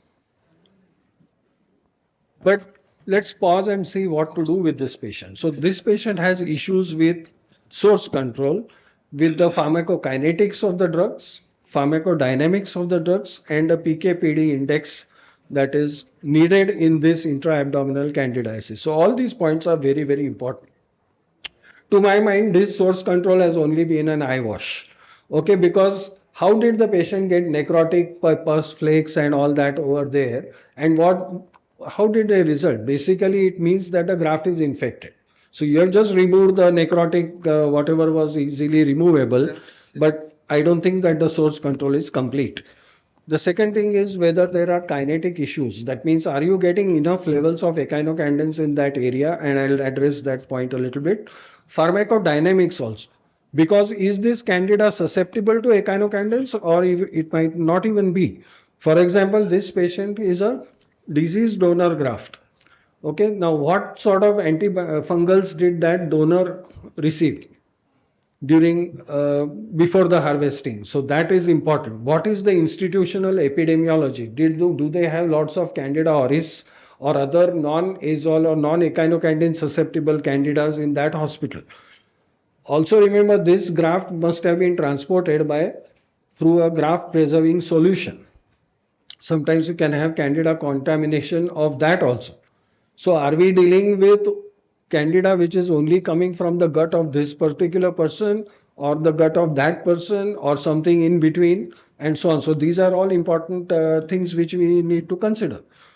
And finally, depending on that organism, and depending on the fact that the person is severely immunosuppressed. So a large amount of ATG has been given to, not directly neutropenic, but still severely immunosuppressed with further triple immunosuppression. So in these situations, the PK/PD index which we require is actually higher. It's 1.5 to 2 times higher. So let's look at a quick review of this. So you have suboptimal peritoneal penetration of even echinocandins. So their penetration is only about 30%. What about liposomal? Even there it's a problem. And so even though the guideline says 3 milligram per kilo, in this excellent review by Novi, it is said that you should be using 5 milligram per kilogram of liposomal amphotericin B. Fluconazole penetration is good, but even then we want a higher dose to be used, and similar for voriconazole. So this patient also has high apparent volume of distribution. That means this echinocandin that you are giving is being distributed into a much larger volume. Why? Because of sepsis, because of capillary permeability. And also, even if it goes into the abdomen, you are draining out the fluid. So again, the drug is also getting out. So you have so many problems. You also have this, and this is one more thing we talked about, hypoproteinemia. Now this drug is extremely protein bound. If you are low protein, more free drug is there, which is available for metabolism. Okay, so I would call it something like a augmented hepatic clearance of micafungin because of the hypoproteinemia. Okay, so these are important things, and therefore the standard dose may not work. Now I already talked about all this. The Candida genus species is awaited, and it could be of different types.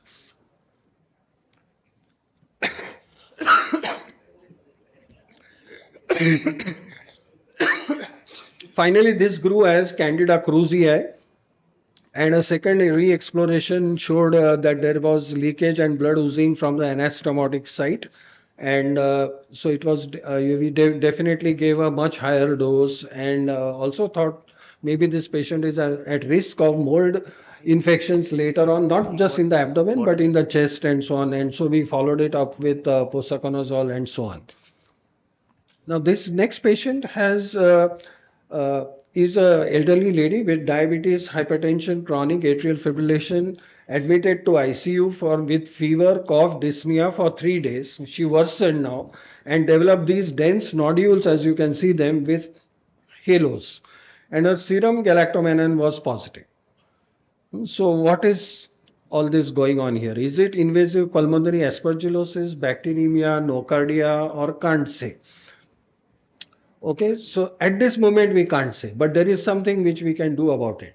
So if there is a high suspicion that this could be invasive pulmonary aspergillosis, looking at the radiology and all these other things, but the diagnosis is based on three important pillars. So you need a very good host factor or an entry criterion for the person to be there. Okay, so the host factor could be a for this thing which looks like maybe it is influenza associated pulmonary aspergillosis is this host factor, that it's a ICU admission for a respiratory distress and a positive influenza PCR. So we asked for that LRTM, this is some other test, but influenza was found. So now you have a entry criterion or a host factor. You also have the relevant clinical radiologic syndrome, and you have a mycological test that the serum galactomannan was positive. So now everything is falling into place, and you can call it as probable IAPA, influenza associated pulmonary aspergillosis. And also I might remind you that this particular thing can come up within 3 to 4 days of influenza. So it's not as if influenza has gone on for a long time. You can get it very, very quickly. Okay, so that is what this was. And interestingly, once you have the host factor and the clinical radiologic syndrome, the positive predictive value of your mycological test also improves. Because now you can't very easily say that this serum is falsely positive. Of course, you want to see whether generic peptides or something else was not going on. Okay, so that host factor is very important. We have to establish that. So if you just see radiology, only see some serum galactomannan here and there, please do not jump to the conclusion. That one more pillar in the diagnosis is very important. So in this situation, we chose to give isavuconazole, and that's on the basis of some of these studies where it has been shown to be non-inferior. And so I'll pose this question, like, can these two drugs be considered over voriconazole as contemporary choices for aspergillosis? And I think yes. So it all depends on the efficacy, the adverse drug profile, as well as drug-drug interactions. And I will argue that some of these are safer than voriconazole, and so on. So the diagnostic framework of IPA is very robust. So if one pillar is missing, don't be very happy to just consider it as aspergillosis. Should always be considered to avoid the pitfalls. If host factors are not fully consistent, alternative etiologies are not excluded, then there is a problem. I don't have much time. So let's quickly do this case. So this is a patient with pemphigus and was given very high doses of steroids and multiple courses of cyclophosphamide. The patient developed dyspnea, cough, fever, cytopenia, was admitted elsewhere, again treated with various antibiotics. Everything was failing, developed respiratory failure and was transferred to our hospital. So I have a good look at this particular coronal film. So you will see a lot of ground glassing, crazy paving, mainly in the upper zones with good peripheral sparing as well as basal sparing. But so this is highly suggestive of pneumocystis pneumoniae. But what is interesting here is to look at the way the trachea and the bronchi are. So they are having a beaded granular ulcerated appearance, which tells you that something is going wrong even in the airways. And look at this one also, see the shape of this upper lobe bronchus. So this tells me that it's not just PCP, likely some ulcerative fungal infection may be affecting the trachea bronchi. Um, so likelihood of aspergillosis as well as PCP not really highly likely to be bacterial. And this was seen on bronchoscopy, so where you can see all these ulcerated huge amounts of fungal looking shadows. And then this is on the tracheal aspirate smear or bronchoscopic smear, I don't remember. But you can see that there is PCP organisms as well as aspergillus. And now you have to treat this particular patient who's also pancytopenic because of the cyclophosphamide and other things which he has received. And for that reason, you can't use a large dose of TMP SMX, which we usually use for PCP. Probably you should use something else. So that could be a combination of clindamycin primaquine, but maybe additional micafungin and maybe isavuconazole. So interestingly, the bowel fluid we had also sent to Hinduja for this, and that showed that the PCR is strongly positive.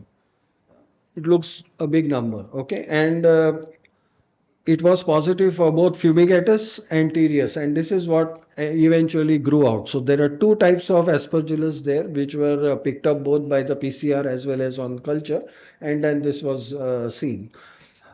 Additionally, this patient, you can imagine the patient severely pancytopenic with all these ulcerations and everything else. The patient also had a MRSA bacteremia as well as a candidemia and also had CMV reactivation. So CMV DNAmia was to the tune of 20,500. So there were really so many different organisms: PCP, Aspergillus, MRSA, Candida, and I think there's something here also. Yeah. So anyway, all this treatment was carried out, but it was so difficult to really treat this particular patient. The patient continued to deteriorate, and relatives decided to limit treatment. So the message is risk factors often point to particular OIs. So this patient did have risk factors for almost all of them. Carefully evaluate the entire radiologic findings. These are some findings which I don't know whether your radiologist would pay so much attention to the scans and all that to try to find. I think most of the time the report comes as infective etiology and that's it. So we have to look at it carefully. Interpret all the smears, special stains, biomarkers, PCRs and cultures, and all of them do need a lot of interpretation. And choice of drugs based on all these factors, including the adverse drug reaction profile of those drugs, which might be otherwise considered as drugs of choice for, say, maybe pneumocystis pneumoniae. Multiple simultaneous and sequential infections can occur, which need really utmost care in diagnosis and prevention. So multiple such infections can definitely occur in this patient. I thought I'll just lighten the mood a little bit because the previous patient was someone whom we lost. One more minute. Okay, again a patient who has something similar. So diabetic patient got a pancreatic transplant and developed a big problem after about a week or so. So if you look at this particular image there and the corresponding CT, you will notice that this is a suggestion of a very, very early reverse halo sign because you're seeing something here which is looking very funny. Although the galactomannan in the bowel was positive. So this was definitely suggestive of aspergillus, but this was bothering me that there could be something else. So what were the various diagnostic possibilities? So it could be a GPC, GNB, nocardia, aspergillus or mucor. And various points to keep in mind here was the patient had fairly significant hemoptysis. There was this nodule with a very early reverse halo sign. Although let me tell you, it's not specific for mucor, but often it is. So that's why we have to see. The patient was in the community, had severe diabetes, severe immunocompromise again, but the patient was on anti-GPC treatment, including linezolid, which will make GPC pneumonia as well as nocardia a little bit less likely. Was on anti-GNB treatment, which will also make with colistin and meropenem. So again, making GNB and nocardia somewhat less likely, but was on this antifungal treatment, which actually can encourage mucor. Okay, so if somebody is on voriconazole or even echinocandins for that matter, then the person is at a heightened risk of mucormycosis. And the bile galactomannan was positive, so no doubt there must have been aspergillus. So I would look at this case in such a way that aspergillus seems to be in the probable category, or in the possible category if we consider this galactomannan to be falsely positive, but additional mucor seems to be very likely. Also remember that mixed mold infections do occur in about 15%. So the likely scenario was that if the patient was in the community with uncontrolled diabetes, must be inhaling conidia of mucor aspergillus on a daily basis, but nothing was happening because was not classically immunosuppressed. So may have inhaled these mucor spores, suddenly underwent a severe immunosuppression, which probably gave this problem to the patient. Just half a minute on combination treatment for mucormycosis. It really has great uncertainties, although it is being utilized commonly by many of us. What you really need to show is a superiority trial of the combination over a single agent therapy like amphotericin B, but that would need an extremely large trial, which is not very easy to do. And therefore, I'll ask you to go through this particular systematic review of David Denning is the lead author there. It's over 22 years, and what they found is that the least mortality was when amphotericin B and azole were given together, followed by when azole was given a little later, followed by all other modalities of treatment. So this paper has been heavily criticized because you could have mucor in different body sites, such as something could be cerebral, something could be cutaneous, something could be pulmonary, patient could be neutropenic, non-neutropenic, and maybe some were offered surgery and all that. If all these factors are there, but despite that, this is the, I can't even call it evidence, but this is what has been published. And all this time, this issue of the azole depleting the target for amphotericin B, and therefore there cannot be synergy between them, has been proffered as an explanation. On the other hand, now we know how amphotericin works. So it works by extracting the ergosterol molecule after molecule from the membrane. And while that is happening, the fungus is attempting to repair it by producing more ergosterol by the enzyme 14-alpha demethylase. Now, if you can inhibit that with an azole, as the azoles do, then it is likely that this may contribute to the synergistic sort of, in inverted commas, synergistic effect which could have been seen. Anyway, needless to say, this patient was too far gone out. After 1 week, you could definitely see now that reverse halo, the lobectomy was done, everything was done, and yet things did not improve and patients succumbed. So I'll close by saying that ICU patients really don't offer us the luxury of leisurely investigation. So all these things have to go on fast and maybe simultaneously. Empiric therapy investigation all needs to proceed in parallel, and we have to tailor the therapy because so many factors are there which will help you to choose antifungal agents or the combinations and all that in this group of patients. I think I'll stop here. It's in time. Thank you. Thank you, sir, for your brilliant insights. Now I will call Dr. Ashwini Ma'am to speak on management of complicated urosepsis.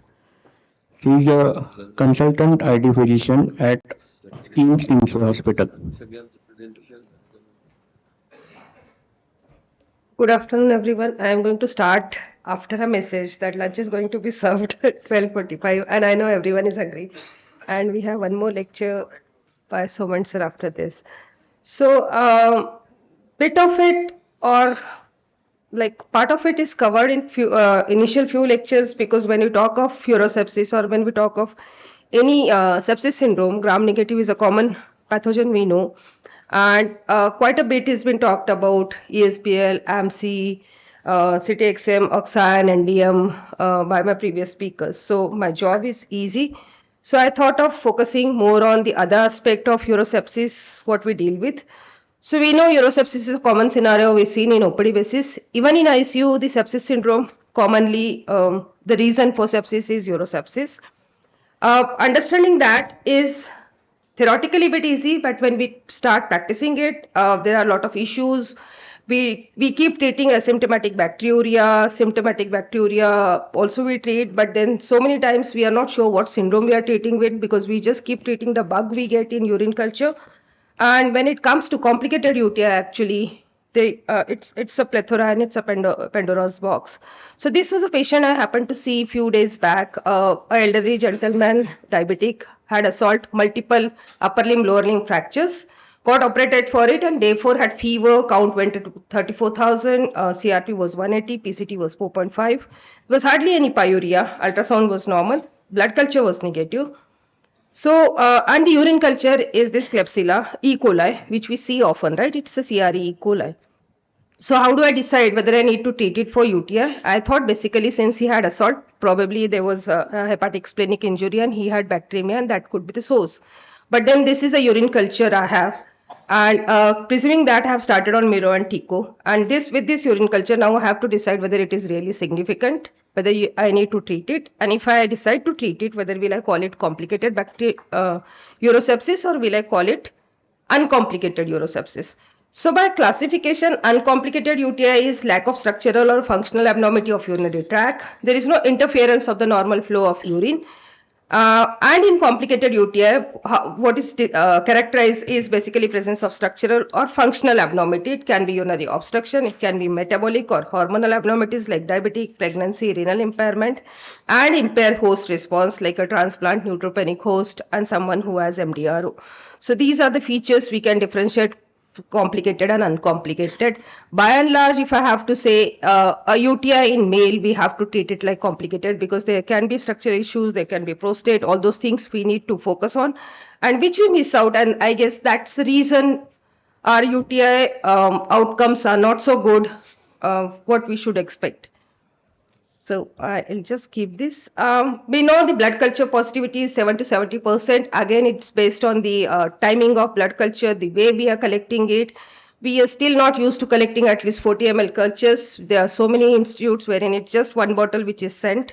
So that practice, I guess, we have to change. And sending appropriate urine cultures. The collection of sample is really crucial, because so many times we get staph in urine and we really don't know whether we need to treat it or not, because probably the sample was collected overnight, sample was kept in the room, and there is some contamination, discolonization, and we really don't know whether it is a true pathogen or not. So when we decide to treat, the challenges are there based on the selection of antibiotic, which were discussed in previous lectures. So yes, that has made the job easy. Local complications and duration of therapy. Duration of therapy, yes, we are in the era where shorter is better, but that doesn't apply true for urosepsis always, because if we have a syndrome wherein you have a track which is not been handled properly, there is a calculus sitting in, there is a stent sitting in, you have to decide how long you are going to give, if there is a prostatitis or not, if there is a renal abscess which is drained or undrained. So all these are the factors which decide what is going to be the duration of therapy. And definitely PKPD plays a major role. And when it comes to urine, there are a lot of things which are really which we hardly know actually, and there are a lot of papers which are focusing on this. So MICs of urinary pathogen are important. Like for Strep pneumosauria had shown, there are different cutoffs. That is not true for urine, but we need to decide where exactly we want the action for, whether there is a bacteremia, we want it in tissue, it is just a urosepsis, or we want the action in urine. I'll show a few cases which will make the job easy to understand. So we have to take into consideration the MICs, but the plasma concentration of free drug, which is a guiding principle for many infections, has to be kept in mind. The acute renal excretion and the bactericidal activity has to be kept in mind. So the pharmacokinetic differs in acute and chronic insufficiency, and even in acute and chronic obstruction as well. So I had read an interesting paper, I couldn't put the details of it, wherein even in acute obstruction, the pharmacokinetic in both kidneys are different, and the same obstruction after few hours or few weeks, the dynamics will be different. So all those things have to be kept in mind, especially when we are dealing with the track which we are not able to get rid of, and that happens so many times. This is an interesting paper, though old. They have studied meropenem concentration in percutaneous renal biopsy. So what they have done is they have given two different dosings of meropenem, TID dosing and continuous dosing, and they have done the biopsy and they have checked the culture meropenem levels in the biopsy. So here we can see the plasma concentration of meropenem is equal to urinary concentration based on the GFR if in normal GFR. So if the patient if the patient has higher MIC pathogen, the person who had received 8-hourly meropenem did not get the results. So they gave continuous dosing, and that had a good microbiological clearance in those patients actually. The other problem in urosepsis is biofilm. So be it catheter, be it scar tissue, be it stone, prostatitis, unobstructed urinary tract, and we know biofilm are basically the area wherein MICs are really high and it's very difficult to target, and especially when we are dealing with calculus and stent, it's really difficult to target this calculus. So we know there are different calculus, and the way it is formed is basically we have bacterial colonies, and above those bacterial colonies there are layers formed, and the bacterial colonies are protected, and that is the reason so many times when we have renal calculus we do get urosepsis, and especially while handling those calculus. So this was a gentleman who had recurrent urosepsis, multiple episodes of abdomen. He came into OPD actually. Frequency of micturition at night and daytime he was comfortable. There was pyuria. Initial culture was pan-sensitive E. coli. He had received fluoroquinolone for the same, and when he came to me, he had enterococcus, which was penicillin sensitive. And the CT, which was there for last 6 months actually, showed impacted calculus near renal pelvis. He had seen 2-3 urologists, and all of them had advised conservative management. Now the question was, what should we do for this renal calculus? Because everyone was like, it is not disturbing you, so please don't disturb it. What is the role of antibiotic? Whether we need to treat that symptoms, what he is getting, and if we decide to treat those symptoms, what exactly it is, whether I need to treat it long term, whether I have to keep him on chronic suppressive prophylaxis. So all those things are a practical dilemma what we face in our day-to-day practice, and so many times urosepsis patients we see on chronic fluoroquinolone, either they are on ciprofloxacin, they are on clotrimazole, nitrofurantoin, something or other is there, and basically because we are afraid of putting them without antibiotic. So these are the procedures which are routinely done for renal calculus actually. And the post procedures can go up to 35% in different literature. So this is an interesting paper wherein they have cultured different stones and they have found different bugs, including majority of it is definitely Enterobacteriaceae. But yes, they have seen Enterococcus and other bugs, even Candida. All these were seen in the stone culture which they have seen. So according to EUA guideline, antibiotic prophylaxis is recommended to lower the risk of symptomatic urinary infection following URS. Single dose antibiotic prophylaxis is advised for PNL to reduce clinical urinary infection. In contrast, prophylactic antibiotics are not recommended for reducing infection rates in SWL. So there are specific guidelines for specific procedure, and we have to convince, it's very difficult to convince urologists, but we have to convince urologists to follow this, because giving them on long-term suppressive prophylaxis and putting them on 4-6 weeks of fluoroquinolone is not going to help. That is a collateral damage actually. And we have a good literature supporting these practices.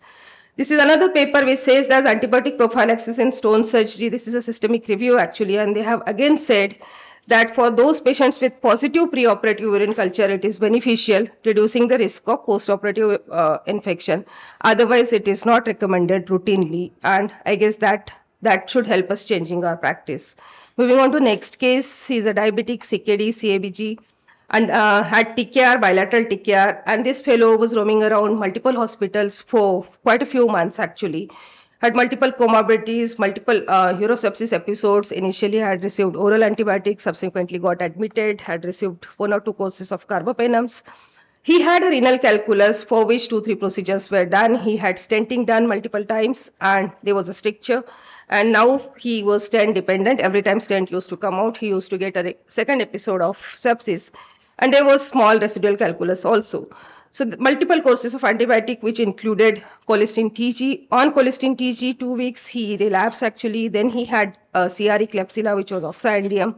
So was put on Cazaviestro. 2 weeks of Cazaviestro, he again got admitted with fever, chills, and the urine was enterococcus, which was VRE. So this is a scenario we see. I know the simple short answer for this is a surgical intervention, good surgical intervention, but it's not always possible. And there are technical challenges while for a urologist to handle these cases. So we need to decide how do we, whether I need to treat this Klebsiella because it was partially treated. I know it was just 2 weeks into the treatment. I'll have to treat VRE as well. So I'll have to plan antibiotic based on that. So Cazaviestro, whether I add TG cycline for the VRE and continue treatment. So all these things, all these questions we have to answer for. So with stent, again, there is a biofilm and risk of infection is definitely there. It's almost 6.3% in those who had lack of prophylaxis when stent was handled. There's another study wherein there was a biofilm in 30% of patients who had bacteria positive in the cultures. So this was an interesting survey actually, which was done. And the questionnaire was 50-year female, known chronic indwelling urethral catheter stent, presenting to emergency department with fever, tachycardia, flank pain. And the urologist and the treating physician were asked the question, what will you do with the antibiotic, keeping the same exchange schedule, urgent stent exchange and all. And the answer were completely different actually. So 57% people wanted antibiotic and 42 wanted urgent stent exchange. So yes, it is an individual variation. There are a lot of individual variation. Having said that, the fixed answer is yes, it has to come out with preoperative culture and we have to plan surgical prophylaxis based on that. So for stent removal, this was a survey wherein they had almost 50,000 patients actually. The median rate of infection with UTI, SSI and bacteremia were 40% and the bacteremia was 6% respectively. So those who had prophylactic antibiotic before stent removal found a lower median percentage of positive blood culture after stent removal than studies without prophylactic antibiotic before stent removal. So 2 versus 9%.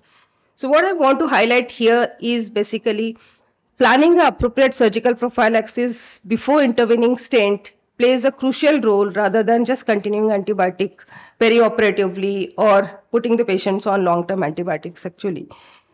This is a 40-year-old case actually presented with sepsis. Evaluation showed Enterobacter. So here you can see this was an Enterobacter which was sensitive to peptas, cephalosporin, sulbactam. If you can go back to Gitu's lecture, probably it will help you in deciding antibiotic. So he improved on carbapenem, was shift to peptazo, again started spiking and count started increasing. And this was an Enterobacter. So any specific reason why the patient was started, there was no structural abnormality, CT abdomen was normal. Ultrasound was normal. So any specific reason why the patient started worsening? So since this is Enterobacter, it was AMC and ESBL, and that's why patient had failure in BLVLI, and that is something we have to keep in mind. So sometimes report, even if lab doesn't report, we should know what is the resistant mechanism here, and then we can plan our antibiotics. So AMCs are there. And for these MCs, if I have to choose some oral antibiotic, I need to know what should I use for. So oral cotrimazole and fluoroquinolone have high bioavailability and sustained serum concentration. So they can be used for ESBL if susceptibility is one of the agent is demonstrated. The patient is hemodynamically stable, reasonable source control is done, and concern about insufficient intestinal absorption are not there. So these are the scenarios we can use fluoroquinolone and cotrimazole. Moving on to next case, elderly gentleman from Chandapur, he presented with urosepsis, admitted with sepsis, renal failure, ARDS. The blood culture was ESBL E. coli, treated with carbapenem for 7 days and then recovered and shifted to ferropenem. That is a common practice we do because we think ferropenem is carbapenem and that's a oral step down. So that's what we do. The non-contrast CT, which was done because he had renal failure in the beginning, showed perinephric fat standing and nothing else. So the urosepsis management stopped at that. Subsequently, he had nosocomial sepsis, treated with colistin. 1 month of admission, fever came back again, and he was spiking daily. And then there was a new onset lower limb weakness. Blood cultures were negative at that time, and this was the time I was called in. So there was no source, there was no other focus, no nosocomial infection at this point of time, and the urosepsis part, plain CT abdomen was done. So I knew there is something happening in the renal parenchyma itself. I had asked for MRI because renal creat hasn't settled at that time, and I couldn't go for contrast CT.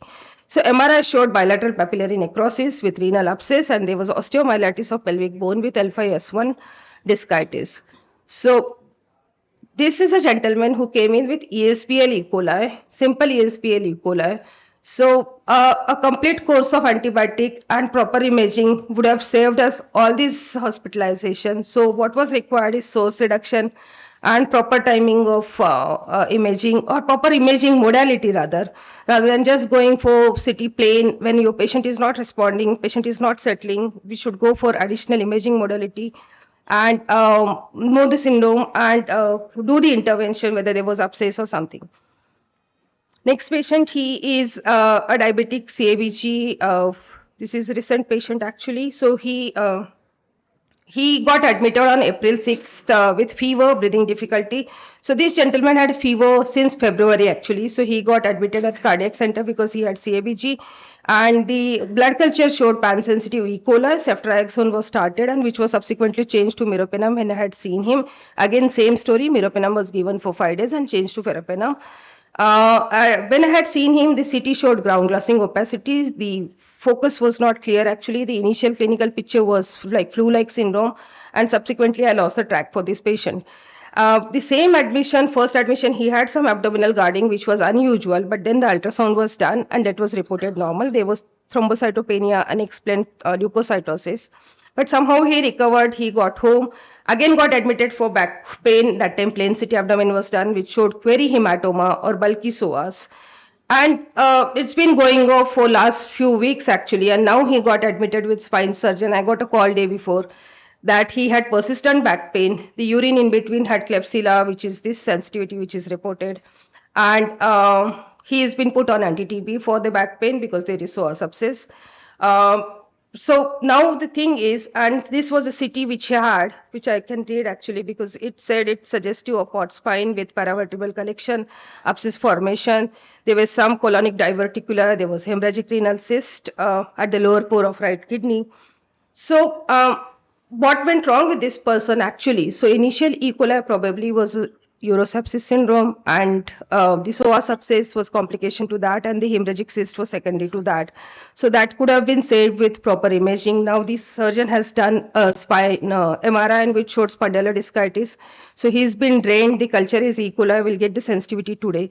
So all these syndromes, we have to get a proper imaging. We have to intervene well. Source control has to be done. I'll just keep the antibiotic. One word about the plazomicin aminoglycoside, which is new kid on the block, which is going to come in the market. So this is aminoglycoside which has been studied. The spectrum of activity is very broad. It covers gram positive, it covers gram negative, but then it's basically ESBL MC cover, and it one word about oral step down is we should avoid oral step down to nitrofurantoin, fosfomycin, amoxiclav, omadacycline, and oxy for ESBL bloodstream infections. Nitrofurantoin and fosfomycin achieve poor serum concentration. So many times I have seen people switching to oral fosfomycin, but then we forget oral and IV fosfomycin don't have similar bioavailability. Oral fosfomycin has just 30-40% bioavailability, and that we have to keep in mind. Nitrofurantoin, using it for complicated urosepsis, it doesn't have parenchymal penetration, so we should be cautious while using nitrofurantoin. And this plasmamycin study, they have compared nephrotoxicity, but the nephrotoxicity was compared with meropenem and it was comparatively lower. So this is a molecule, promising molecule, wherein we can have OPAT therapy for urosepsis, provided the sensitivity reports are good. Probably Camilla Madam and Gitu can tell us a bit about the molecule. I'll just keep this. This is a last case actually. This was a gentleman who had renal transplant. He had rejection, so was been going through all this workup, had received steroids for that, and the biopsy was showed tacrolimus toxicity, came up with fever. This was a lung infiltrate, bronch was done, bronch showed gene expert positive. He was put on anti-TB. At that time there was candida, just last 2 slides. And he was put on echinocandin because he was not responding for the persistent fever. So we were just wondering what exactly is the source. He was then put on cefoperazone sulbactam because there was some ESBL Klebsiella in the sputum or lung. Transient respond to fever, but then again he was spiking and he was absolutely stable patient. We couldn't get any focus. Urine was candida, but we were not sure whether it is just candiduria or there is something happening. And we did CT to know what is happening to lung, but lung was absolutely clear. And fortunately, or unfortunately, I don't know, he had passage of flakes in the urine, which turned out to be urine candida. We got it examined. The culture was candida albicans. The patient was poor, he was not affording, and the nephrologist was not willing for conventional amphotericin because he was immediate post-transplant. So we gave liposomal ampho for a day or two, then we stopped it and we just gave fluconazole. Patient improved and he's doing good, and he recovered of TB and candida renal fungal infection actually. So this is Soman sir and Camilla madam's book chart actually, but we have to focus on this.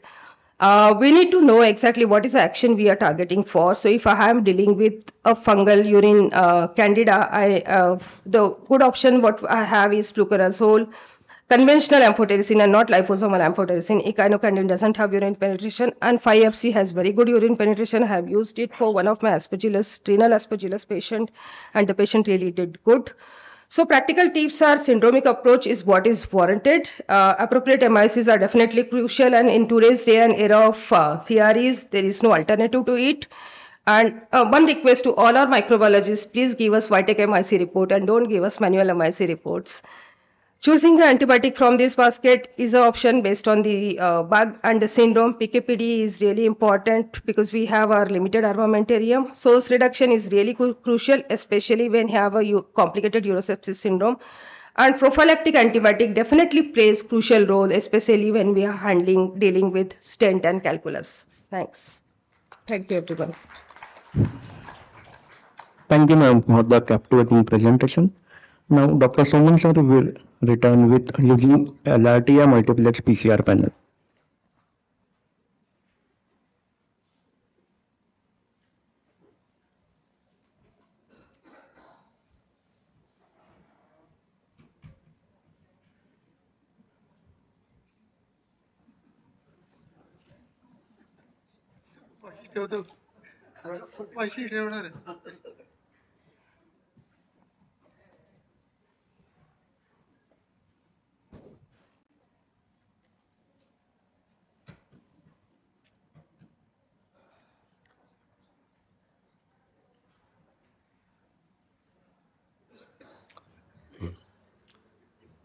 Okay.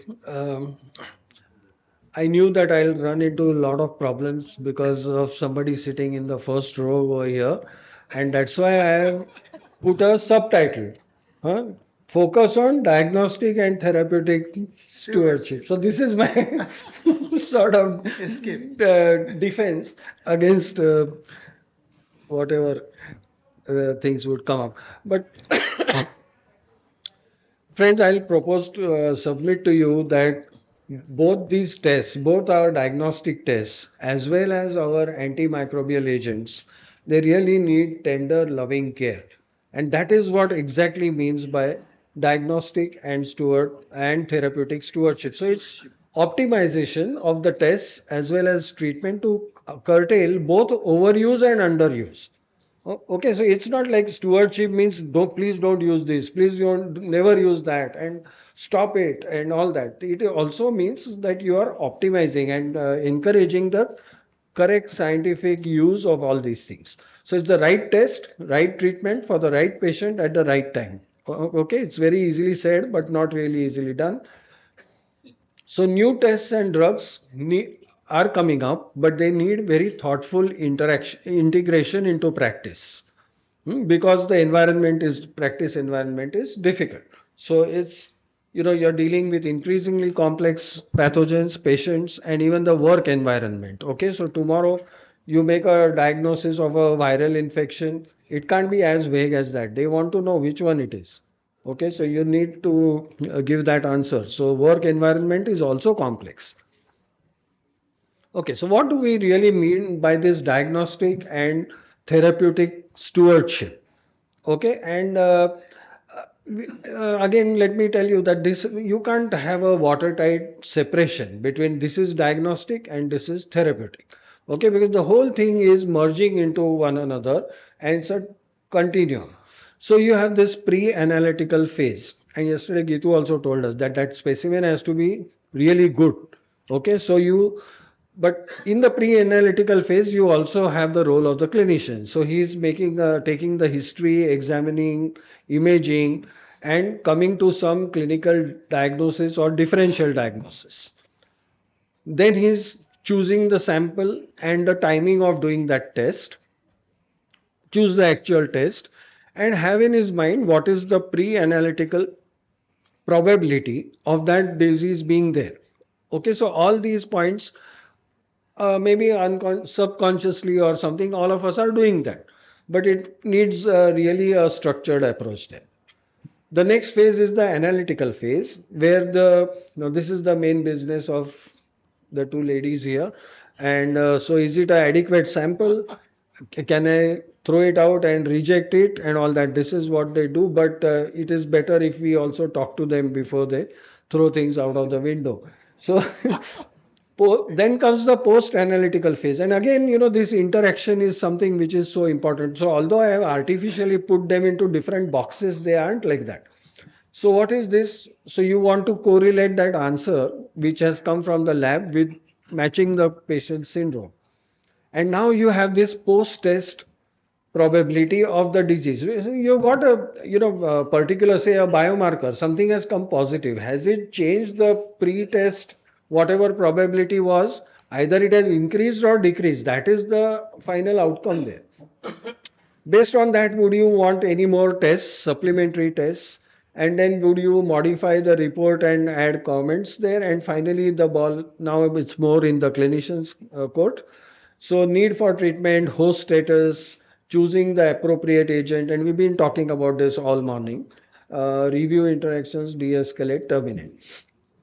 So where does this PCR microarray, I'm mainly referring to the lower respiratory panel, where does it come in all this diagnostic therapeutic stewardship? So it can at least detect a limited variety of predetermined organisms. And again, in BCID, Camilla told us, so the clinician must know which ones are there in the panel, which ones are not there in the panel, and are they in my differential diagnosis. So this is how the whole thing should go.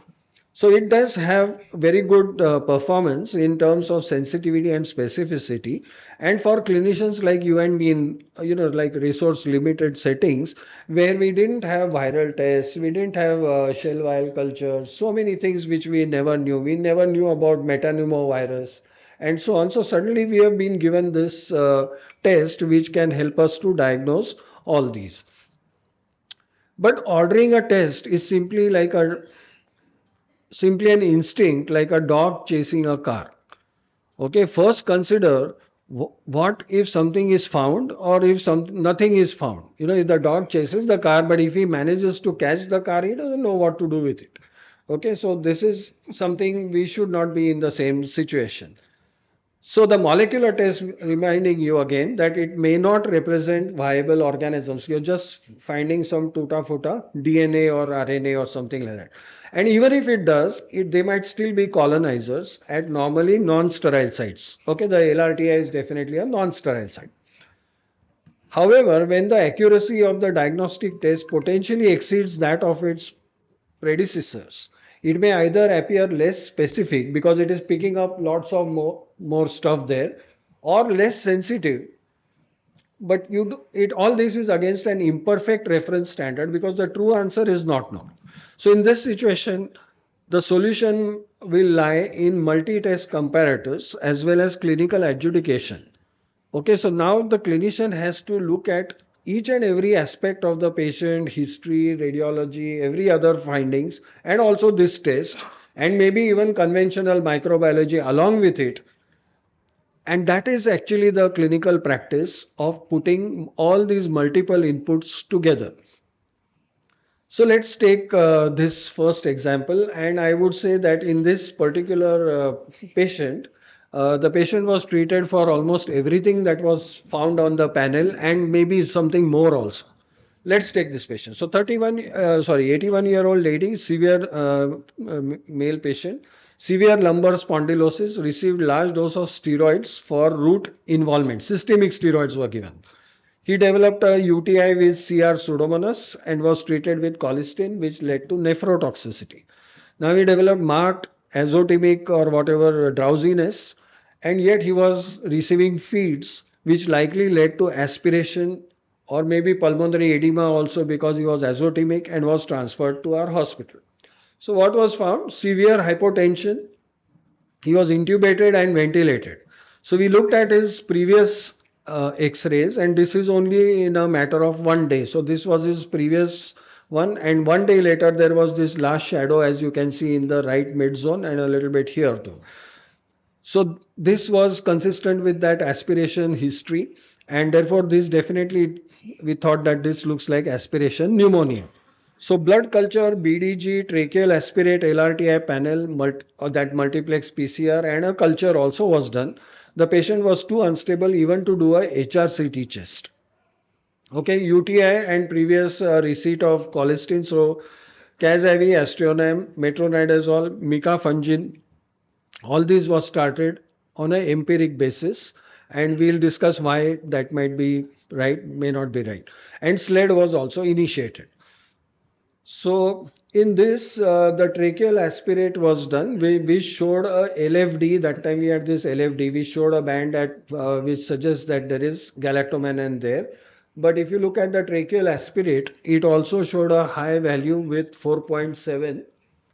Serum galactomannan was also positive, and so was serum beta-D-glucan. So lots of stuff there, and this was the panel. So panel showed 10 raised to 4 of all these: Enterobacter cloacae, Klebsiella pneumoniae, Staph aureus, and CTXM, MAKE. So this is probably MRSA there, NDM, OXA48 like. Plenty of stuff there, and also a coronavirus. Okay. So what is likely, what is going on here, and what can be continued as treatment? Okay, now let's closely look at this patient. So what were his various clinical features and who could be considered as host factors, radiologic findings, microbiological tests? What are the organisms found on the non-culture based tests? That means molecular and other tests. And what might be empiric treatment? So he was drowsy and still feeding was given. So possibly there was this, not possibly, very likely this was aspiration of upper respiratory contents. There was this rapid rise in that right mid zone. What was found in the microbiological tests was ESBL, CRGNB, MRSA with low bin values, and very likely these were all colonizers. I admit to you that these might be colonizers, but remember that patient has had a aspiration of his upper respiratory contents. Okay, so does that mean anything to you? Let's see. What was not found, which could also be suspected, are GNBs there, MRSA and anaerobes, and maybe empiric treatment with all this that I mentioned is probably justified. Remember, Cas-IV Astronem doesn't cover anaerobes well, so you will need something like that, and that MRSA was also there. At that moment, you don't know what is happening, so you treat.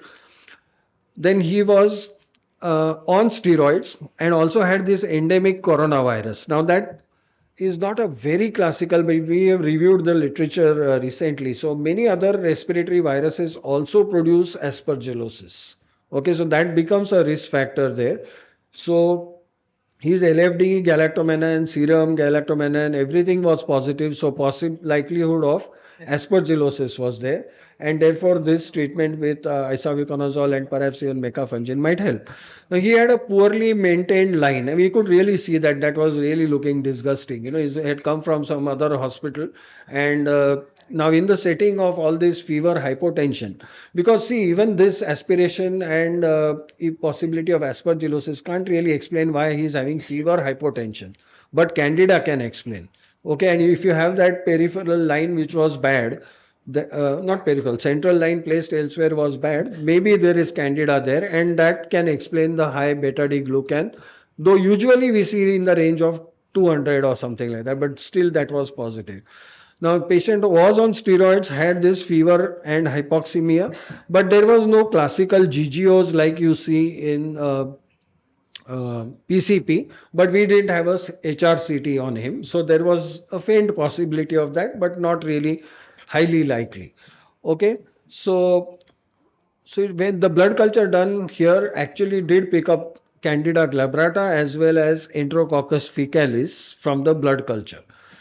So with all this treatment, which was obviously lots of, it was a polytherapy, but we were actually considering all these organisms to be true uh, uh, infectors in this particular patient. The patient stabilized. Now a HRCT could be done. So now if you read this HRCT carefully, you will find so many areas of crazy paving and ground glassing, which is probably the residual effect of that endemic coronavirus, but they were also confluent nodules. In some places air bronchogram. So both aspergillus and bacterial pneumonia was also uh, likely from this. So host factors, clinical features, radiologic findings, and the microbiological tests all will help to adjudicate the results of that non-culture based test like the pneumonia panel. Now, multiple organisms, just 10 raised to 4 bean values, everything is telling you that these are colonizers. You are not going to have 3, 4 organisms producing pneumonia. But when it comes to aspiration, yes, you can have all of them producing an aspiration pneumonia. So you have to consider what other organisms may be present apart from the LRTI panel. So even aspergillosis was to thought of and may be important along with all the resistance mechanisms. Now this is another case which I think Gitu showed. We should have checked our presentations to cut out this case. I would have cut it out. But this was a case. Now look at this lady. This is the fever, myalgia, mild cough. WBC normal, started on ceftriaxone and and azithromycin. You can see that there is this left-sided opacity, which is not properly lobar, but there is a haziness in the left lower zone. And the patient was referred for an ID opinion. So she showed you this. So there was Acinetobacter 10 raised to 5, uh, Haemophilus influenzae 10 raised to 4, NDM, and also Mycoplasma pneumoniae. Now this was a setting where Mycoplasma were lots of cases were there. So Acinetobacter, like she said, NDM is not a cause of it. This had a very low bin value, and certainly it can be a colonizer. Now M. pneumonia presents with a systemic illness like what this patient had and may not show a clear lobar consolidation as with other bacterial pneumonia, and WBC can be normal. Now, atypical bacteria and viruses are generally not thought to be colonizers, although a few studies show that Mycoplasma can have a prolonged carriage. But generally, why is the name atypical mainly given? Because these are not part of normal human microbiota. So they are generally not producing, not thought to be colonizing, and therefore their presence suggests active infection. Now, is this enough for us to choose the drug? So that is also an important thing. So we know now that there's a lot of macrolide resistance with mycoplasma in the current situation in Asian countries especially, and therefore when we thought that this is mycoplasma pneumonia, changed the macrolide to doxycycline. So really need to analyze the clinical picture and all this together, and epidemiological knowledge is still not supplied by the film array. So you need to have that epidemiological knowledge. And finally look at this where it was patient is treated for none. Okay, so this was a lady, this is in 2021. So she is a young lady, previously healthy. She presented with features of a cap like this, as you can see. WBC was normal, and the patient was started on what is this? Piptazone, that is Transact plus azithromycin plus fluid, and the pneumonia panel was also done. Now that shows Klebsiella, Pseudomonas, Serratia, and CTXM as well as NDM, and also endemic coronavirus. Okay, so all this had been started, and the patient, it's the referring physician is very sweet. So you look at what he has written. So all this is going on. Now he has found NDM and all these 3, 4 bugs. So he says Zavicefta, Aztreonam. If Dr. Soman sir agrees. Okay, so really sweet. And unfortunately, I could not agree with him. So look at this patient. She's young, no comorbidities. There is no previous healthcare exposure. WBC is normal. No previous antibiotics also. Now, three GNBs with low bin values have been found. There are no atypical organisms, means those chlamydia, legionella, and mycoplasma not found. Even influenza is also not found. So what have you only found? Endemic coronavirus for which no treatment exists. Okay, so we actually stopped everything and just treated this large consolidation. It was a very large consolidation only with paracetamol. Okay, but all this was possible only because you should have a good working relationship with all these guys. So if you have, this is a good example of knee-jerk prescribing versus reflective prescribing. Okay, so recommendations and restrictions on antibiotic use led by a clinical pharmacist, as is done in India. See there, it's a little different story, but here, most physicians will resist whatever is told to them by the clinical pharmacist, because the problem is to advise those who have not even requested it. Okay, so they're not going to. On the other end, this could be considered like a handshake stewardship, where you have a hopefully the ID physician's credibility and sharing of responsibility and a sustained long-term relationship with the primary unit is all important. So, whoever is giving an opinion should be ready to stick his neck out and take the responsibility for not using drugs also. So that's an important thing. So this does provide a lot of useful information, but like I said, the results are complementary, not competitive with conventional practice. So you need all these other things. And finally, the clinical impact will vary with the specific local practice conditions. So even after doing the test, you find that there is need for nothing. If they still are going to continue with the antibiotics and everything else, then it makes really no sense. So then you have a double jeopardy problem. You have spent a huge amount of money and not getting the return on it in terms of antimicrobial stewardship. A quick, I think this also point was addressed. So does the test have, so there are various ways in which you can assess the clinical impact. So this test definitely has the technical efficacy. It also has a diagnostic accuracy efficacy. So is it able to distinguish patients with or without the infection? And this point is important, like diagnostic thinking efficacy. So if you find something or if you don't find something, is your further pathway influenced? Okay, so if I don't find something, what test will I do to find that? Okay, so if I don't find something, will my search for TB increase or nocardia increase or something like that? So this is the diagnostic thinking efficacy. Then obviously therapeutic efficacy. So if you find something, don't find something, you should be able to start or stop or avert the treatment completely. Patient outcome efficacy. Do the patients who have the test fare better in the long run than those who do not? And finally, societal efficacy. And this is very, very complex. There are very complex trade-offs involved in choosing a relatively expensive test versus not choosing it. Maybe resources could be diverted to something else in between. So this is often said that these panels are difficult to use in resource limited settings, and maybe empiric treatment can be a solution in our settings. However, let me put it to you that the costliest treatment is one that does not work. In fact, it is in the resource limited settings that microbiology facilities, ID physicians and expertise and all that are unlikely to be available. And paradoxically, this actually may be inexpensive ways to get the desired information and optimize treatment. This I'll stop. Thank you, sir. Now over to chairperson for a brief discussion. Over to madam also because this is a very important issue where there's endless controversy and some ladais are going on. What do you think? No, I think clearly you need to interpret what you're seeing. Too much of drug resistance because you're always getting those, the AMR determinants positive. So, like you said, maybe this is you, whatever it was, even if it was a sensitive E. coli or Klebsiella, you would have treated it in the first case where you showed aspiration. So, it's a clinical context Yes. that has to decide how you're going to interpret the organisms that you've and the resistance patterns. And it shouldn't be that it's more resistant, so I must treat.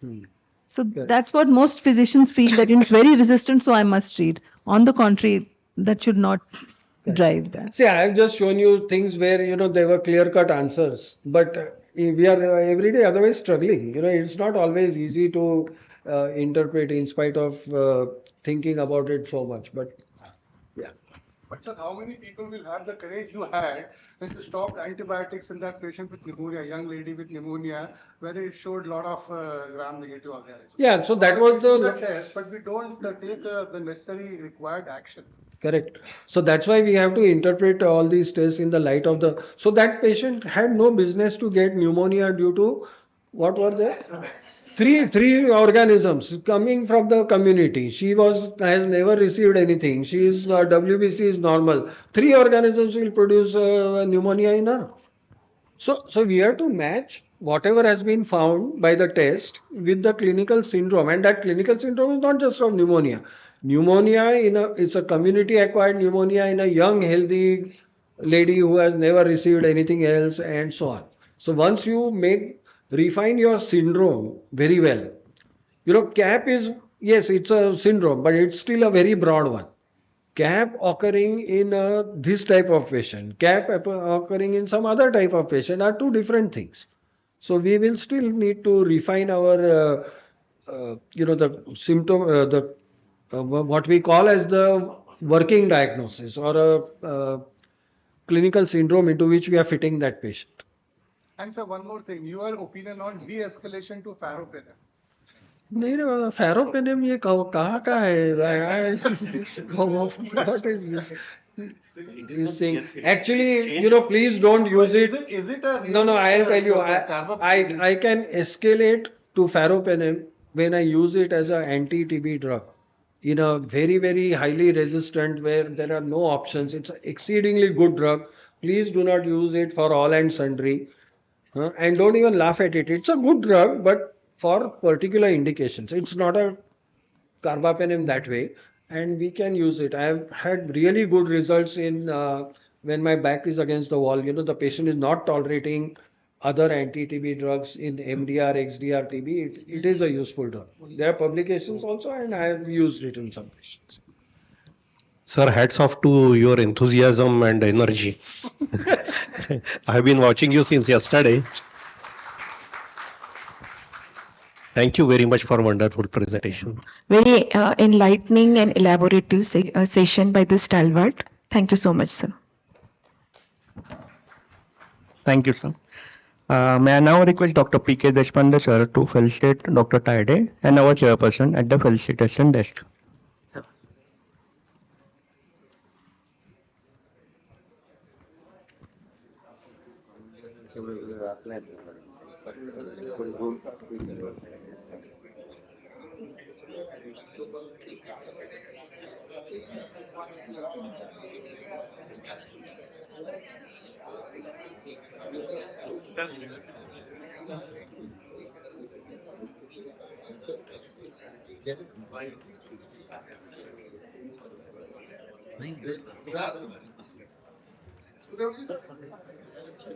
For our next session, I would like to invite as chairpersons Dr. P.K. Deshpande, sir. He's a senior consultant physician at K.G. Deshpande Memorial Hospital, Nagpur. Dr. Rajan Barukar, sir, the chief intensivist and director of critical care at Kingsway Hospital. Dr. Sangram Wagh, sir, he's a consultant neurophysician at Star Super Specialty Hospital, Nagpur.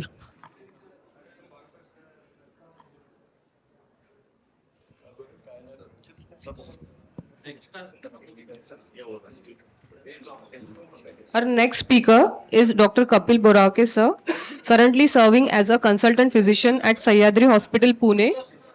He brings extensive experience in managing a wide range of medical emergencies with a special focus on diabetes care and chronic disease management. Today, sir will share important insights and latest update on a critical topic, update on sepsis management.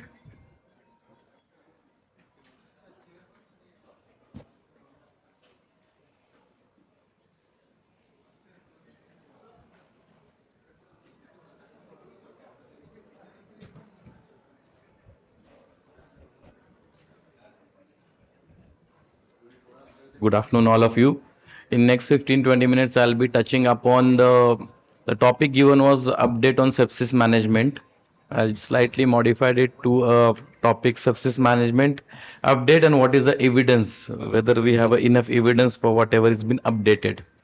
So first we'll go through the epidemiology of sepsis, what the surviving sepsis guideline means, what is mean by the highlights of the newer guidelines that is published in 2021, and what is the overview of evidence what we have, and conclusion and take home message. So if you look at the epidemiology on and global burden of the sepsis, the huge number 49 million cases across world, 11 million sepsis related death. This data is published in 2017. So 20% of the deaths are due to sepsis. And if you look at the Indian data, again 11.3 million cases and close to 3 million deaths due to sepsis per year. So probably this highlights the efforts by SCCM to probably unify and guide sepsis so that probably we can reduce the mortality.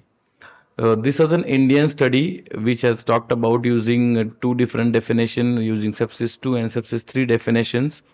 And this multi-center study has shown that there is a high burden of sepsis, whatever definition is used in India. And if you look at the 30-day mortality in these patients versus patients who didn't had a sepsis, that is 27.6%. So mortality is huge when somebody is been defined to have sepsis.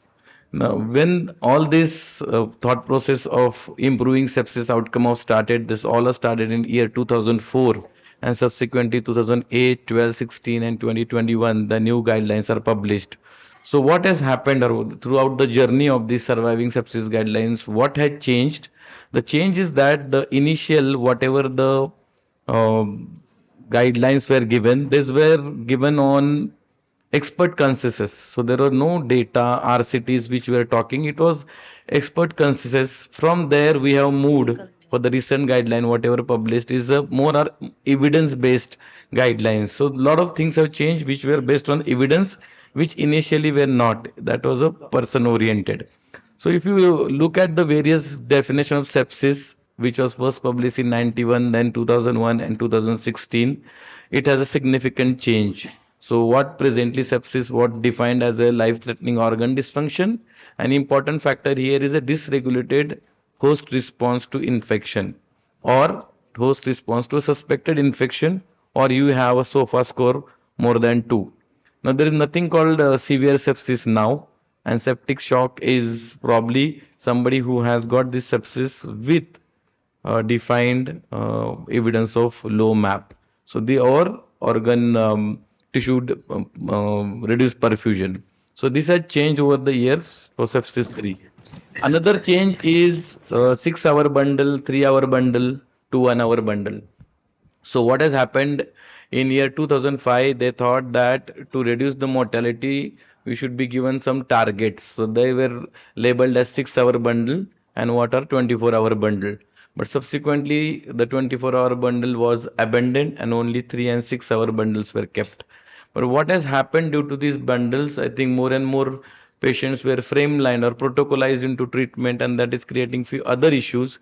So in 2018, they thought that probably we are sticking with the 1-hour bundle, that is measuring lactates or remeasuring lactate if initial lactates are more than 2, obtaining blood cultures prior to antibiotic, administering antibiotics within 1 hour, giving crystalloids at 30 ml per kg, and applying vasopressors if hypotension remains or if your MAP remains low despite your fluid resuscitation. So early use of vasopressor was advised in these bundles. Now, what the recent guideline highlights, I'll take through 6 important things which are different from the previous guidelines. One is early antibiotics use at 1 hour, fluid 30 ml per kg for crystalloids, vasopressors, non-epinephrine is first line. Recently, in last 2-3 months, there is an add of vasopressin as a use and lactate monitoring and steroids in refractory shock, and emphasis on early and protocolized care. So if you look first at the early antibiotic administration, this all has started by a study called Kumar et al. Now what Kumar has showed in this was probably the time sensitive risk factor. So this study, the huge number of patients, around 2,700, all patients with septic shock across ICUs of North America. And key finding was that each 1 hour delay of antibiotic administration was associated with 7.6% reduction in the survival. So conclusion was early antibiotics are life-saving. So this says probably it is again time sensitive for mortality risk. Now this study was further probably supported by a study by Semmer et al. Again, this was an study, more than 50,000 patients were found, and delay in antibiotics and fluids was found to be associated with increased mortality. And again, the implication was time mandates to save the lives. So this reinforced whatever Kumar has shown in the first study. So probably early antibiotics are arguably probably the strongest pillar in sepsis care beyond doubt with enough evidence. Second is fluid resuscitation. Now, when we talk about fluid resuscitation, important trial is this FEAST trial. Again, this is trial which was over 3,000 children and patients with febrile patients, and they found that there were two arms. One is albumin plus saline and only plus no bolus. And the result was bolus fluids higher mortality. And I think this was a big change in the way we treat your septic patients with fluids. So conclusion was liberal fluids are harmful in some context of the patients. Now, this has raised concerns over universal liberal fluid use, which we initially thought of that when they come as a septic shock, probably putting fluids and optimizing, or particularly if they are having pre-renal failure also. Subsequently followed by the recent trial, which was published as a classical trial, which talks about restrictive fluid. Again, this is a big RCT in 31 ICUs across Europe. They have compared restrictive versus standard fluid therapy in septic shock, and outcome was there was no mortality difference and fewer side effects in restrictive therapy group. So probably they thought that fluid therapy has to be as per an individual patient, and we cannot probably judge what kind of fluid should be given, and it all depends that how you have assessed your fluid therapy. So outcome probably we need a better tool for fluid responsiveness, and whatever tool now we are using, maybe we are using bedside like passive leg raising or IVC collapsibility or dynamic indices, and probably what kind of method you are using for your fluid therapy will be the key to decide exactly how much you are using fluid. So in general, it should be a restrictive fluid. That is a big change. Then coming to vasopressors, non-epinephrine as a first line. This all started with SOAP trial, where this again a multi-central European trial compared non-epinephrine versus dopamine as a first vasopressor, because I think a decade ago dopamine was thought to be the first vasopressor. Now non-epinephrine was preferred for two reasons. One is fewer arrhythmias and decrease trend in mortality and less need of CRT. So probably key trial that has defined that non-epinephrine as a first line agent.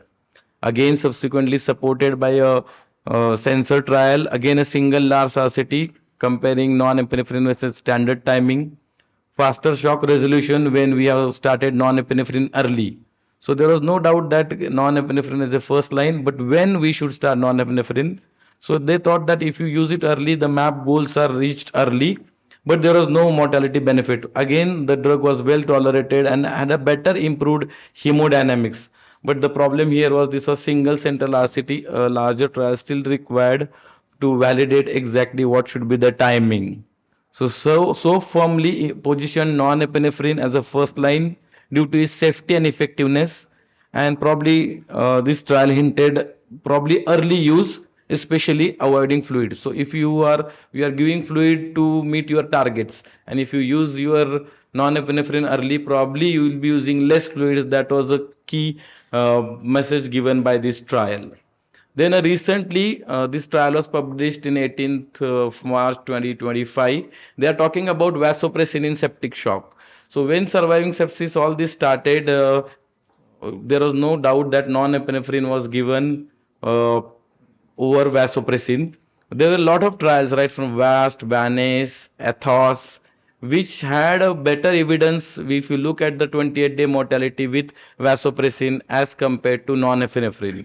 But the whole goal was, if you look at the cost of vasopressin, the guideline committee thought that if you recommend vasopressin as a first line drug, there may be a scenario where low socioeconomic country may not be giving the probably thinking that that kind of a care has been not given. So there norepinephrine was considered as a first drug as compared to vasopressin.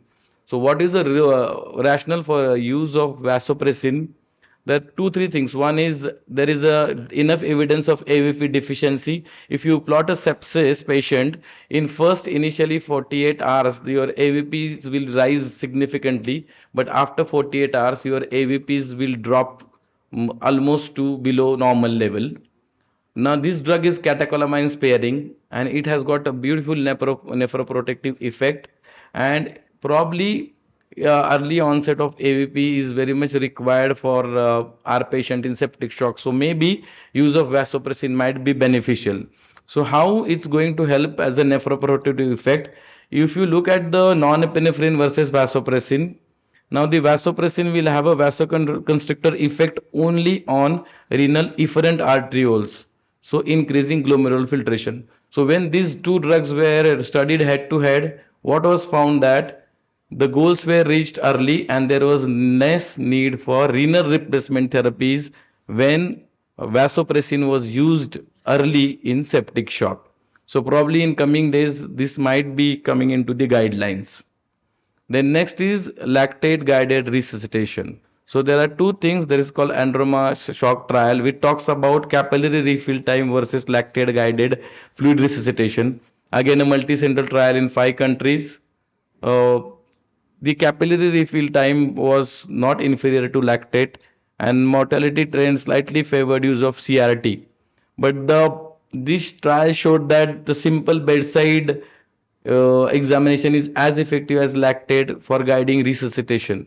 But again, who is examining and context of examination and individual variation from the observer also makes an important key here. So in a scenario where lactate is not possible, maybe capillary refill time may be a helpful thing.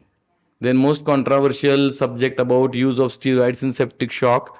First published adrenal trial in 2018. Again a large trial across 69 ICUs in Australia, UK and New Zealand.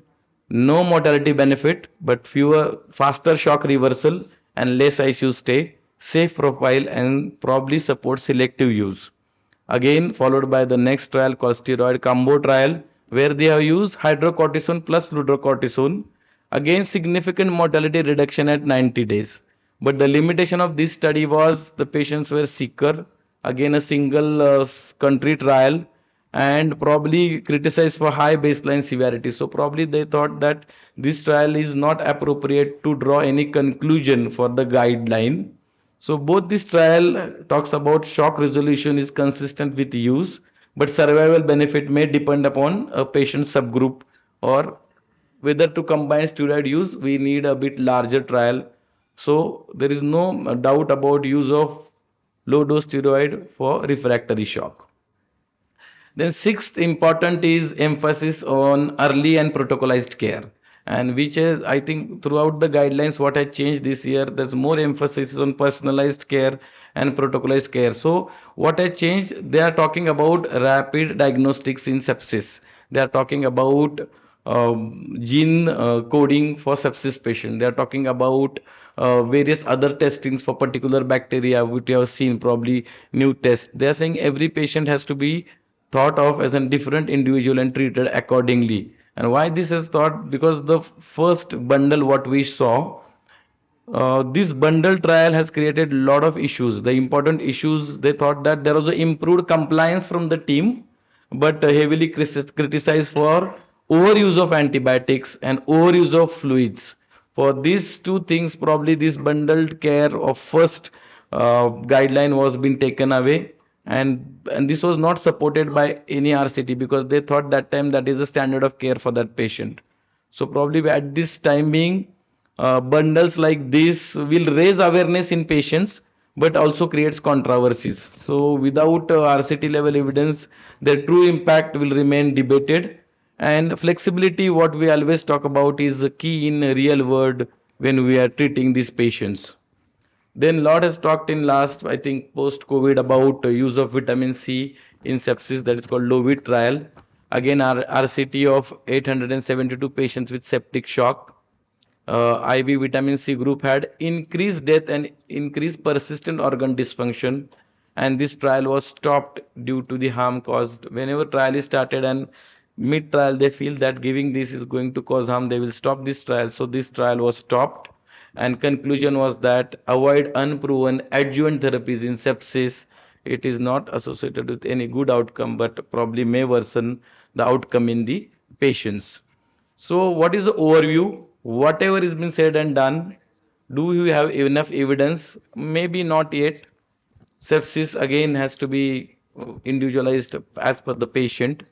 So, probably what stands is now 1 hour bundle where probably you have to measure lactate, you have to obtain blood cultures, you have to administer broad spectrum antibiotics, you have to begin resuscitation with crystalloids, and probably apply vasopressors as early as possible to achieve the numbers so that you will restrict the fluid. That is a key for time being, whatever evidence we have.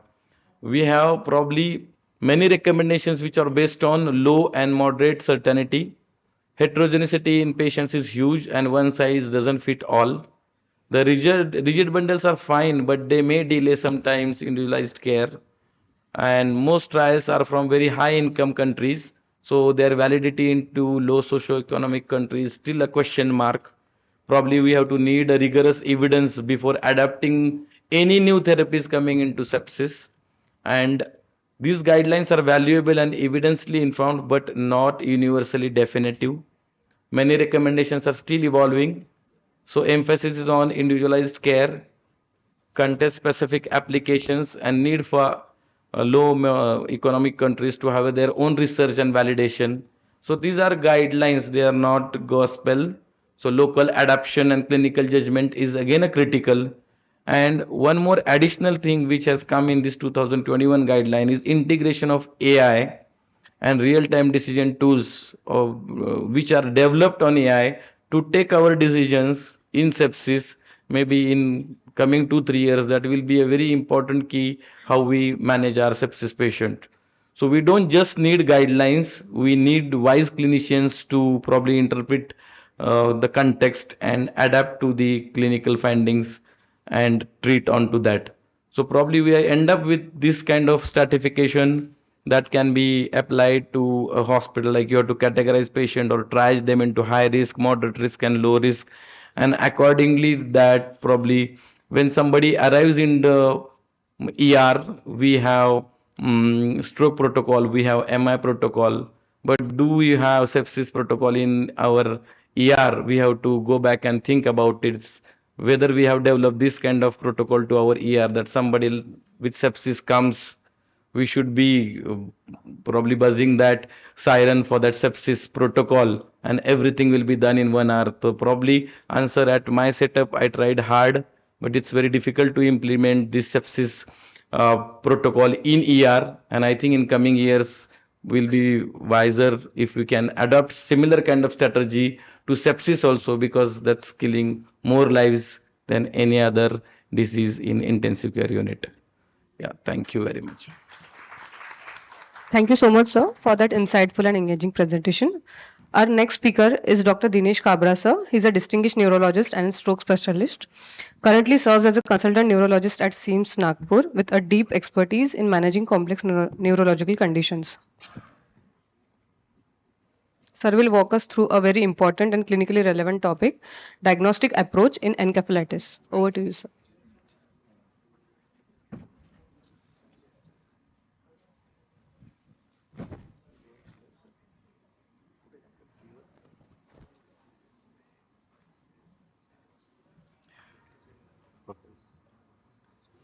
Respected chairpersons, seniors, and my dear friends. Thanks to the organizers for asking me to give a talk.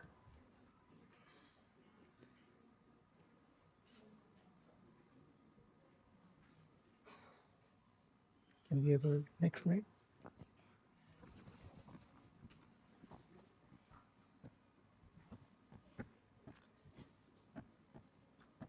So recently we had a patient who was 50-year-old lady.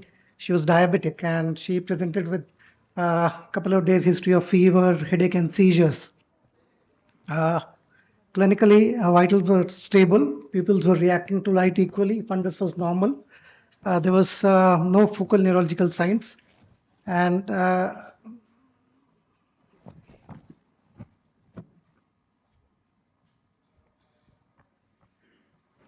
here we go. We did a MRI brain. On an MRI, you'll see hyperintensity on diffusion and flare sequences that includes insular cortex and the medial temporal and hippocampus. And this is called limbic encephalitis.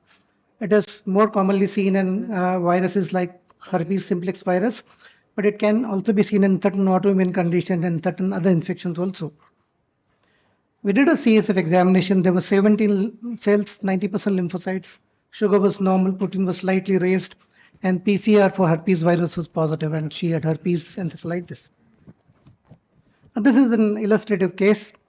Encephalitis means inflammation of brain, and to definitely diagnose it, you have to do a biopsy. And we don't do a biopsy in routine clinical practice. Encephalitis is the etiological diagnosis of encephalitis is quite difficult. We can diagnose definitely in only half or less or 1/3 of the patients. It's not a common disease.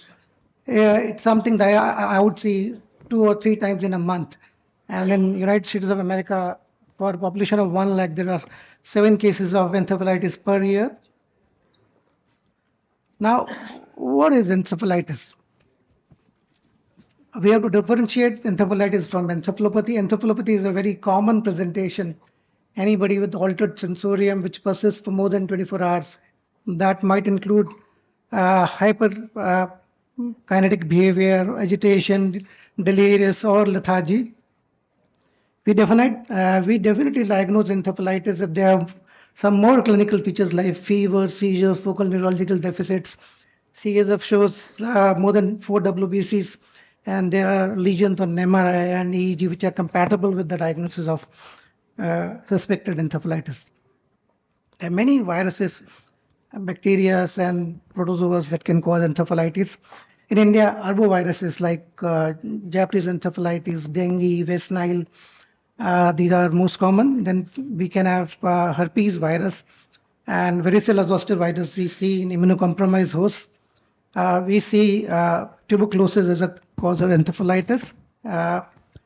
Sometimes we see brucella and dengue and scrub typhus due to rickettsia is very commonly seen.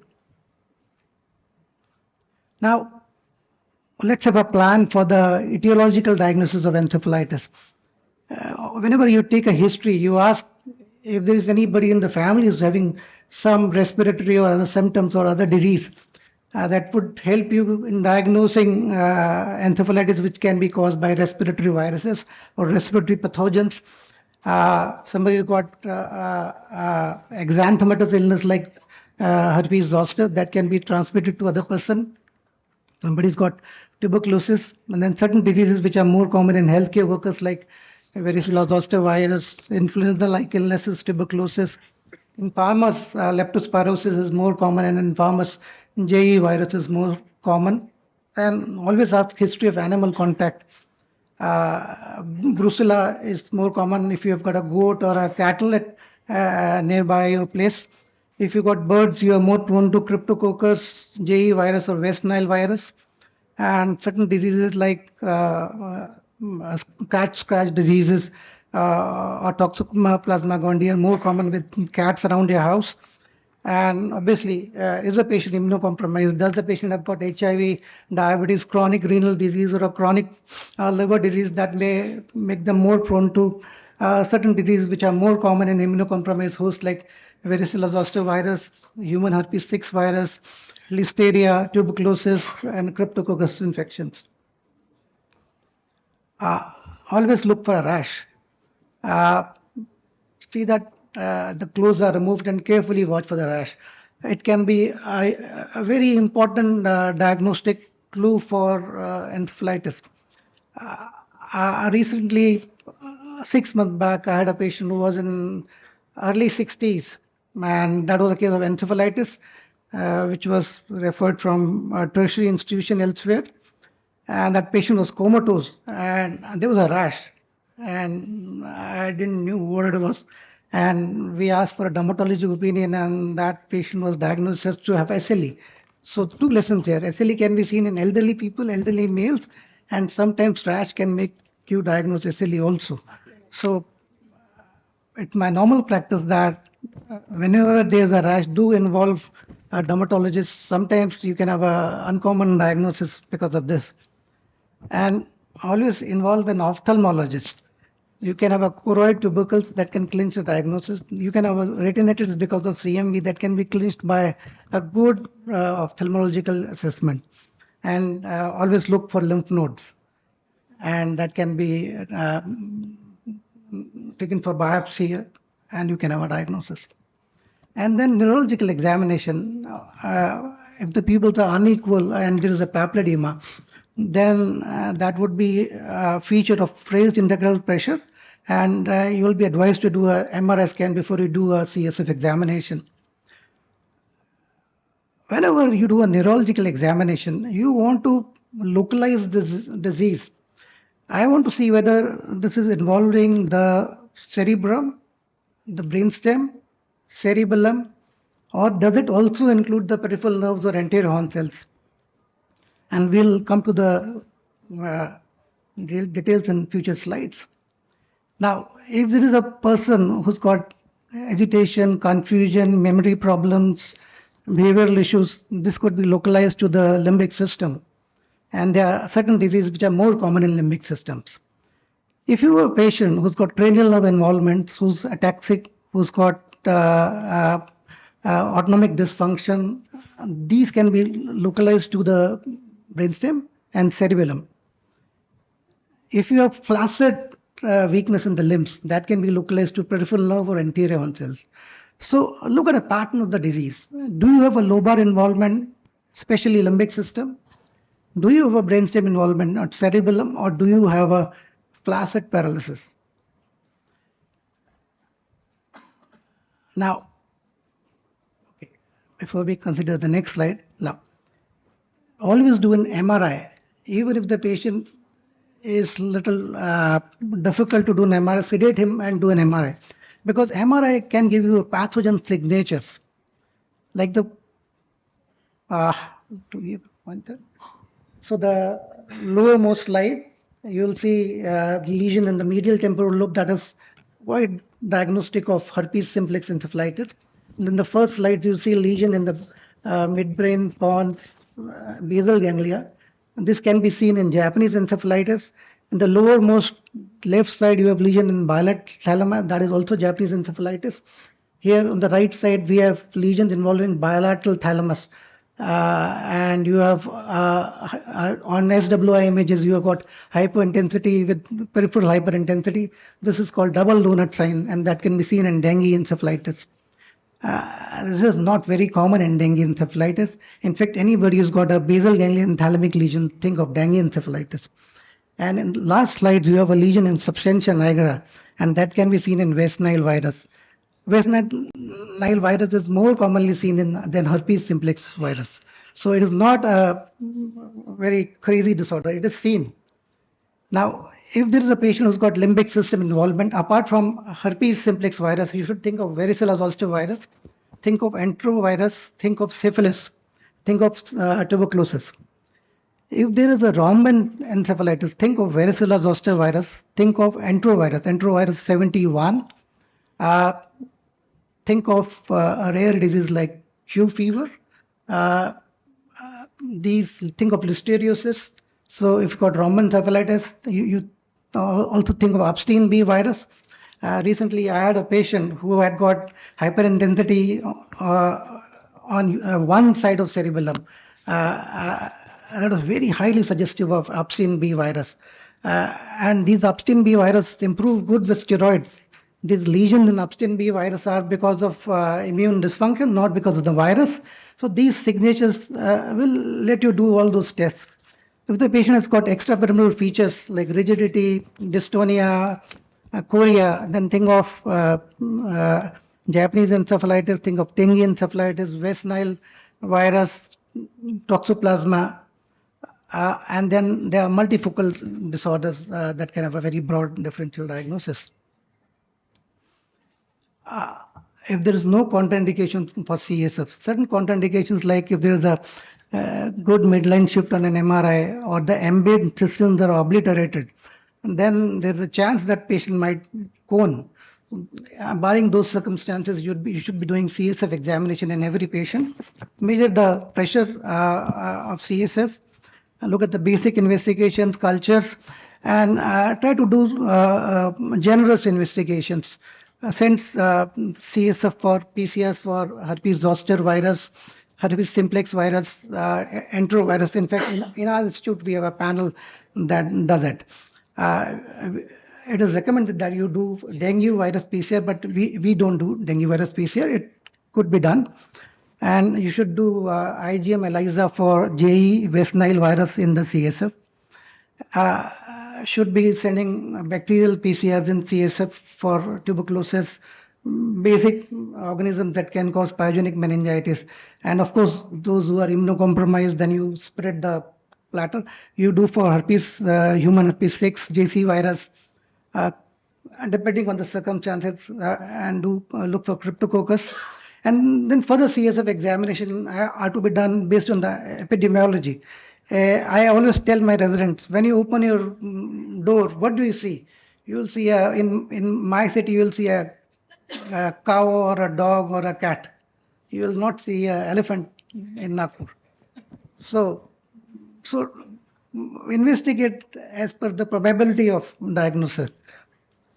And we neurologists tend to do a EEG when we have a patient of encephalitis. EEG is not a very specific investigation, but if you have lateralized periodic discharges like this patient has got some spiky discharges in the temporal lobe, this is more concordant with the temporal lobe pathology, and that would be more compatible with the diagnosis of herpes. And then the EEG on the right side is very interesting. This patient has got a slowing in delta range. Delta range means 0.5 to 4 hertz. And on those slowing, you have a spiky discharge. These are called delta brushes. And this patient with delta brushes had NMD encephalitis. So on the patient, we had a 24-year-old lady who had headache, vomiting for 3 days, altered sensorium. 10 days back, she had a fever. She threw a seizure before she came. She had a CSF examination done that showed 17 lymphocytes protein was raised. So the story is looking like a encephalitis due to infection. Now, this is an MRI scan. If you see carefully, there are hyperintensities in the medial temporal lobe.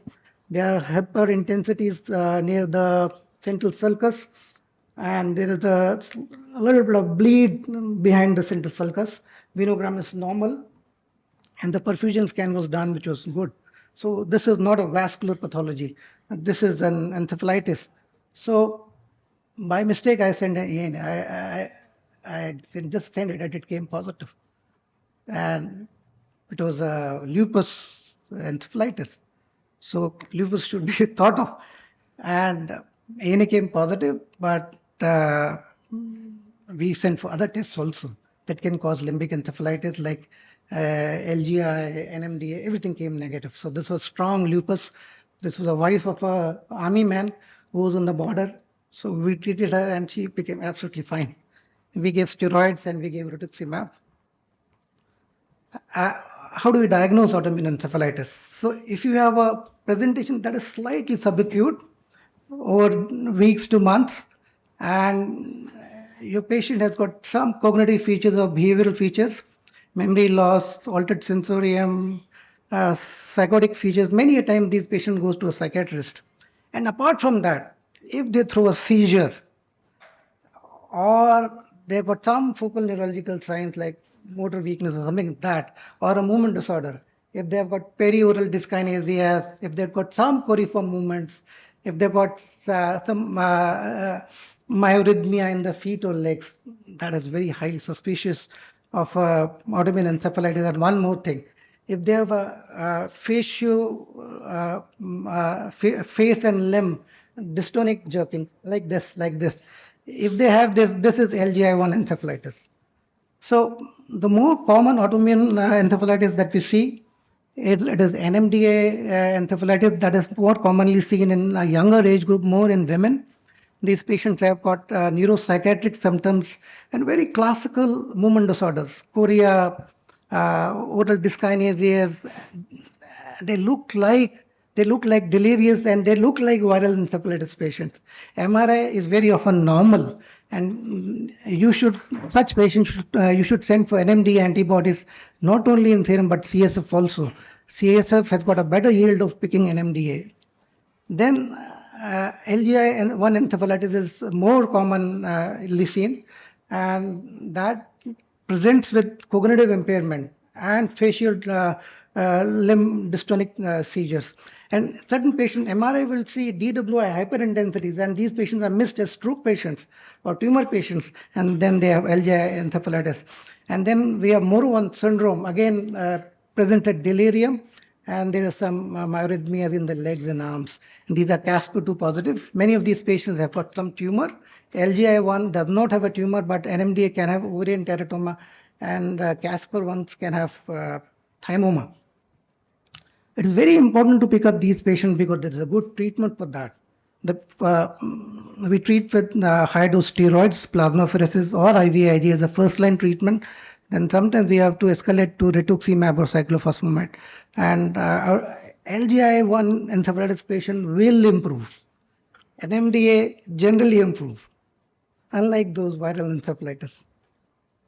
So clinically, subacute course more often in autoimmune encephalitis, fever less common. Fever can be seen because these autoimmune encephalitis can be triggered by a infective process. A rash generally not seen in autoimmune encephalitis, and fever and rash much more commonly seen in infective encephalitis. And MRI findings, if there are lesion which is localized to limbic system, medial temporal lobe, cingulate gyrus, and insular cortex, very often it is infective. But if there is a lesion, additional lesion in the basal ganglia apart from temporal lobe, unlikely to be herpes encephalitis, then it can be autoimmune encephalitis. Now, we are short of time. Okay. So, as I said, when you open a door, what do you see? You diagnose many diseases based on that common sense. So, we had a very interesting study published in Lancet from India, where it was study done in 3 states, Uttar Pradesh, Assam, and West Bengal, where we have more encephalitis patients. All these patients who had acute encephalitis syndrome were tested first for JE virus. If the JE virus was negative, then systematically these patients were studied for scrub, dengue, and West Nile IgM antibodies in the serum, and HSV virus, VZV virus, enterovirus, and other common bacterial pathogens in the CSF. And first 3 years, this protocol was done. In the last year of the study, this study lasted for 4 years. In the last study, they looked for Zika, they looked for chikungunya, and what they found was that around half of the patients do not have a diagnosis. Those are undiagnosed. JE was seen in almost 18% of patients, and second was scrub typhus. And in my practice, scrub typhus is the most common cause of encephalitis. I don't see JE or herpes or a varicella zoster virus. So whenever there is an encephalitis, do not forget to start empirical therapy for scrub typhus. Then you have leptospira and chikungunya, especially if there is an epidemic going on. So the flavor of the town will tell the diagnosis. If there is a lot of dengue, then a lot of dengue encephalitis will come. If there is a lot of chikungunya, then a lot of chikungunya encephalitis will come. And if you see the lowermost part of the slide, herpes simplex virus in this study was seen in only 0.6% of the patients. So we are not UK, we are India. So I'll show you a study from UK also. But this was a study done for 2 years, 203 patients. What do you see? Herpes simplex virus in 86 patients. Infective etiology was diagnosed and 38 had herpes simplex virus. So UK you'll see a lot of herpes simplex, and in India you'll see a lot of arboviral infection, JE, you'll see dengue, you'll see chikungunya, you'll see West Nile, and look at the immunocompromised host. You'll see varicella zoster virus, and this holds true for India also. Varicella zoster virus, the MRI may be normal. You might see an infarct on an MRI. And if you see an infarct on an MRI and the diagnosis is encephalitis, clinical diagnosis, look for varicella zoster virus and look for scrub typhus. Scrub typhus very often has an infarct on an MRI, right? And look for syphilis and look for tuberculosis. So we had a 53-year-old lady who had right hemiparesis. The weakness progressed over next 2 weeks. And look at the MRI. There are bilateral medial temporal lesions, but there's a lesion also in the midbrain, and there's a lesion in the insular cortex. The brain is a little bit more swollen than what you would normally see in a herpes simplex virus. We were not able to diagnose this patient. We did a CSF and autoimmune condition, infective process. Yeah, you're right. So we did a biopsy and it came out as a astrocytoma. So biopsy has a role. Biopsy has a role. In certain cases, you should do a biopsy. And there are certain mimics of encephalitis, as I showed you. And in one study, it was seen that clinicians diagnose herpes simplex encephalitis, but the timely treatment is not done. A stroke should be treated immediately. Similarly, encephalitis should be treated immediately. Time is brain and encephalitis. Can you believe it? Like your sepsis shock bundle, the same thing is in encephalitis. If you suspect herpes simplex virus encephalitis and you think that you cannot do an imaging very fast if you're living in certain area, then you can give one shot of acyclovir, right? And the dose in adults is 10 milligram per kg 8 hourly, but in children, especially in neonates, the dose is 20 milligram per kg body weight 8 hourly. Neonates to less than 12 years of age. So this has to be remembered. Some of these patients with herpes simplex encephalitis will recover well, but they'll come back to you with the symptoms of encephalitis. The PCR will come negative for herpes simplex virus. These patients have NMD encephalitis. So close to 20-30% of patients of herpes simplex virus encephalitis who've been treated very well with a documented HSV virus PCR negative can have subsequently in next few weeks or a month, they can have NMD receptor encephalitis. And you know better than me in treating dengue fever. I'll skip the slides. So whenever there's a patient with encephalitis, look whether there are systemic features. If there are systemic features like icterus, lymph nodes, and rash, think of scrub typhus, think of dengue, think of Japanese encephalitis, think of lupus. If there are no systemic features, if there are a lot of movement disorders and an MRI shows a basal ganglia lesion, think of JE, think of dengue, think of West Nile. If there is a mesial temporal lobe involvement, then think of herpes simplex virus, varicella zoster virus, think of syphilis, think of HHV6. Don't just jump at the diagnosis of herpes simplex virus. Always do a PCR. If first PCR is negative, repeat the CSF again and again look for herpes simplex virus PCR.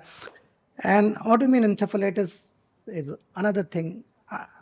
In our practice, we would see autoimmune encephalitis very common, more than herpes. So thank you for your kind attention.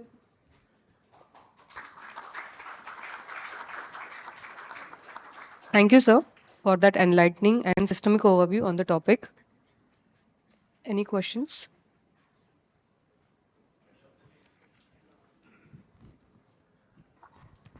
Sir, would you recommend starting steroids first off? Suspecting viral NCAF, you need some time to diagnose. Okay, this is a question that a neurologist can ask, right? We sometimes start steroids, but there is no evidence to support that. There was a trial done in UK, DEXTEP study, where the patients were randomized to acyclovir plus steroids, dexamethasone. That trial did not show a benefit, but certain subsets of patients who were treated with steroids early on had a better verbal memory. But in certain instances where there is a mass effect, increased intracranial pressure, we start steroids. So with a specific aim. And another thing that I forgot to tell you, that always look for subclinical seizures in a patient of encephalitis. If there's a subtle twitching, if there's a eyelid movement, sudden jerkings, these are subtle symptoms for seizure, and in those patients you should be doing an EEG monitoring. Thank you. I think next lecture is by Dr. Nitin Shinde. Marching So, Marching forward to our next talk, it gives me great pleasure to introduce our next speaker, Dr. Nitin Shinde, sir. He's a consultant in infectious disease and internal medicine at Max Hospital, Nagpur. His key area of interest include antibiotic stewardship, tropical infections. Today he'll be talking on a very challenging topic, Clostridium difficile infection challenges in management. Over to you, sir. Yeah, all right. So after very brilliant discussion since morning on the bright side of the antibiotic, so we'll go to the black side of the antibiotic, antimicrobials, I would say. And the two things most of the times our anxiety leads to the seeds of resistance in many diseases and in antimicrobial resistance, and the unwanted outcome of administration of antibiotics. So I think a C. diff is one of the disorder in intensive care or even general care, which is many of the time underdiagnosed. So we are going to discuss about a couple of things in a talk. So the whole thing about I've been always getting a lot of phone calls about the diagnosis of C. diff, how to do testing or other things. Then the approaches. Then can we prevent C. diff with stopping antibiotics, or whether to continue antibiotics when you are treating an ongoing C. diff. Then the uses of PPI. Can probiotics can alter the course of C. diff, or can we prevent C. diff in a couple of patients?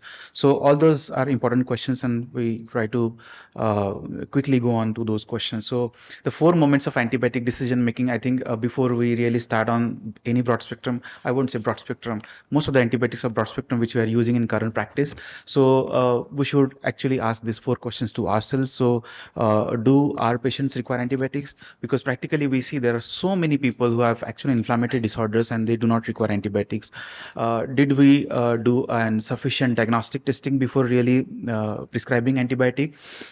And whether I can stop antibiotics, whether it is too much now for my patients, and what is the duration of antibiotic therapy for the particular patients. Most of the duration of antibiotics, classical days were actually arbitrary, 7 days, 14 days. There was no real evidence on that, but now the times is changing and there's a lot of recommendations have been changed. So the first question, does my patient have an infection which requires antibiotics? So we have to really ask that tough question to ourselves. So factors contributing CDF, antibiotic exposure. So number one risk factor to develop CDF infection is antibiotic exposure. So antibiotic exposure will disrupt the normal flora, and followed by that there's colonization and then toxin release, and patient will develop symptoms of C. diff infection. And this is the case definition of C. diff. So you have to have more than 3 unformed stools in 24 hours period and positive stool test. So you need to have both the things. And in many cases, it is very common that you will get a consult from the ICU that patients counts at 24,000, 25,000, no fever, but there's a ID consult for that. And there are no loose motions, there's no stools.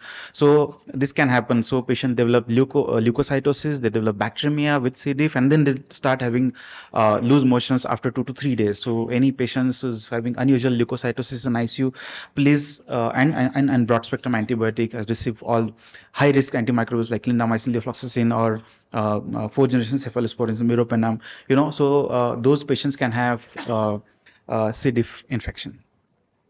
So it's a whole lot of spectrum. So from colonization to mild, moderate, and severe disease, where patients can have toxic megacolon, paralytic ileus, intestinal obstruction, all those things can happen. So 2018 IDSA guidelines state CDI is severe when you have a leukocytosis of more than 15,000 and creatinine is more than 1.5. So classify this infection into mild and severe. And fulminant C. diff infection is hypotension, perforation, and toxic megacolon. So to always see if you're suspecting C. diff, you to always see whether patients are paralytic ileus or not. And this is another strain which has been recently noted, and this is hypervirulent strain, and it is associated with a very higher toxin production than the normal strains, and it can really cause very severe infections in many patients. And 15 to 20%, 50 to 30% of patients can actually have recurrent C. diff infection, and this is very important in patients or immunocompromised who are frequent flyers in the healthcare system. The second question is there, have I ordered appropriate cultures before starting antibiotics, and what empirical therapy should I initiate? So because you have multiple options nowadays to start on the patients, and we've been listening to those options since the morning session. And before you really think on that, and if you're thinking about C. diff infections, you have to really diagnose it properly. So there is always a two-tier approach. So you cannot just order a stool test, and you have to really see whether stools are formed, they are solid, they are liquid. You cannot order a stool test in a stool which is solid. You cannot order stool test when there's hardly a stool. So there's generally a two-tier testing. First you do a NAT, and then you do a specific toxin A, toxin B test. So there are 4 tests. So the toxin A, toxin B, then NAT, then GDH, and then cytotoxin assay, which is done on the tissue culture. There are different sensitivity and specificity of this test. So only positive test does not indicate a C. diff infection. So you have to have clinical symptoms along with that, and the testing has to be layered. And but there's a lot of problem with the testing, because the stools need to be quickly transferred to the laboratory within the time. Otherwise, you may get a false negative test. So testing limited to patients with diarrhea more than 3 unformed stools per day, and please make sure that the patient is not on laxative.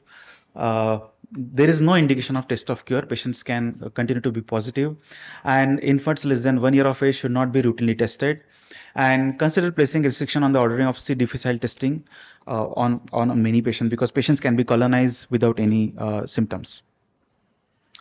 So third question is, a day or more has passed. Can I stop antibiotics? Can I narrow therapy, de-escalate, or change from IV to oral therapy? This is again a good thing because the new IV is nowadays they call oral is a new IV. So in many cases where the bioavailability of oral drug is fantastic, you can shift the patients to oral medicines, and that works really well. Even there are a lot of literature in orthopedic infections, in implant infections, where early oral therapy switch is actually recommended. So treatment wise, do not treat asymptomatic patients. If possible, discontinue any antibiotic therapy, not specifically treating CDI. If possible, please discontinue the broad spectrum antibiotic which is responsible for CDI, and select the narrowest agent possible. Avoid agents with the strongest agent with CDI, and consider a tetracycline if appropriate, because tetracyclines are the agents which are shown to have lowest incidence of C. diff. Actually, practically there are no incidence of C. diff if you use tetracyclines. So and discontinue gastric acid suppression medication. This is very important, because most of the PPI, they've been there's a legacy about PPI to prevent gastric ulcer and all those things, but PPI are dangerous medications. They just destroy your microbiome, and that is the reason many patients become vulnerable to develop these type of infections. And avoid anti-motility agents.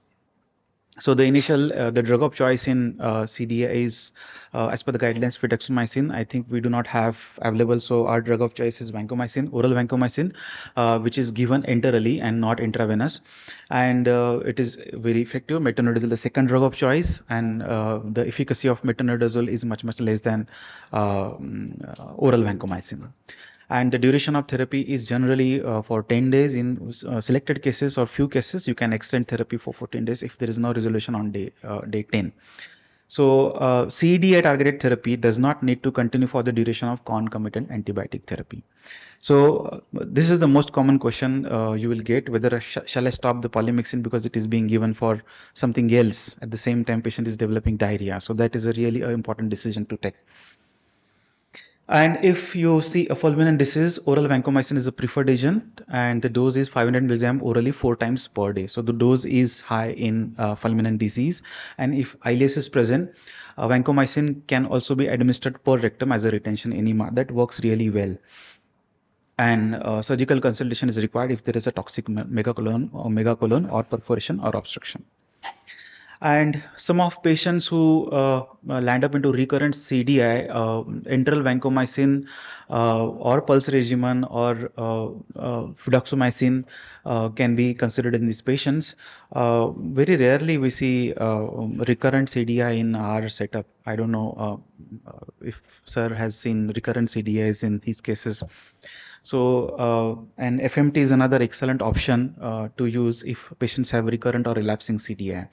So FMT is a fantastic treatment, and basically we plant the entire microflora into the patient's colon, and that can be done through different routes.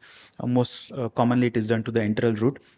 And success rate is ranges from 50% to almost 100% for recurrent CDI, and highest success rate associated with installation of feces via colonoscopy, via the colon. And there is a new monoclonal antibody which has been approved, which is bezlotuximab, and this is basically recommended for the patients who have relapsing or recurrent or refractory CDI, and it has a lower recurrence rate than the standard therapy. So most important thing in CDI is basically the disease of antibiotic overuse. So the number one thing is antibiotic use on personal level, on hospital level, on a community level. I think those three things really need to be followed. And the use of PPI is so rampant. So we're actually killing our own microbiome by using a lot of PPI. So I think we have to shift our focus from using PPI. Then use of probiotics. And obviously infection control practices like hand hygiene, contact precaution, environmental cleaning. The patient needs to be, all patients who have C. diff needs to be isolated. So virtually all antibiotics can increase the propensity or development of CDI, and cephalosporins are the commonest drug. Even I've seen patients developing CDI with amoxicillin and clavulanic acid, so which is used in dental practice. So they receive that and then come back with CDI. This is the most common set of patients with CDI on outpatient basis. So they take Augmentin for 10 days, 12 days, 14 days, and they can develop CDI. Fluoroquinolones, clindamycin is a notorious agent, and risk is highest while they are on the antibiotics, but it can be elevated up to 12 weeks even if you stop the antimicrobials. Doxycycline, tetracycline can be actually protective because they are active against the C. difficile bacteria, and they do not have much of effect on the gut flora. Proton pump inhibitors, they breach the protective effect of stomach acid and survival of C. difficile in the upper GI. So relationship between the risk of CDI and route on duration of gastric acid suppressive agent is unknown, but it is very, very definite. There is a lot of research about whether probiotics can block CDI or can prevent CDI, but there is no conclusive evidence even in RCTs. But I think a lot of people are using, everybody is using it. So they may be effective given a patient at the same time, but there is no conclusive evidence. So meta-analysis of RCT suggests a benefit of probiotics for mild to moderate CDI therapy. So probiotics always become a adjunct therapy for the treatment for the patients who have CDI. So they are beneficial in adjunct therapy. Prevention, no data, zero evidence. So because there are a lot of questions where there are no answers, nobody knows which is the right strain. There are so many probiotics, there are so many generations of probiotics, and every probiotic has a different metabolic actions. So it is very difficult to decide their dose, their dosage, and their duration, and their exact action on gut microbiome. And there is no requirement, but there are advantages because they are required to demonstrate safety or manufacturing consistencies. generally they will not do any harm, but in immunocompromised patients, they can actually produce bacteremia, and which can be very, very difficult to treat. So encouraging probiotic use is not a standalone intervention in the treatment of C. difficile. So I would say our gut microbiome is a training school for our immunity, and there is a training constantly going on to the all immune cells to differentiate between self and foreign. So if you destroy this training school, you will definitely get CDI, which can be a problem, and this training school can be easily get destroyed with the number one agent is PPI, which can destroy this, and actually number two is the broad spectrum antibiotic. So take home message here is that the C. difficile testing is very, very critical. You have to have two-tier approach. You cannot just go on and ask for one test and treat based on that. And restricted testing has to be followed, because you have to really talk to the nurse who is taking care of the patient, whether the patient is on laxative or not, and discontinue unnecessary antibiotic agents when the diagnosis of CDI is made. And if you need a concurrent antibiotic therapy, please use something which has a narrow spectrum, and first ask question whether this antibiotic is really required or not, and use appropriate durations of therapy. So if you have extended duration of broad spectrum antibiotics, the risk of CDI is going to escalate. And you have to really think about institutional guidelines where the use of high risk antibiotic agents can be replaced with something else which lowers risk for CDI, for example tetracyclines. So I end here. Any questions we can discuss? Thank you so much, sir, for informative and well delivered talk. The floor is open for discussion.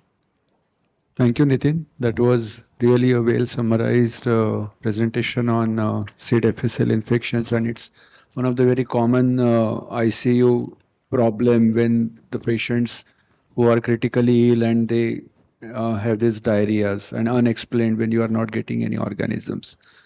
Are there any questions from the audience? Yes. Yes. Yes, yes. Which you said rifaximin. Rifaximin is an alternative agent, it's not a first line agent. So efficacy of rifaximin is lesser than vancomycin or even metronidazole. No. No. A lot of people use it, but it's better. The good idea is to reduce PPI, and I think probiotics. There is a lot of problem with probiotics. Nobody knows the exact match. But if you see the newer generation of probiotics, like Akkermansia and all that, they have a very good metabolic profiling. So the science exactly know what they are doing in the gut. So I think that will come as a preventive measure in the future. Yeah, go ahead. Sir, if patient is having serious lower respiratory tract infection or urinary tract infection, and along with patient is having C. difficile, so how should we approach? That's what we have to ask those four questions. So whether my patient really require an ongoing antibiotic, whether the duration is done, or whether you need to really come down on the spectrum. Did we investigate the primary infection sufficiently? Are we giving an empirical therapy? So we have to actually do that. If it is really required, you have to continue that with a narrow spectrum of antimicrobial. Nitin, there was an excellent talk by Dr. Kapil. I think he has left the Kapil is there. Please. Kapil, we have a lot of students and physicians here who don't work in ICUs. So what I want to know from you is that I get a patient who has got history of fever for 2 days. And how do I know that this is a man who will go in sepsis and this is a man who will not go in sepsis? What are the clinical markers we should be looking for? Basically, it all depends upon what are the comorbidities. Like in what situation I am seeing the patient. Suppose somebody who is diabetic, COPD, chronic liver disease, on immunosuppressants, on steroids, rheumatoid arthritis. Probably I'll try them in a different way because fever in them for 2 days, there is a definite high risk. There probably I have to act more fast. Somebody who is not having comorbidities, suppose maybe young person coming to me with fever, if his vitals are fine, he is not showing any signs of a systemic inflammatory response or organ dysfunction, probably I have time. So, and that probably that doesn't mean that he should not be in a septic shock. So, blood pressure matters. So, here the important caveat is sometimes what happens, these patients baseline blood pressure may be 150, 100. So, by that time they come to hospital, their blood pressure may be 110, 70. So, many times what happens, whoever is in the ER will feel that these numbers are fine.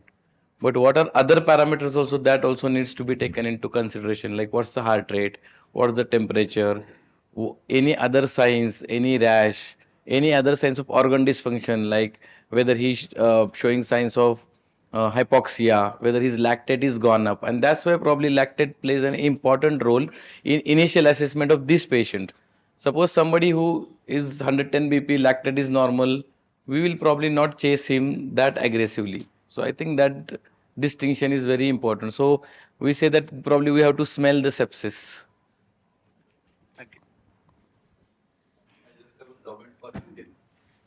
Should have a justification form for PPIs in IC. Actually, Like we have justification for antibiotic. Anyone who is giving PPI after 50, you should justify. yeah, 90% of our immune cells are actually in the gut. The serotonin is made in the gut and it transfers to across the brain. So it is very important that we look after gut health. We don't have to discuss CDA then.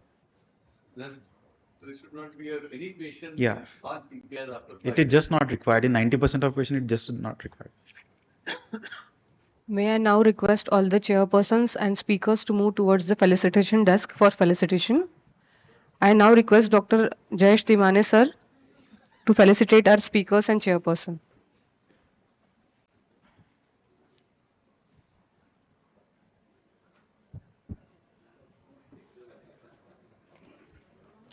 Next in the queue is our session on how do I do it. For this, I invite our chairpersons, Dr. Lokesh Bajaj sir, senior consultant physician and intensivist from Gondia, Dr. Sandhya Sauchi madam, consultant microbiologist, Gatewell Hospital, Dr. Imran Dhar Mohammad sir, critical care physician and anesthesiologist, director Criticare Hospital, Dr. Ashish Ganjre sir, consultant critical care specialist and director Orias Hospital, Nagpur.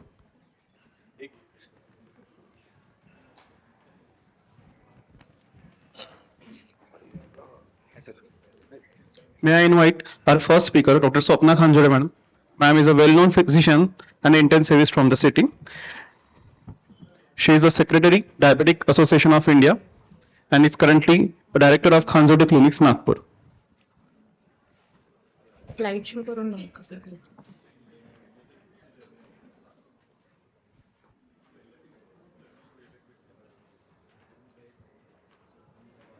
नाही आहे.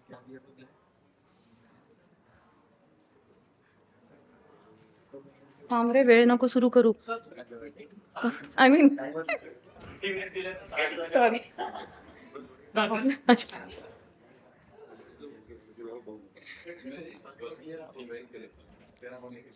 A very good afternoon, everyone. At the outset, it has been wonderful academic feast since morning, and most of the content of my talk has already been covered. So I think I would like to call this talk as a synopsis of whatever we have learned since morning, and try and make a roadmap, or should I say a mind map, while prescribing empirical antibiotics in ICU. So we all know that early and appropriate antibiotics can save lives, but somehow this early gets translated into knee-jerk, as Soman sir has said, and that causes, rather than appropriate, the antibiotic choice becomes inappropriate. And as rightly pointed out by all the speakers before, misuse is hazardous, and inappropriate usage is directly proportional to antimicrobial resistance. So it is very important to have a mind map, or rather checklist, before we begin the patient, we initiate the patient on empirical antibiotic therapy. As it is, when we talk about choosing a right antibiotic, it is a complex decision making, has to be a balance between maximizing the efficacy as well as effectiveness rather, as well as minimizing the adverse effects. Also, it has to be a balance or rapport or teamwork between intensive care physician, ID specialist, and even clinical pharmacist if available. So this becomes even more difficult when we are talking about empirical antibiotic therapy, which is when the causative organism is not even known and we just assume based on clinical judgment. So as Nitin has rightly pointed out, we have to ask questions before we start antibiotics, especially empirical antibiotics. Is the antibiotic really required in given situation? If yes, how urgently do we need to administer it? And if yes, what factors should be considered before while selecting the antibiotic? So assessing the need essentially comprises of detailed clinical examination, diagnostic evaluation on the basis of microbiological sampling and imaging. And Kamila Madam has elaborately explained to us about rapid microbiological techniques which might come to our aid in such situations. And as Kapil sir has elaborated, sepsis is nothing but dysregulated host response to infection leading to life-threatening organ dysfunction. And commonest cause, although it is bacterial infection, this dysregulated host response can also be caused by viral or fungal infections. And we know that antibiotics work against bacterial causes only. So we really need to tame down our reflexes before we start an antibiotic in any given critically ill patient as a knee-jerk response. Similarly, there are certain conditions which also mount SIRS response, which can mimic sepsis and which actually are important to be ruled out because these conditions do not require antibiotics immediately.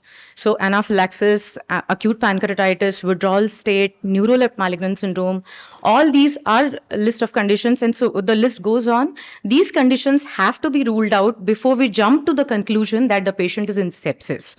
Recently, because of use of SGLT2 inhibitors, euglycemic ketoacidosis has also resurfaced, I would say, and which can mirror as well as mask sepsis. So these things should not be missed out just in the name of sepsis. So there is really no gold standard as far as distinguishing infection from non-infectious causes. Procalcitonin may be considered in differentiating bacterial and non-bacterial causes of infection. However, use of procalcitonin in diagnosing sepsis and initiating antibiotics is not recommended. So all that matters, or rather it's very important still, is your clinical judgment, your clinical examination and diagnostic information and integration of all this put together to correct interpretation. So integration and interpretation forms the basis even today to decide whether this patient really requires antibiotic or not. Then assessing the urgency, we all know septic shock, it's an urgency. Sepsis without shock, the diagnostic window is definitely increased. It's 3 hours diagnostic window wherein your rapid molecular diagnostic tests can help you. And if there is no sepsis, wait. Do not hurry. Completely thorough diagnostic workup has to be done, and only if there is evidence of infection, then start antibiotics. So a lot of studies have demonstrated this, but this one paper by Hanzek et al. Has really demonstrated it very well, wherein they found that in hemodynamically stable patients, if a conservative approach is with antimicrobial is advocated, then actually there is reduction in mortality by 50%. There is shorter duration of treatment and higher rates of appropriate antimicrobial therapy, which becomes very important. Then coming to how to select an empirical antibiotic. Now we have decided that, okay, the patient needs antibiotic. So let's have a mind map wherein we can have certain points before we decide that this patient requires a particular class of antibiotic. So infection site, most probable pathogens, risk factors for MDR pathogens, your molecular microbiology results, clinical severity we have already discussed, and finally the dose optimization. So site and source of infection, why is it important? Because it helps you to decide what are the most probable involved pathogens, appropriate microbiological sampling as to what sample has to be sent. And of course, eventually, if you need source control, you can delineate the site very well. So we know that lower respiratory tract, lower respiratory tract, intra-abdominal sepsis, bloodstream, urinary tract are common sites in hospitalized patients. Infection site also determines the tissue penetration characteristics of different drugs. So we know that CNS and lung are comparatively difficult to penetrate as far as your antibiotics are concerned. And presence of foreign bodies, intravascular catheters, urinary catheters, prosthesis, and so on can also hamper the tissue penetration of certain antibiotics. Dr. Soman yesterday explained in a very nice way how an abscess, if it has filled with pus, there is a lot of pressure inside, and the antibiotic, even after you drain the abscess, it is difficult to penetrate. So these things do matter as far as choice of antibiotic is concerned. So delineation of source and site of infection is the first step.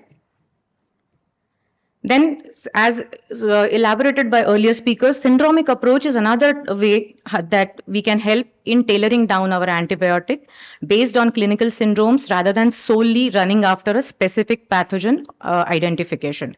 It narrows down your spectrum of differentials. It is often helpful in situations where typical history, clinical findings, or associated factors in ICU are suggestive. For example, meningoencephalitis, tropical fever, community-acquired pneumonia, even ventilator-associated pneumonia. All these can be classified as a syndrome, and then we can initiate antibiotics depending upon the local epidemiology. So, apart from apart from the source of infection, apart from source of infection, look at local ecology, whether the patient has come from, the infection is community acquired or hospital acquired. Are there any associated comorbidities, any specific history like travel, drug abuse, surgery, and then risk factors for drug resistant infections. All this will help you in again narrowing down your spectrum of most probable pathogens. So pathogen profiling becomes very, very important next step in choosing the antibiotic better. So we all know these risk factors for MDR organisms. Moving ahead, then coming to the third step, that is microbiological diagnostic techniques. We have had an excellent lecture on this. So just want to mention that multiplex PCR tests, that is the syndromic panels, are now available and can help you. I would not say completely confirm the diagnosis, but at least help you in narrowing down your diagnosis. So have a vigilant approach and wait for the results of rapid techniques, especially if your patient is hemodynamically stable. And finally, dose optimization. Again, lot has been spoken about it, but we know that patients with sepsis, as a rule, have larger volume of distribution and or augmented drug clearance. So we spoke about it yesterday that the first dose has to be given as a complete full-fledged dose. There has to be no curtailing on that. And subsequent doses can be decided depending upon the end organ failure which is present. And also the route of elimination becomes important as far as the antibiotic is concerned. So when we talk about selecting the right arsenal from the drug perspective, pharmacokinetic and dynamic considerations are important. Penetration of antimicrobial in the infected tissue is important. As I said, no reduction in first dose. And then subsequent renal functions, whether the patient is on RRT, on ECMO, all these points will be considered to optimize the dose.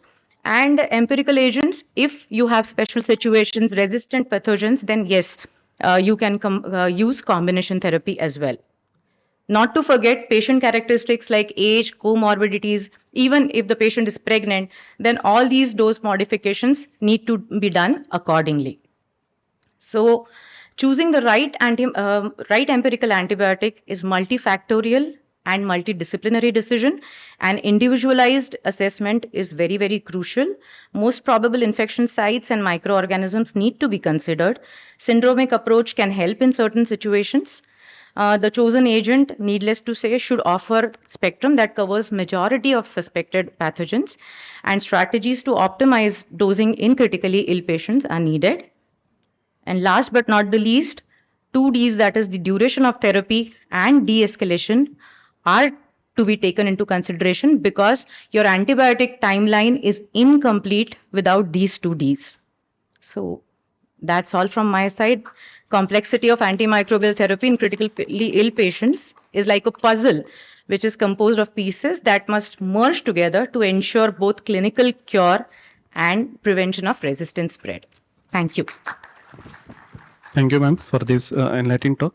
May I invite Dr. Shweta Khawalkar, madam, for her talk on role of clinical microbiologist in ICU. Madam is clinical microbiologist at Mediterranean Institute of Medical Science, Nagpur.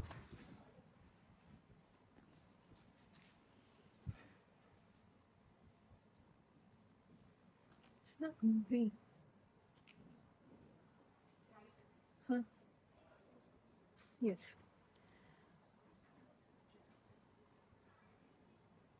Yeah. Huh. So the role of clinical microbiologist in ICU. So first we have the implementation of diagnostic stewardship, antibiogram preparation, implementation of infection prevention control measures, raising alarm when there is a MDRO outbreak, and antimicrobial stewardship. When we talk about diagnostic stewardship, we have to do the accurate microscopy, accurate identification of the isolates, and selection of proper antibiotic panel, and accurate interpretation of the antimicrobial sensitivity testing. Now let's discuss this case. This is a 54-year-old immunocompetent male presented with rapidly progressive necrotizing fasciitis of right leg after thermal burn. It was treated initially as a bacterial infection and multiple debridement were done. After fifth debridement, the tissue was sent for KOH mount, fungal culture, histopathology, bacterial culture, and bacterial culture. So this is the KOH mount which shows broad hyaline accepted hyphae. Almost. This is the white cottony mold.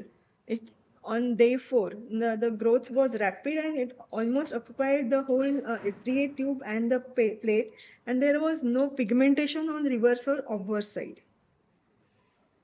LPCB mount of a growth which shows tangled mycelium with no sporulation or no branching.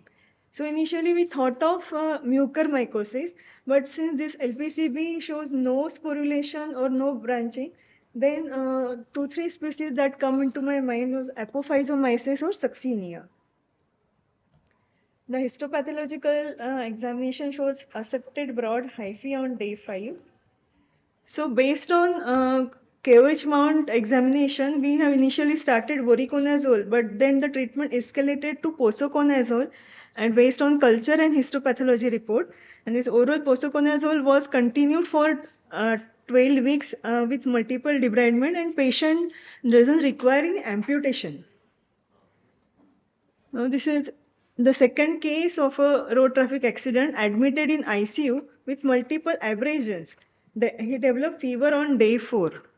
The blood culture grows Xenotrophomonas maltophilia, which was sensitive to minocycline, levofloxacin, and cotrimoxazole. Here only 3 drugs are reported. All other are not reported since they are intrinsically resistant. CLSI breakpoints are available for minocycline, levofloxacin, and cotrimoxazole. Similarly, for Burkholderia pseudomyeli, CLSI breakpoints are available for ceftazidime, imipenem, tetracycline, doxycycline, and levofloxacin. For Burkholderia cepacia complex, the breakpoints are available for ceftazidime, meropenem, minocycline, levofloxacin, and cotrimoxazole.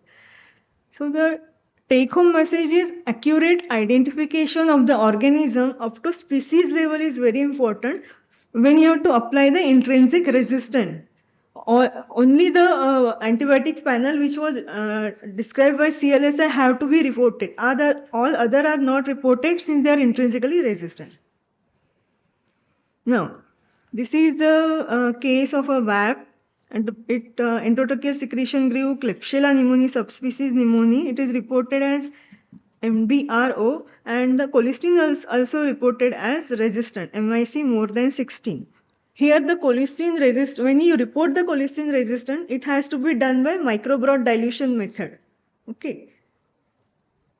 So, then what is the laboratory reporting pattern for an ICU patient?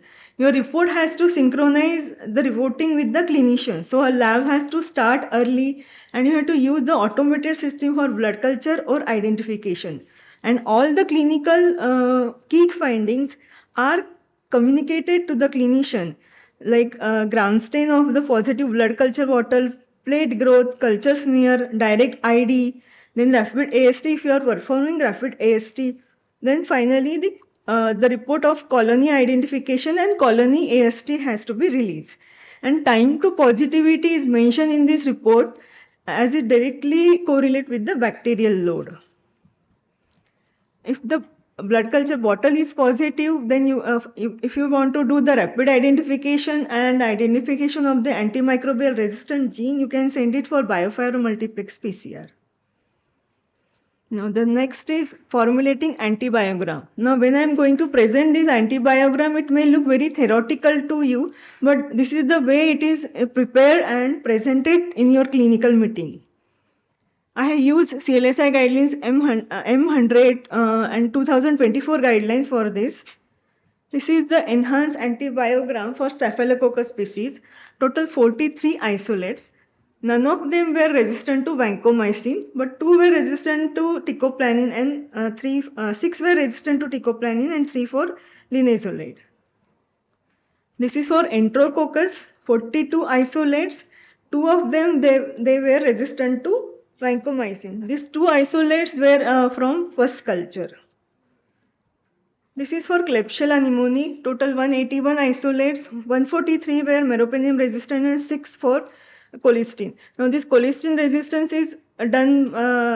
It is been cross-checked with microbroad dilution. This is for E. coli, Pseudomonas aeruginosa, and Acinetobacter. Here the enhanced antibiogram is reported as the drug panel which is selected for E. coli, Klebsiella and Pseudomonas and Acinetobacter. They are different. Now these are my ICU isolate. Total these isolates, they are also tested for ceftazidime avibactam susceptibility. So for E. coli and Klebsiella, they are more than 70% susceptible to ceftazidime.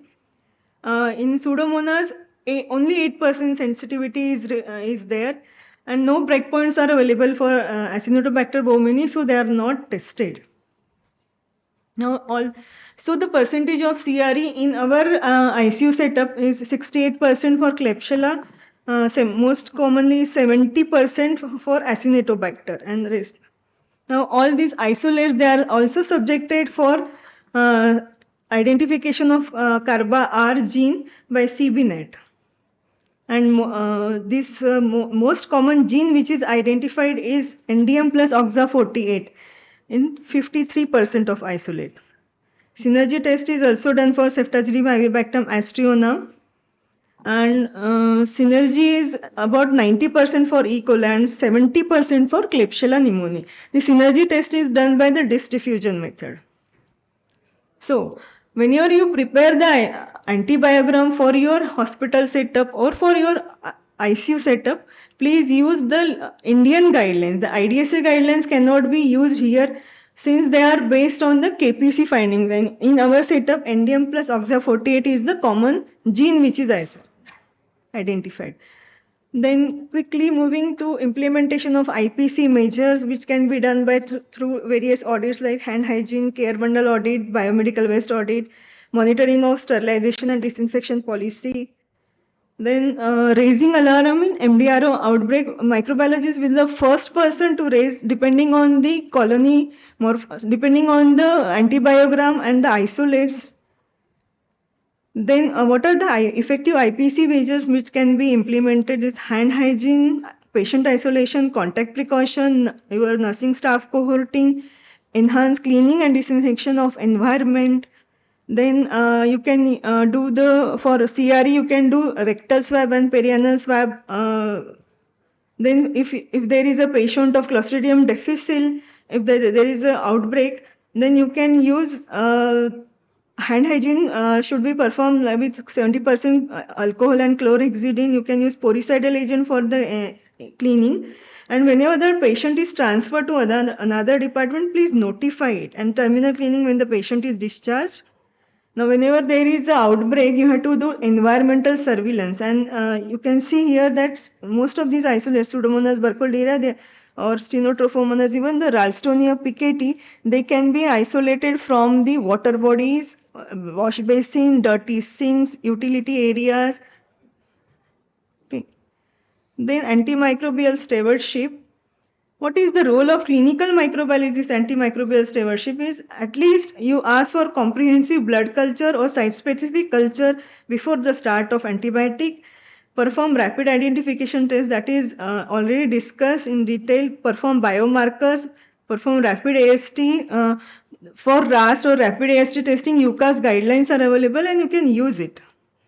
And what are the quality indicators which has to be, which can be means calculated by a clinical microbiologist is de-escalation adherence rate, antimicrobial resistance surveillance, surgical antimicrobial prophylaxis adherence rate, blood culture which are sent before start of antibiotic and after start of antibiotic. So the diagnostic stewardship and antibiotic stewardship, it goes hand in hand. And where is my role as a clinical microbiologist in ICU or for implementation of this antimicrobial stewardship? So I play a role of heartbeat. Okay. Thank you. Thank you, ma'am. Madam, questions will be taken at the end of the session. May I invite Dr. Sudhir Chafle, sir, for his talk on control of MDRO outbreak in ICU. Sir is a consultant physician and intensivist, Gateway Hospital, Nagpur. Good afternoon, everyone.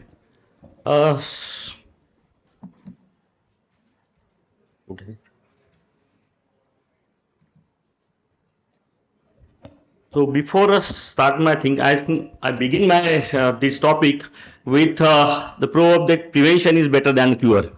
So you listen to all our stalwarts today, how it's difficult to diagnose and treat MDROs in ICU, and we should have a very definite and definite strategy to treat this infection, to prevent this infection rather than to treat this infection before going for the treatment.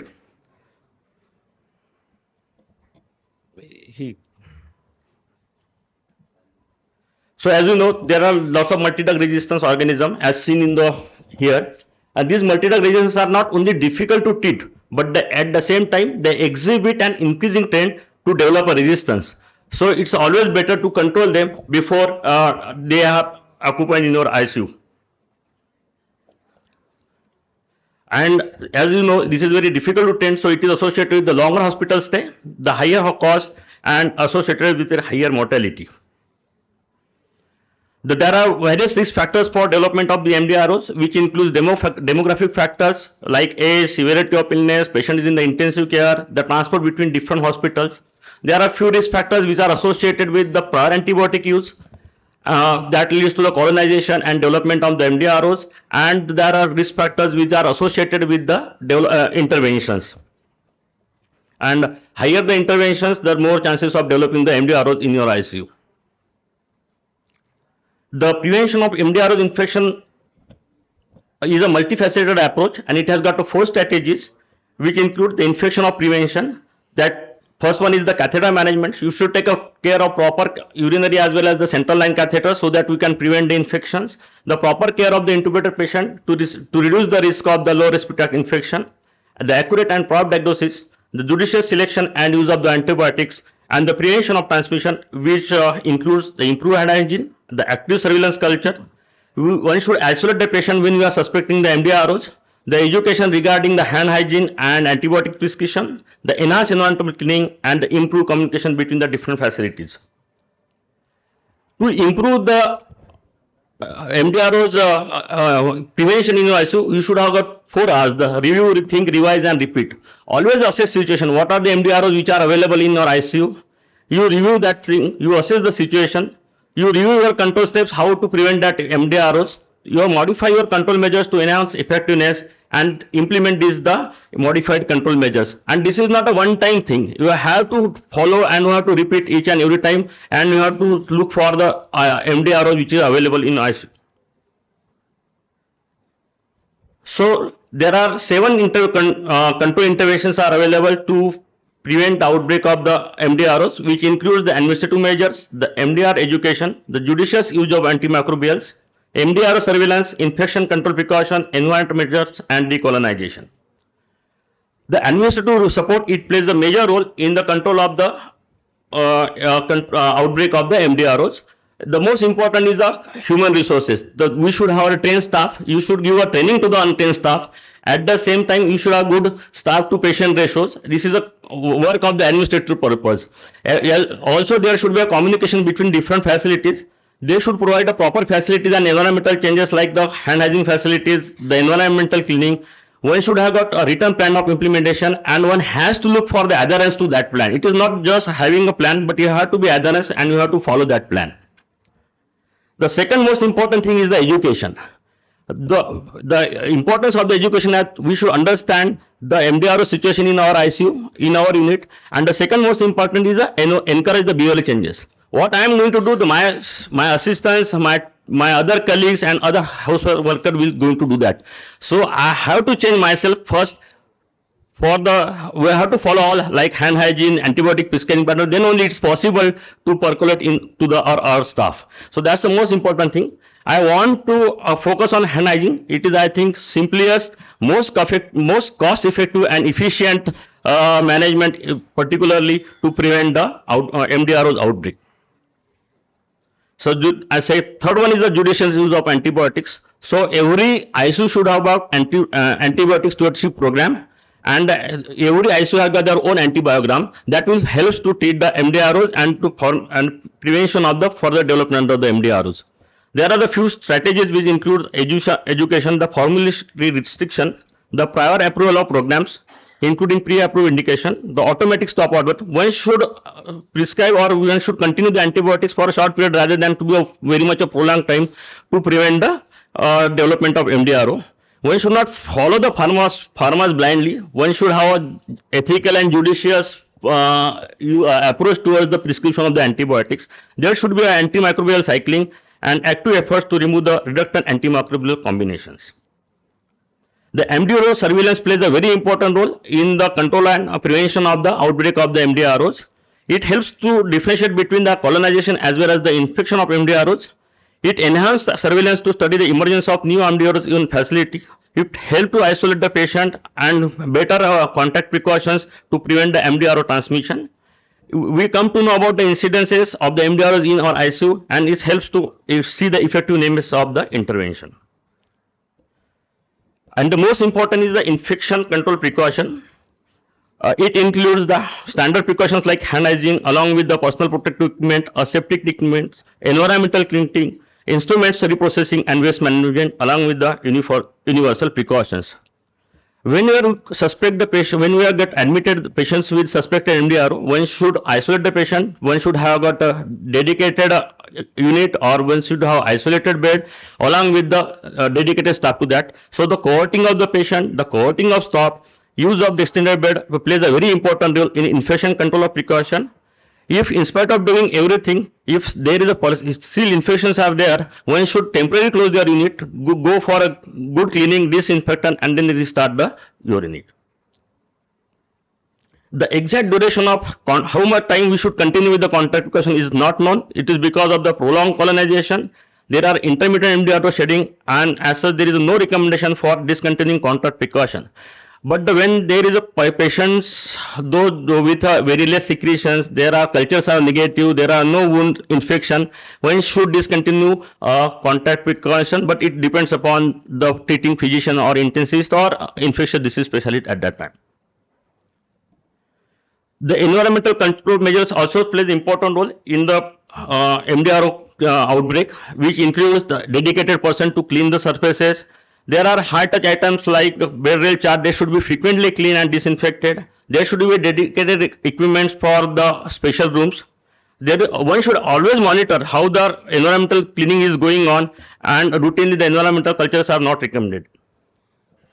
The decolonization of MDRO is the last stage. It is not sufficiently effective to control the MDROs. Yet some patients with MRSA, they are tried with the nasal mupirocin along with some oral rifampicin, but the outcomes are still not very encouraging. It is helpful in subset of patients. The availability, again, thing is that after applying that, we should have availability of cervical cultures. We require need of follow-up cultures, and there is always a associated chances of MRSA stain which is resistant to mifuracin or emergency of resistance during the colonization. There is always a chances of recolonization also. So as we discussed already, when we are not following all these protocols, there is always a chances of the break of the your prevention, and we will land up with the MDRO in our ICU. So again, I will sum up with the thing that prevention is better than cure. So in summary, make MDRO prevention and control on organization patient safety priority. The each healthcare setting needs to have its own return strategy or plan to address this organism. And regardless of setting, each facility should have a writing implementation plan that address the following items: administrative support, education, antibiotic use, MDRO surveillance, infection control precaution, environmental control measures, and decolonization MDROs. Thank you.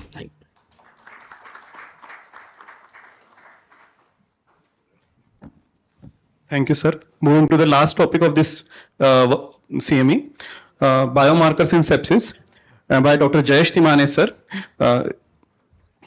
Sir is a senior physician and intensivist currently at the Wockhardt Super Specialty Hospital, Nagpur.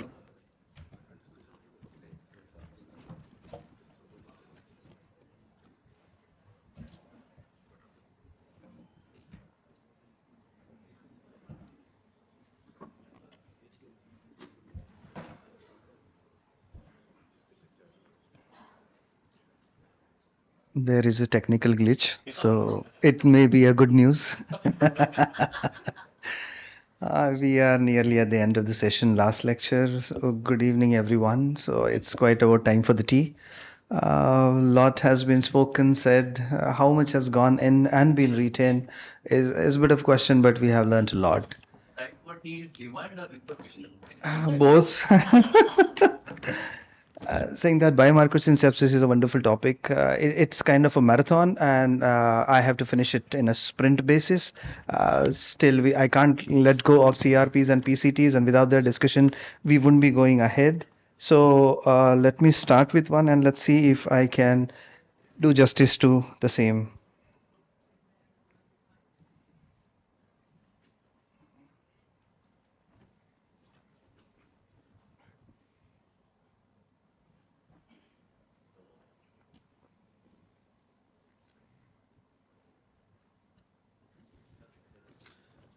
Okay, sepsis, as we know, it's a life-threatening syndrome of organ dysfunction, which is coming only from the dysregulated immune response. The good response it is, but it is not for that situation that leads to sepsis.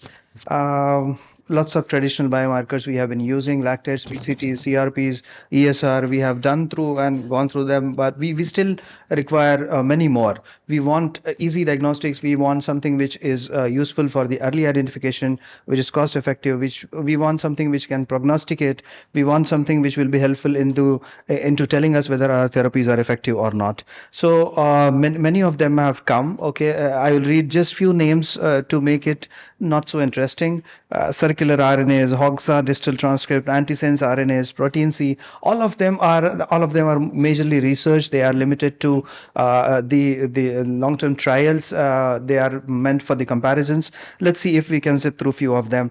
They have got lots of potential. The newer one, they will help us in the easy detection and the prognostication of the sepsis, guiding the antibiotic therapy, evaluating the treatment effectiveness, and also the swift and real-time patient evaluation. Once we start getting it at them as point of care, as Camilla madam said, that something is coming from the Sweden, which will have the 500 identifications at one point of time, but then again it will be left to a clinical discretion of one clinician. What needs to be ordered, what needs to be used, and what is my patient, how is the history, what is the time he is coming on to. I would come down from the markers onto the famous quote of William Osler, who said about the physician, one who has got a good physician always will have his one finger in the mouth and other in the rectum, not necessarily the same one. Okay, it's all about it's all about diagnosing diagnosing, not missing quinsy, seeing tonsillopharyngitis as a sepsis marker, not missing the perianal abscess or the rectal abscesses. So our clinical examination and the history is they will form the mainstream of what we are going to order. Okay, the judicious and the good clinician is going to take us to the last. Okay, that there have been lots of definition of the sepsis from 1991 to 2016. The first one was based on SIRS, which was lead to lots of the false identification of the sepsis. So we went on ahead, made the second definition of the sepsis. Not much of a change, but then we incorporate the criteria with the limited clinical utility. It was more complex than the previous one. The third one is the one which is more better for the identification.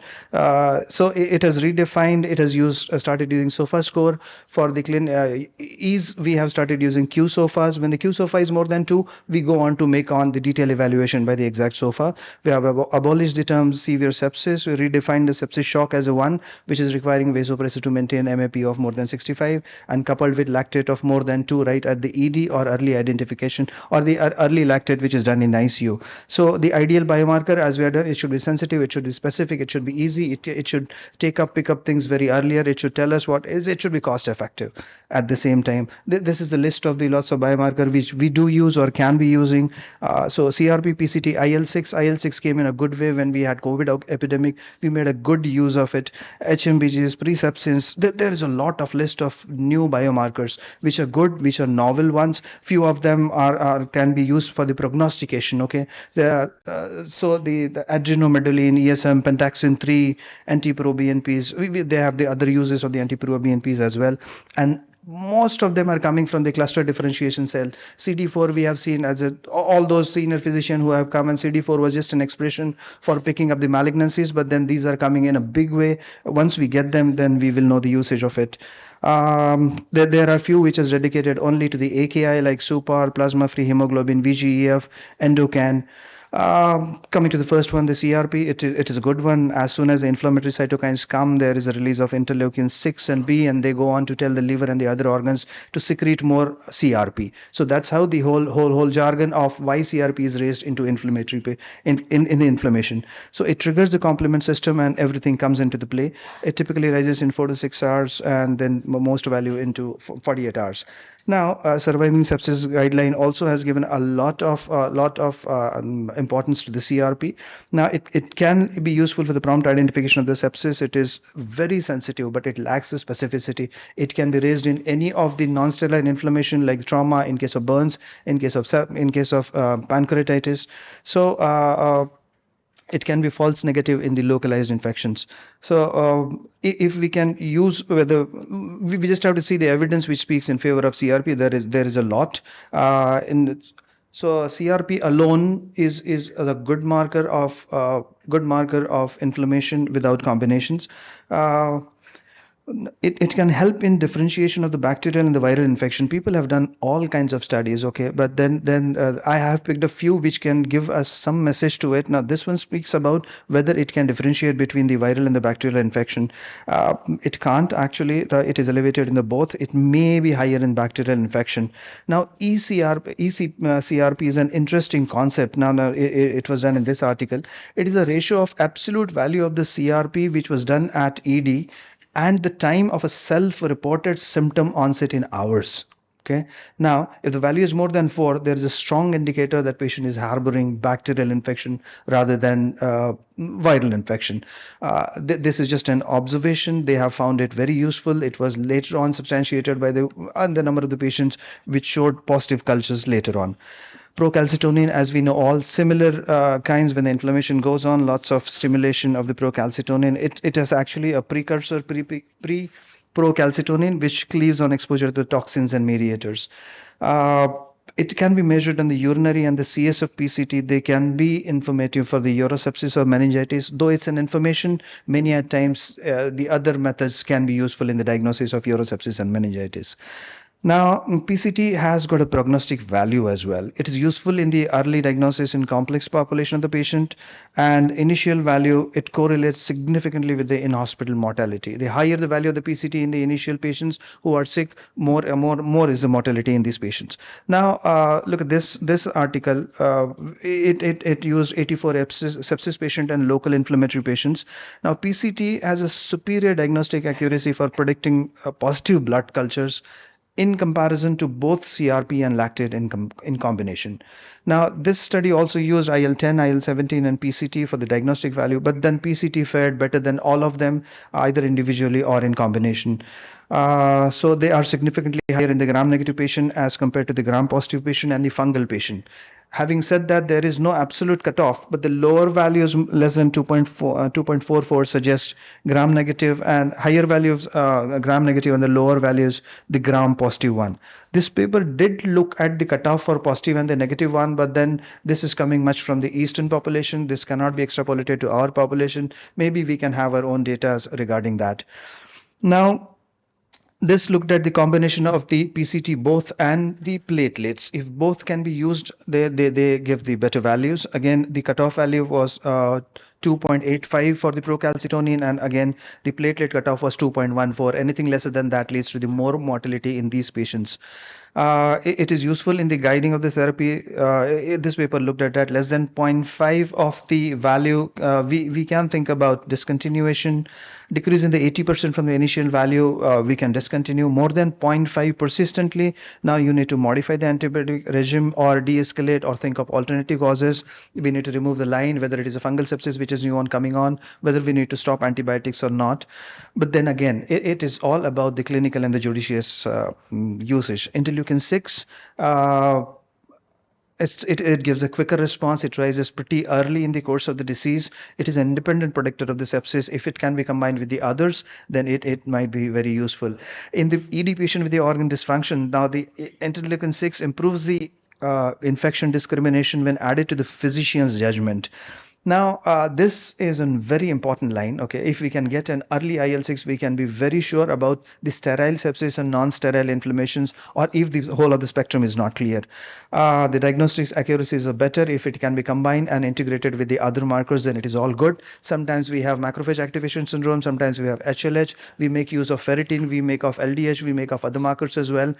There is a plethora of all kinds of the markers we have. If I can just show you this slide, they run in plenty. Okay, but then hot tips, pentaxin 3p, precepsin, all of them, they have their own place into that. Few of them they can be nonsense transcript, they can be useful for the ARDS patient. Some few can be useful in the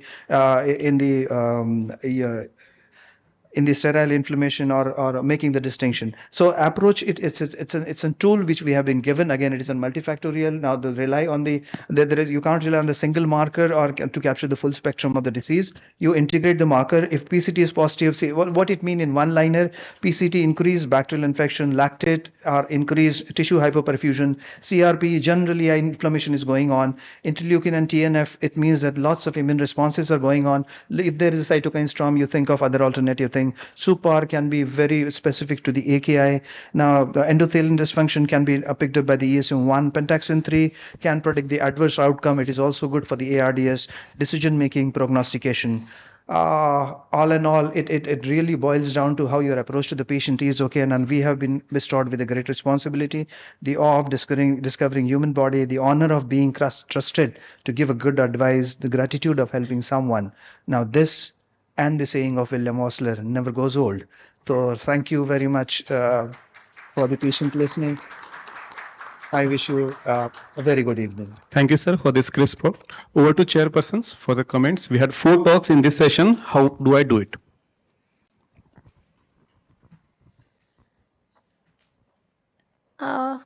Thank you all for nice coverage of respective topics. Since yesterday we are listening to stalwarts, every speaker has given some take-home message. One I would like to highlight or stress that there should be a open and active dialogue between clinician and microbiologists for the betterment of the patients. Thank you. Thank you for giving the opportunity. Sudhir, you were talking about antibiotic cycling. You had mentioned that. Can you just elaborate it slightly more? Cycling of antibiotics. Sir, the antibiotic cycling is something like that. If we should have our own antibiotic, I mean, antibiogram. If your antibiogram is every time your microorganism in your ICU is going to change or in your hospital is going to change. So as per the antibiogram, you should have recycled or cycled your antibiotics. So your antibiogram. The thing is like I have got Acinetobacter 2 years back. Now it's changed to Klebsiella. And it's more oxa. So initially we are just going with the colistin and the tetracycline. Now we are shift back to the Zavicepta or something like Zavicepta Asteo now. Is that cycling driven by the flora at that particular point of time, or is it a regular cycle? No, we should do it regularly. Na? That's the important thing. One should do a very regular way. So I congratulate all four speakers for their wonderful deliberation, and congratulations to the Criticare team also, and thanks for inviting us as a chairperson.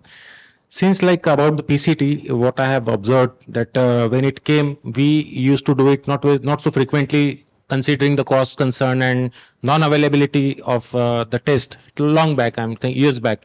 But now since it has come into our ICU, where we are doing it as a point of care, so the more and more PCT we are doing and more we are learning about that, like so many false positive can rise, even false negative. And this is, but absolutely, as I agree to Jay sir, the clinical acumen, the clinical judgment is the best way to assess the escalation and de-escalation and how to treat or how not to treat. So I want you people to say a few words about particularly Camilla ma'am, that as a point of care, so how is it, how valuable and how important is it, ma'am? Like PCT, procalcitonin. Procalcitonin, actually, there is the same company that markets it has it's almost an ICT, and it has values from 0.5 to and more than 10. It's an easy test to do at point of care. It's an ICT, so you just add the serum and it doesn't need fancy equipment like how we are doing at Architect, getting very accurate one-on results. This gives you a broad division into. It will reduce the cost, ma'am. I think how much it costs? No, actually, this one is almost the same cost. Okay. Okay. So any questions? So yeah, I have one question for the MDRO patient, that multiple drug resistant patient. If a patient, suspected patient, come to you, what is your first approach? And after diagnosing the patient has got a multi-drug resistance organism, then how you treat that patient? That's like simple. That's what currently you are following, which practices like that.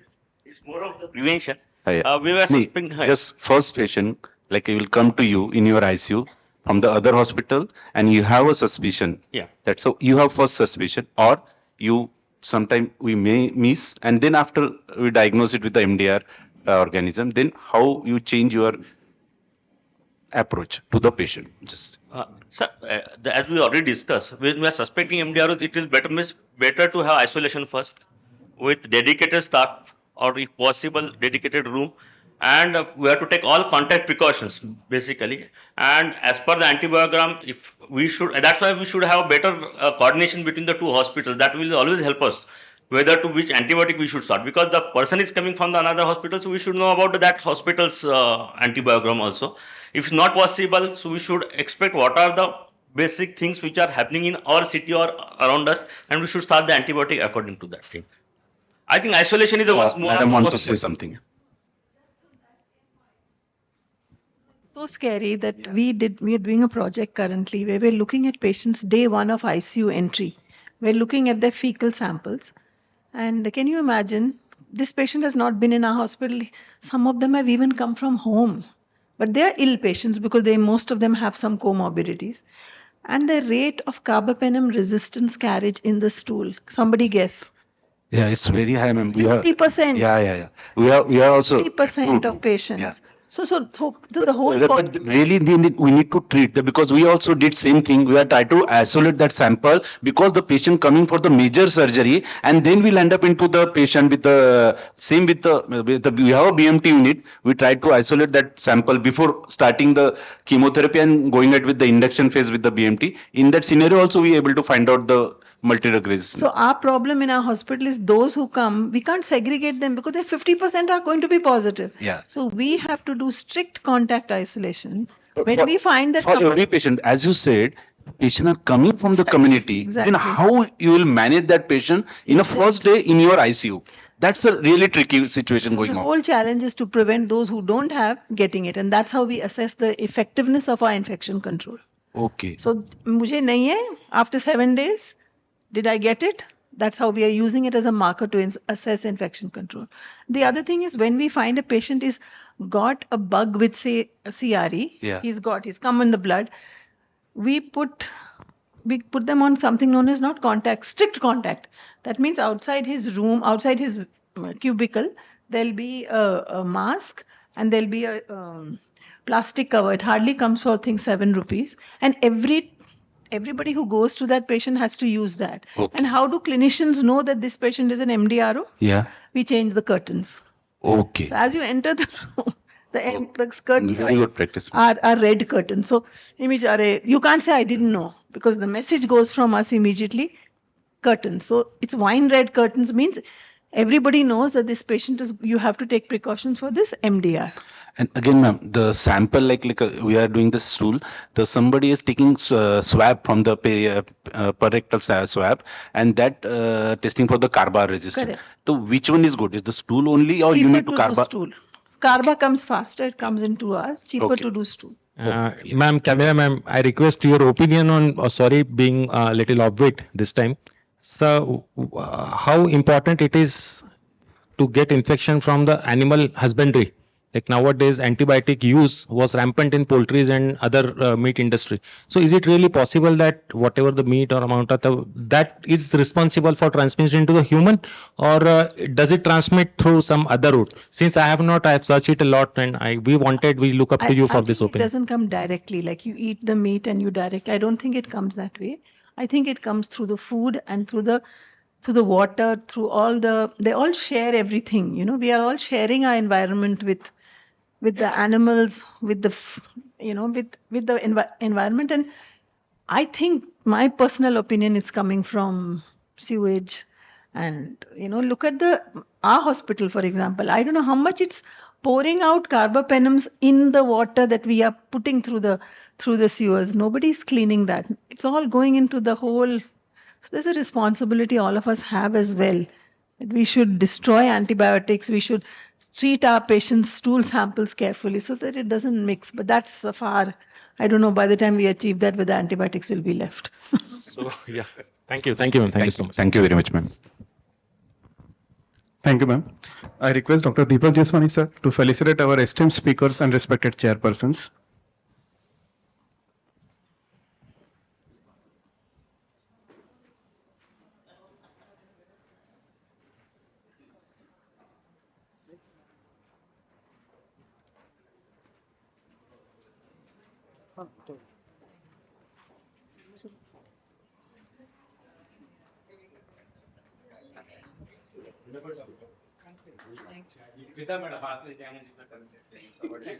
We now come to the concluding moments of this enriching day to express our heartfelt gratitude to all who made this conference a success. I would like to invite a very special person on stage, our organizing secretary, Dr. Deepti Jeswani ma'am, who is a distinguished consultant in ENT and head and neck surgery, and she also serves as the director of Criticare Hospital. May I request Dr. Deepti Jeswani ma'am to deliver the vote of thanks.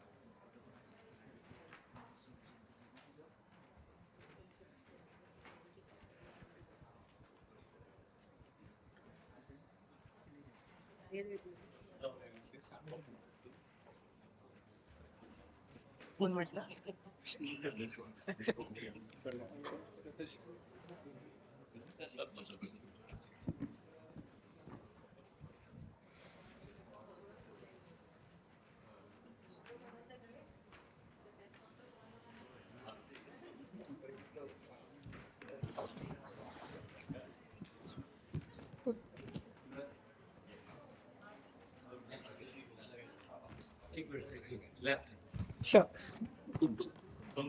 नहीं मैं भी time लूंगी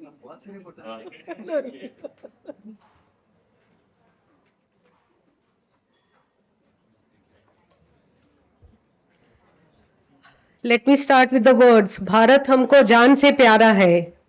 Why am I mentioning this is let's take a moment to salute our soldiers and their families who together form backbone of our nation's security and pride, guardians of our freedom because of which we enjoyed our academic fest. Two persons need a special mention. A vision without a strategy remains an illusion. This goes true for Balanke sir. Second person which I like to mention is believe you and you are halfway there. This is Dr. Deepak. So I would like to extend my heartfelt gratitude to each and everyone for you for making the Infectious Disease and Critical Care Conference a resounding success. To our esteemed speakers and chairpersons, thank you for sharing our expertise and insights, enriching and understanding infectious disease in ICU. Infection and critical care are a significant concern due to the vulnerable state of patients. With a clear vision for advancing critical care, we can innovate, collaborate, and shape the future of healthcare. To the organizers, thank you for your tireless efforts in planning and executing this event.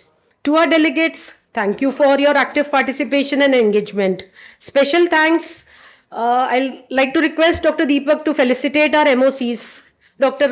Karishma, Dr. Paris, Dr. Shailesh. I'd like to convey thanks to our audiovisual, pharma companies, event, hotel management, complete Criticare team.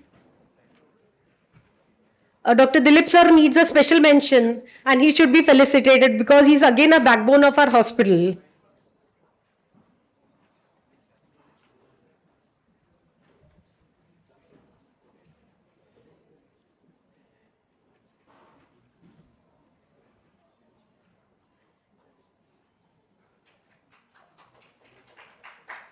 As we conclude this conference, let's carry forward the knowledge and enthusiasm to improve patient care and outcome. Thank you again, and I'll wish you all a safe and fruitful journey ahead. Thank you all.